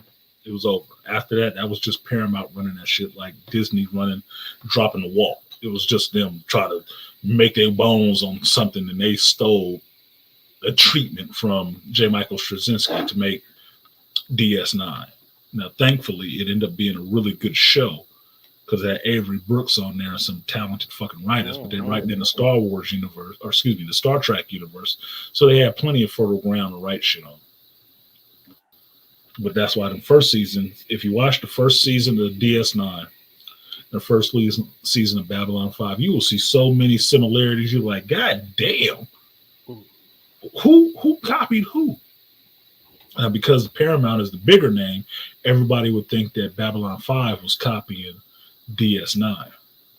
If you know how this shit works behind the scenes, you have to pitch a script to a company for them to pick it up. And they get to look at a lot of shit. And they get to turn away a lot of shit. And some of that shit they turn away that, oh, we don't want to make that. No, we don't get it. It's not that good. They steal. Talk to the Wachowskis in that Matrix shit. And then tell me about Sophia Stewart and her book. She had been shopping that shit around for years. And they didn't want it. Till they found somebody they could push it through. And then they took it. Terminator, Matrix. Don't get it twisted. Do not get it twisted. Grimy. He died right before Undiscovered Country was released. Okay, what's up, TD? Yeah, I love Undiscovered Country too. The fucking Klingon spouting Shakespeare. I'm like, man, kill this motherfucker. Look, I'm sorry. I love that line. The dogs of war. What was McCoy's line? I'd pay real money if he would shut up. So would I. Right. Get that motherfucker a photon torpedo. Hold on, wait a minute. The look on his face when he figured out that was a heat-seeking torpedo, he's like, oh shit. To be or not to be, you're dead. Like, to me, die. And my favorite Kirk line. Excuse me. Oh, this was Final Frontier. But my other favorite. That is a good line, though. Say what you want about that movie. That was a great line. What does God need? What does God need with a starship? Say whatever you want about that movie. It was the worst Star Trek movie of that era, but that was one of the greatest. I love that movie. I like Final Frontier too. I like Final Frontier. I like them Star Trek movies. I Yeah, do. if it was written just a little bit better, that would have been. But at that point, I've been with Kirk my whole fucking life. At that point, from the old regular TV show up till this point. So seeing a 60-year-old Kirk get up to what's supposed to be God, I'm like, excuse me, what does God do with a starship? Like, what are you doing? Right. You gonna do karate chopping, Kirk? You know, my only I'll tell you another thing. You know, my only real problem with Star Trek 3? Mm-hmm. There is no way they got off that ship within 60 seconds. Hell no. No, they was dead. But whatever. There's no way they got off that ship in 60 seconds. Look, most of this like that didn't happen. Most of this is suspension of disbelief, Amy. Right. Smiling way. There's no way they beamed out, the Klingons beamed in, and that ship blew up in 60 seconds. That did not happen. Yeah, no, nigga, y'all. I was counting. Y'all didn't make it. Right. I'm a kid. I was counting. You didn't make it. Like, I don't know what y'all count, but y'all doing some different math in the Federation because y'all didn't make it. Y'all was dead. Yeah, Undiscovered Country is epic. I couldn't appreciate it fully until I got older, but now it's one of my favorite movies. Yep. And then you haven't heard Shakespeare until you heard it in the original Klingon. Yeah, Aquatech, that's that other line. That was like I said, top five. Klingon. Like, nigga, what? The original Klingon? Look, I'm fighting words. So says General Chang. Yeah, that motherfucker. He was something else, dude. Okay, who was that? Was that who was Christopher Plummer? Christopher Plummer, yeah, I think that was. Yeah, I love my British actors, dude. These motherfuckers be killing me. You always know who they are, makeup or not. You like, that's so and so, ain't it? Yep, I knew it. That motherfucker gives something to a performance, boy. You even had Worf in there. Yeah, dude, Michael Dorn. He was even in that. Actually, that was Worf's grandfather, but Yeah, he was even in that shit. I said, that was awesome. You introducing the TNG cast too? Oh, good. No, when Kirk kicked the Klingon commander off the cliff. I've had enough of you. Yeah. Oh, yes, that was epic. Enough of you. Get the fuck out of here. Hold on, wait a minute. That's not even the funny part. The funny part is he tried to save him, then he just pulled him down, and he just looked at him. He's like, motherfucker. He started kicking, like, He's like, nah, motherfucker, you done. You're like, nah, fuck it. You gotta go. No, I had enough of this shit. I had enough of this. I'm Captain Kirk. You killed my son. He made me blow up my ship. Oh yeah, I'm Commander Kirk, motherfucker. You gotta go. I'm Admiral Kirk. You got to go. Oh right. Boy, it's over. It's over. The Admiral said so. Got the whole Federation behind me. You out. Yeah, I love that shit. I love that shit. That's why I said I am a sci-fi geek. So I've always never picked one camp like, oh, you either like Star Trek or you like Star Wars. That was so fucking stupid to me, dude. They both often they just different things. I'm so glad you said that because playing up some different shit. I love Star Trek. I love Star Wars. I was watching the special with Leonard Nimoy. I forget the name of the special. He pointed out. He made a great point. He's like, look. You said what you want about Star Trek and Star Wars. Star Trek the movie could have never happened if Star Wars didn't come out. Because nobody would have thought it would have made money. Right. Exactly. Wouldn't even thought it would have made money. And if you go back and watch that first Star Trek movie, Star Trek the movie, yeah, that's a risk. Yeah. It's an interesting damn movie. It is. It's really artsy done. But that's what you expect out of Star Trek. Because I tell you this, if you don't have Star Trek, you don't have your cell phone. Mm-hmm. You don't have your smartphone. You know the creative person who built that shit, the black dude who made that shit work at AT&T Bell Labs, or excuse me, Pacific Bell Labs, who made that work. You know about that dude? He is a Trekkie. Mm-hmm. He's a sci-fi fan and figured out how to make this shit work. Now, he don't get no credit for that shit, but I know about it. Mm-hmm. By the way, work for a phone company. Yeah, For all you pro blacks in the audience, you want to know who else was a Trekkie? Dr. King. Thank you. He called what's her name? Nichelle Nichols up when she was talking about Quick. He's like, what are you doing? What you doing? Like you better get your ass back there. We have Michelle. What did you think you was doing? Right, Martin. Don't call me Martin, girl. Don't make me come down there, march down there, put hands on you about jumping off that show. Don't you do it? My shitty Martin Luther King impression. It shouldn't be shitty. I didn't have a good Martin Luther King. Another funny story about her. Apparently, she was sleeping with Gene Roddenberry. But you know what my response to that is? I can't blame Gene Roddenberry. Did you see what she looked like at the time? I've seen the young Michelle picture. Yeah, I would have been sleeping with her if I could. Shit. William Shatner talked about that. Son of Mo. They did that interracial kiss or whatever back in the day, and he said, "I don't know what the big deal was. I wanted to kiss her anyway. She was hot." I was like, "At least he's honest about it." I was like, "Who cares?" Look. I tell you this: who, as a kid, black or white or whatever, didn't want him to be Captain Kirk? Because Captain Kirk would flash throughout the universe. And he was getting pussy like crazy. All kind of shit. He was the James Bond of his era in space because he was getting it all. Look, yeah, he wasn't thinking he banging it like that in the 60s show either, but he was getting it in. Almost every other episode, every episode, he's sleeping with somebody. Look, you either getting phasers, karate chops, or the captain's poop deck. That's what you getting. Right. Look, you getting it. Correct, you're getting a red shirt. You're also getting a red shirt dying. You're also getting a red shirt dying, but that's how Captain Kirk, eased his tensions about that shit. He went and slept with an alien woman. Made another alien baby to replace the red shirt.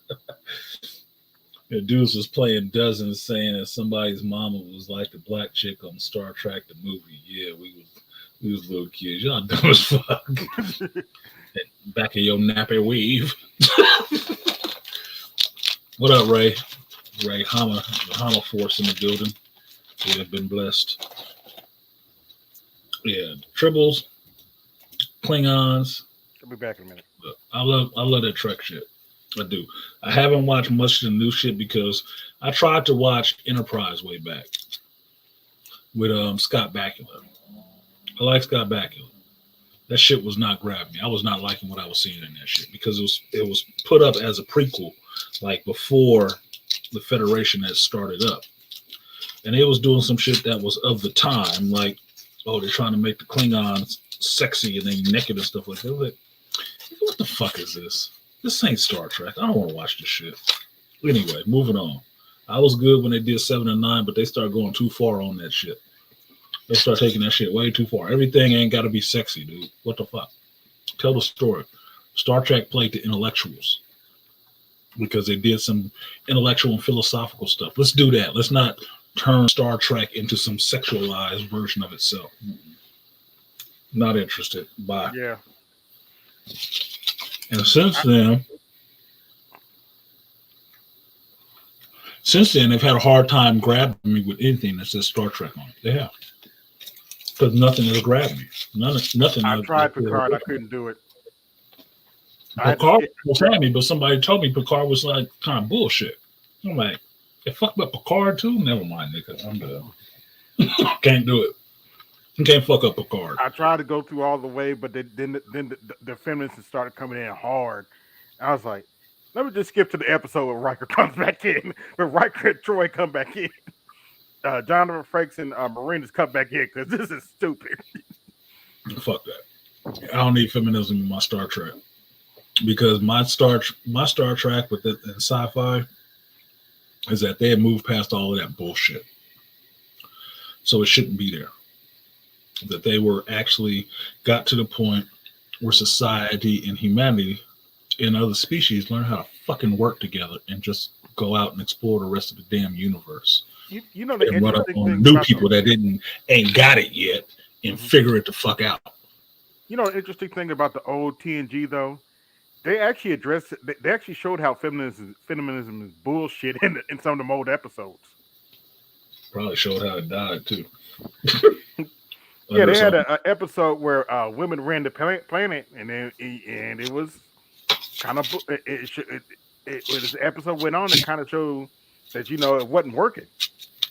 Oh, kind of like Why the Last Man, huh? Yep.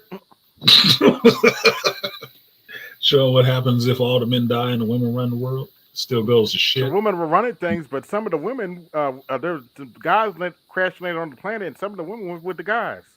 Yeah. And had them run stuff. It's like, okay, like, see. One thing I know about women, if it's 3 women, 2 of them don't like one bitch. Yep. They don't. And one chick don't like the other 2. It's always going to be that way. You're not designed to be working together like that.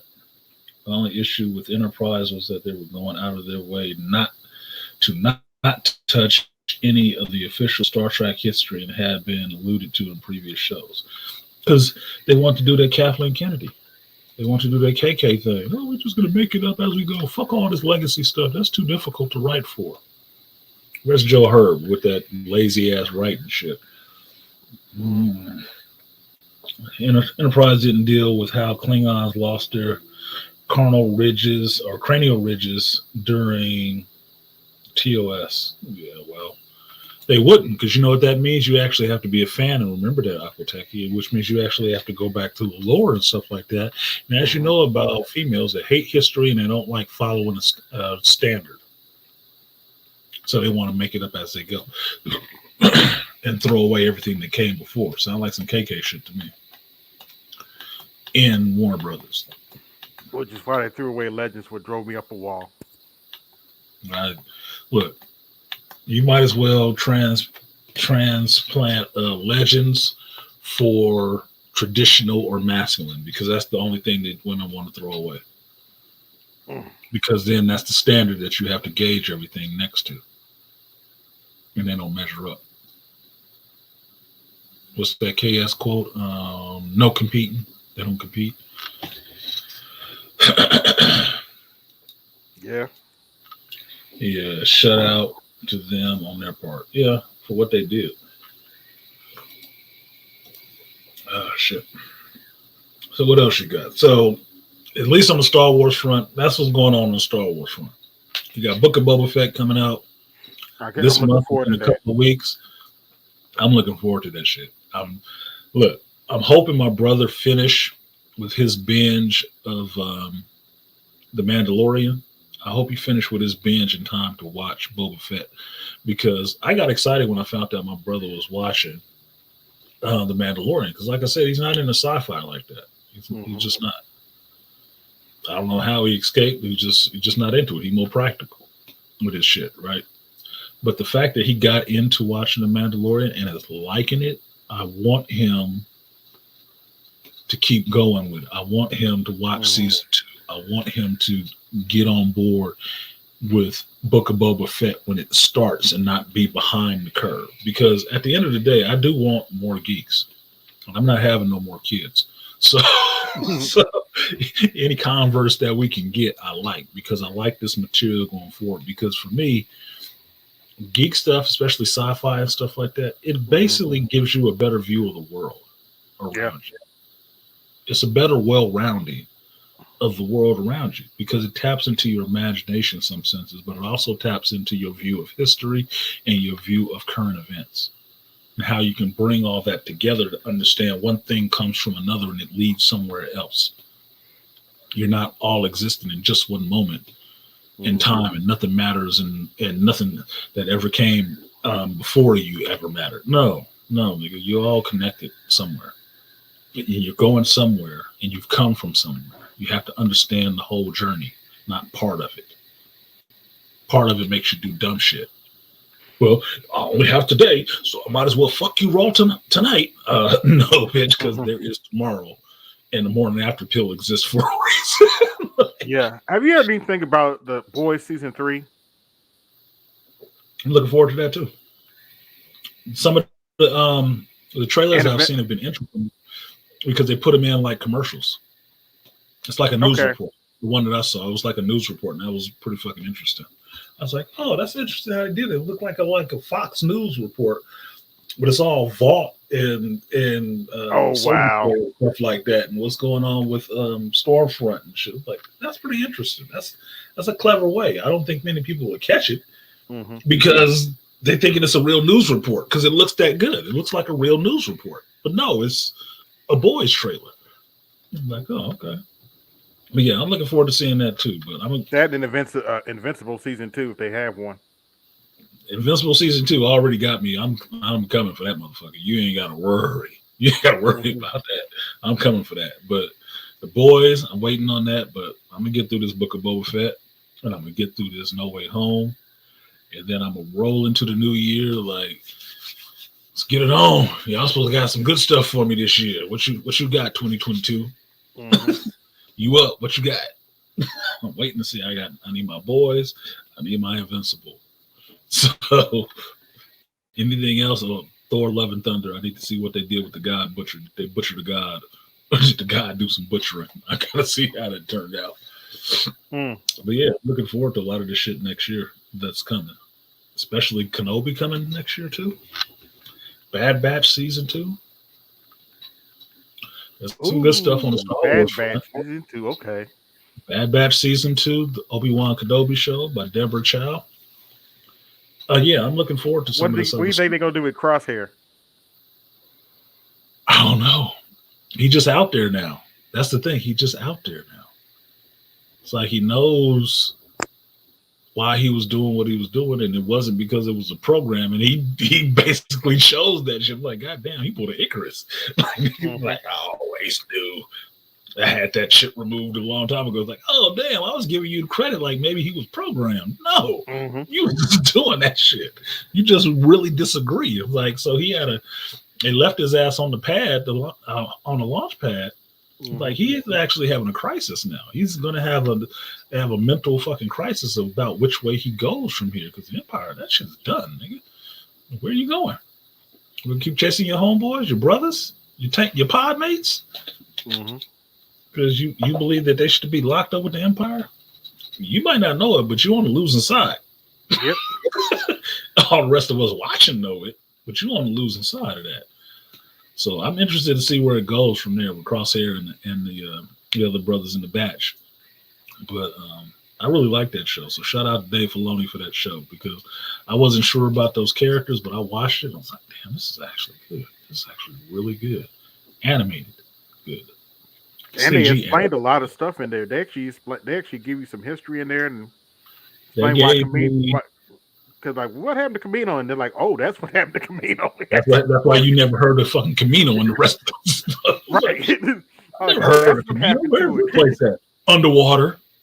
Because that's why you never heard of it. It's underwater. They buried that bitch. Like, they sunk it like the Titanic, homeboy. They was done with them. Like, shit. Yeah, you got to support toilet culture and stuff like that.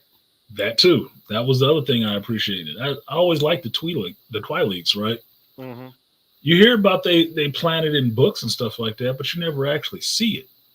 Dave Filoni took me to the Twi'lek planet and let me see how they planet got subjugated by the Empire. Like, damn, this is fucked up. They turned these motherfuckers into holes. This was stock planet after that. Netflix has a new anime series, Super Crooks, set in the same universe as Jupiter's Legacy. Anyone watched it? Is it in that same universe? I didn't know that. Aquatech, I didn't know Super Crooks was in the Jupiter's Legacy universe. I was going to watch that because it looks interesting to me.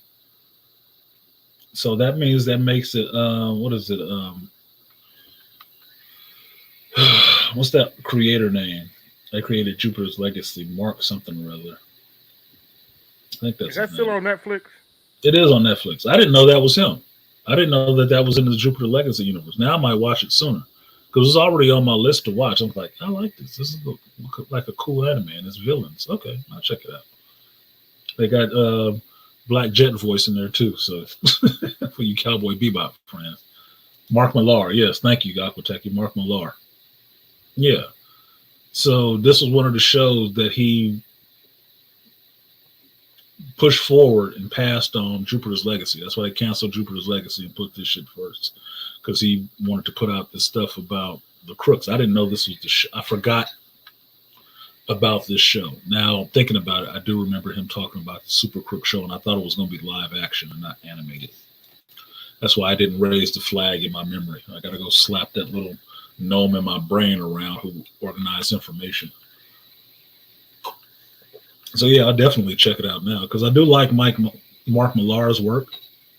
Wanted and my God, I'm going to try to play. Kick-Ass, Wanted, this stuff, Jupiter's Legacy. I really like the Jupiter's Legacy show. I'm mad that they took that shit off. I was getting up to really like him Why the Last Man, but they took that shit off too. So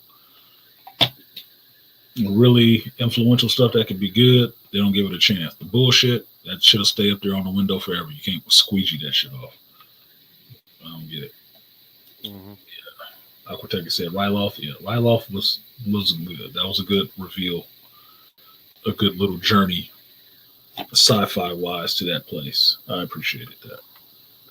Okay. So we 5 hours in. Like, share, subscribe, support the stream if you feel so inclined. Nobody else decided to come up but AB.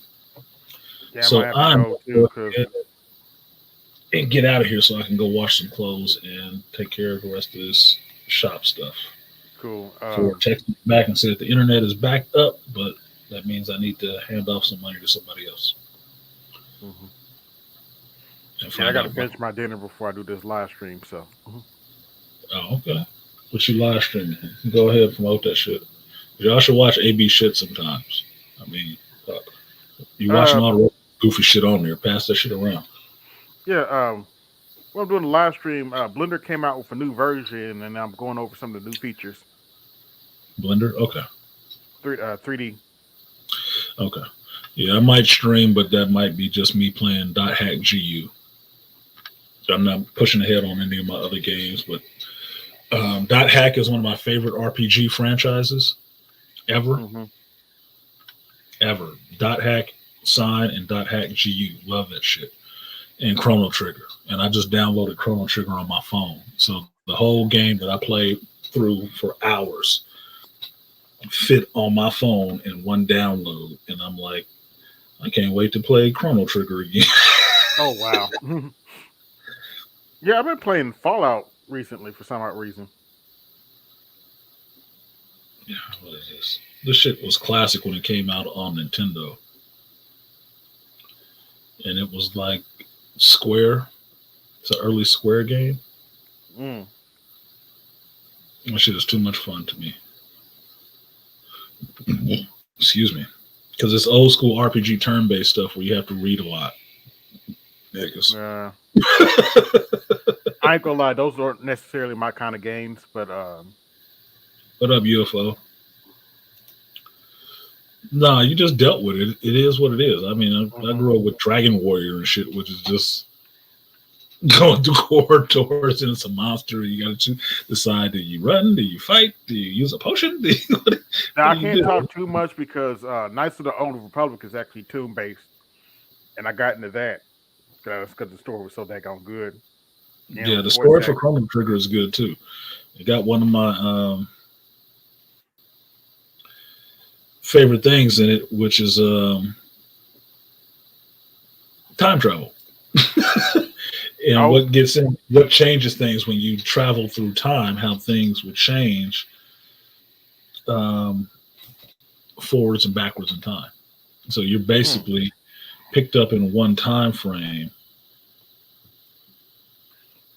and the actions that you partake had long-reaching implications to the future. So you have to actually go forwards in time to fix some stuff, but then you also have to go back in times to fix some stuff to get back to your current time to see if it fixed or not, and then go back into the future to the end of time and try to save everybody in this whole timeline situation. Like, it's an awesome fucking game. I don't know if I want this damn person to access all this my account with this Japanese character shit.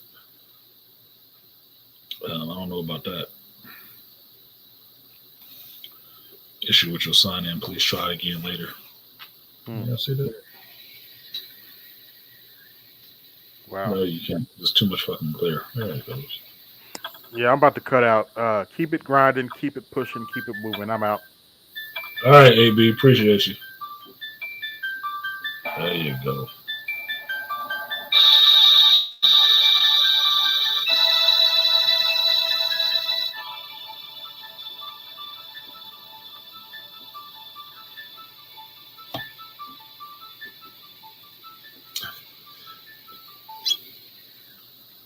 Mm-mm-mm. Yeah, I'm not gonna play that shit now, but that's Chrono Trigger. That's one of my classic RPGs. I would play that shit again all the way through. Just like Dot Hack GU, I will play all the way through again because I loved it. And yeah, Zelda Ocarina of Time, that's one of my all-time favorites too, especially Legend of Zelda. Legend of Zelda got me into playing RPG games hard. That's turned me into an RPG gamer. After a point in time, that's all I played. That's all I like playing. RPG or RPG style games to where you actually have a character, you build that character up over time because you live with that character a while. It's not like a fighting game where it's just this one character and your time spent with the character is over in 60 seconds unless you just keep stringing a bunch of 60-second matches together. RPG games, you can see your character get better. So in this one, you take Chrono, level 1, you get his ass up to level 30 and run up on some of them same people you was running up on that was running up on you at level 1, you'll see the difference in your character. Your character has gotten stronger. You've gotten better as a player, but your character has gotten stronger too. I like progression. RPG games give you progression and levels to unlock. Chrono Trigger was one of those lucky collaborations between creators of Dragon Quest and Dragon Ball and Final Fantasy. Exactly. It got a lot of Final Fantasy feel in it. That was the only reason that made me play any Final Fantasy game. Not that I gave a fuck about Final Fantasy. It just felt like Chrono Trigger. Yeah, Chrono Trigger was that game, dude. So I look forward to getting on that again. After I get my other games to a point where I can just stop and not have to be doing these bullshit ass dailies. But thank you guys for coming through. I'm going to go ahead and try to close this out now. Hold on a second before I bounce out. Make sure I get my fucking music right. There it is. There it is, because I was trying to save the stream, so I did not put those things up there all at the same time. I didn't leave it open. So when I leave it open, it just labors the internet. There we go. All right. So thank you guys for coming through. Appreciate AB for coming up, lending his voice to this. Apology for all the technical difficulties and the distractions, but it's live show. It is what it is. It's not pre-recorded, so it can't be polished and perfect every fucking time. It can't. Just like me. I cannot be polished and perfect all the time. I'm going to fuck up sometimes. And sometimes I'm going to get it really right. Sometimes I might get it really wrong. Regardless of that, it's always really going to be me. So thank you guys for coming through. Thank you for supporting the channel. Thank you for everybody who donated in the chat. We did hit our goal. We did hit the donation goal. So thank you very much for that. I do appreciate it. You are what keeps this channel going forward. It does not run on hopes and dreams. It runs on donations of all things. So appreciate you for that. If you watch any of this stuff that's coming up, Book of Boba Fett, any movies that you think might be interesting for me to take a look at, you know, drop me a line, drop it in the comment section. I'll check it out because I do check the comment section. And I will put it on my list to check out and have time and actually give you my feedback. The one thing that's the most valuable of human beings is their perspective. And that's the one thing that cannot be emulated by anybody else. Your unique perspective. My perspective is unique. So, again, thank you guys for coming through. And for now, till next time, I've been Artisan MC. This has been Shop Talk Live. Do this every Sunday, 11 a.m. Pacific time until it ends. So for now, The shop is closed. See you guys next week. Peace.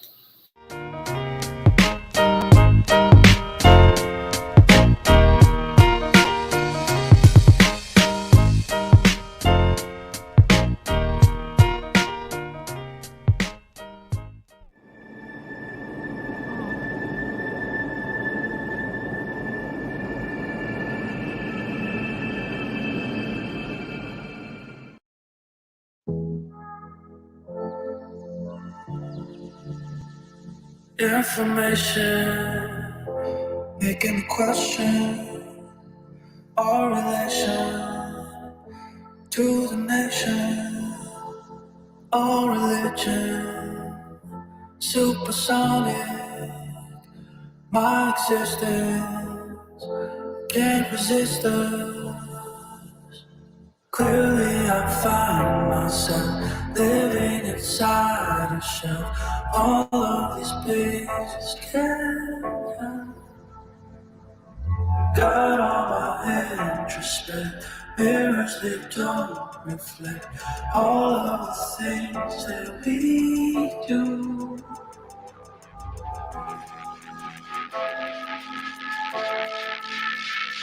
My existence.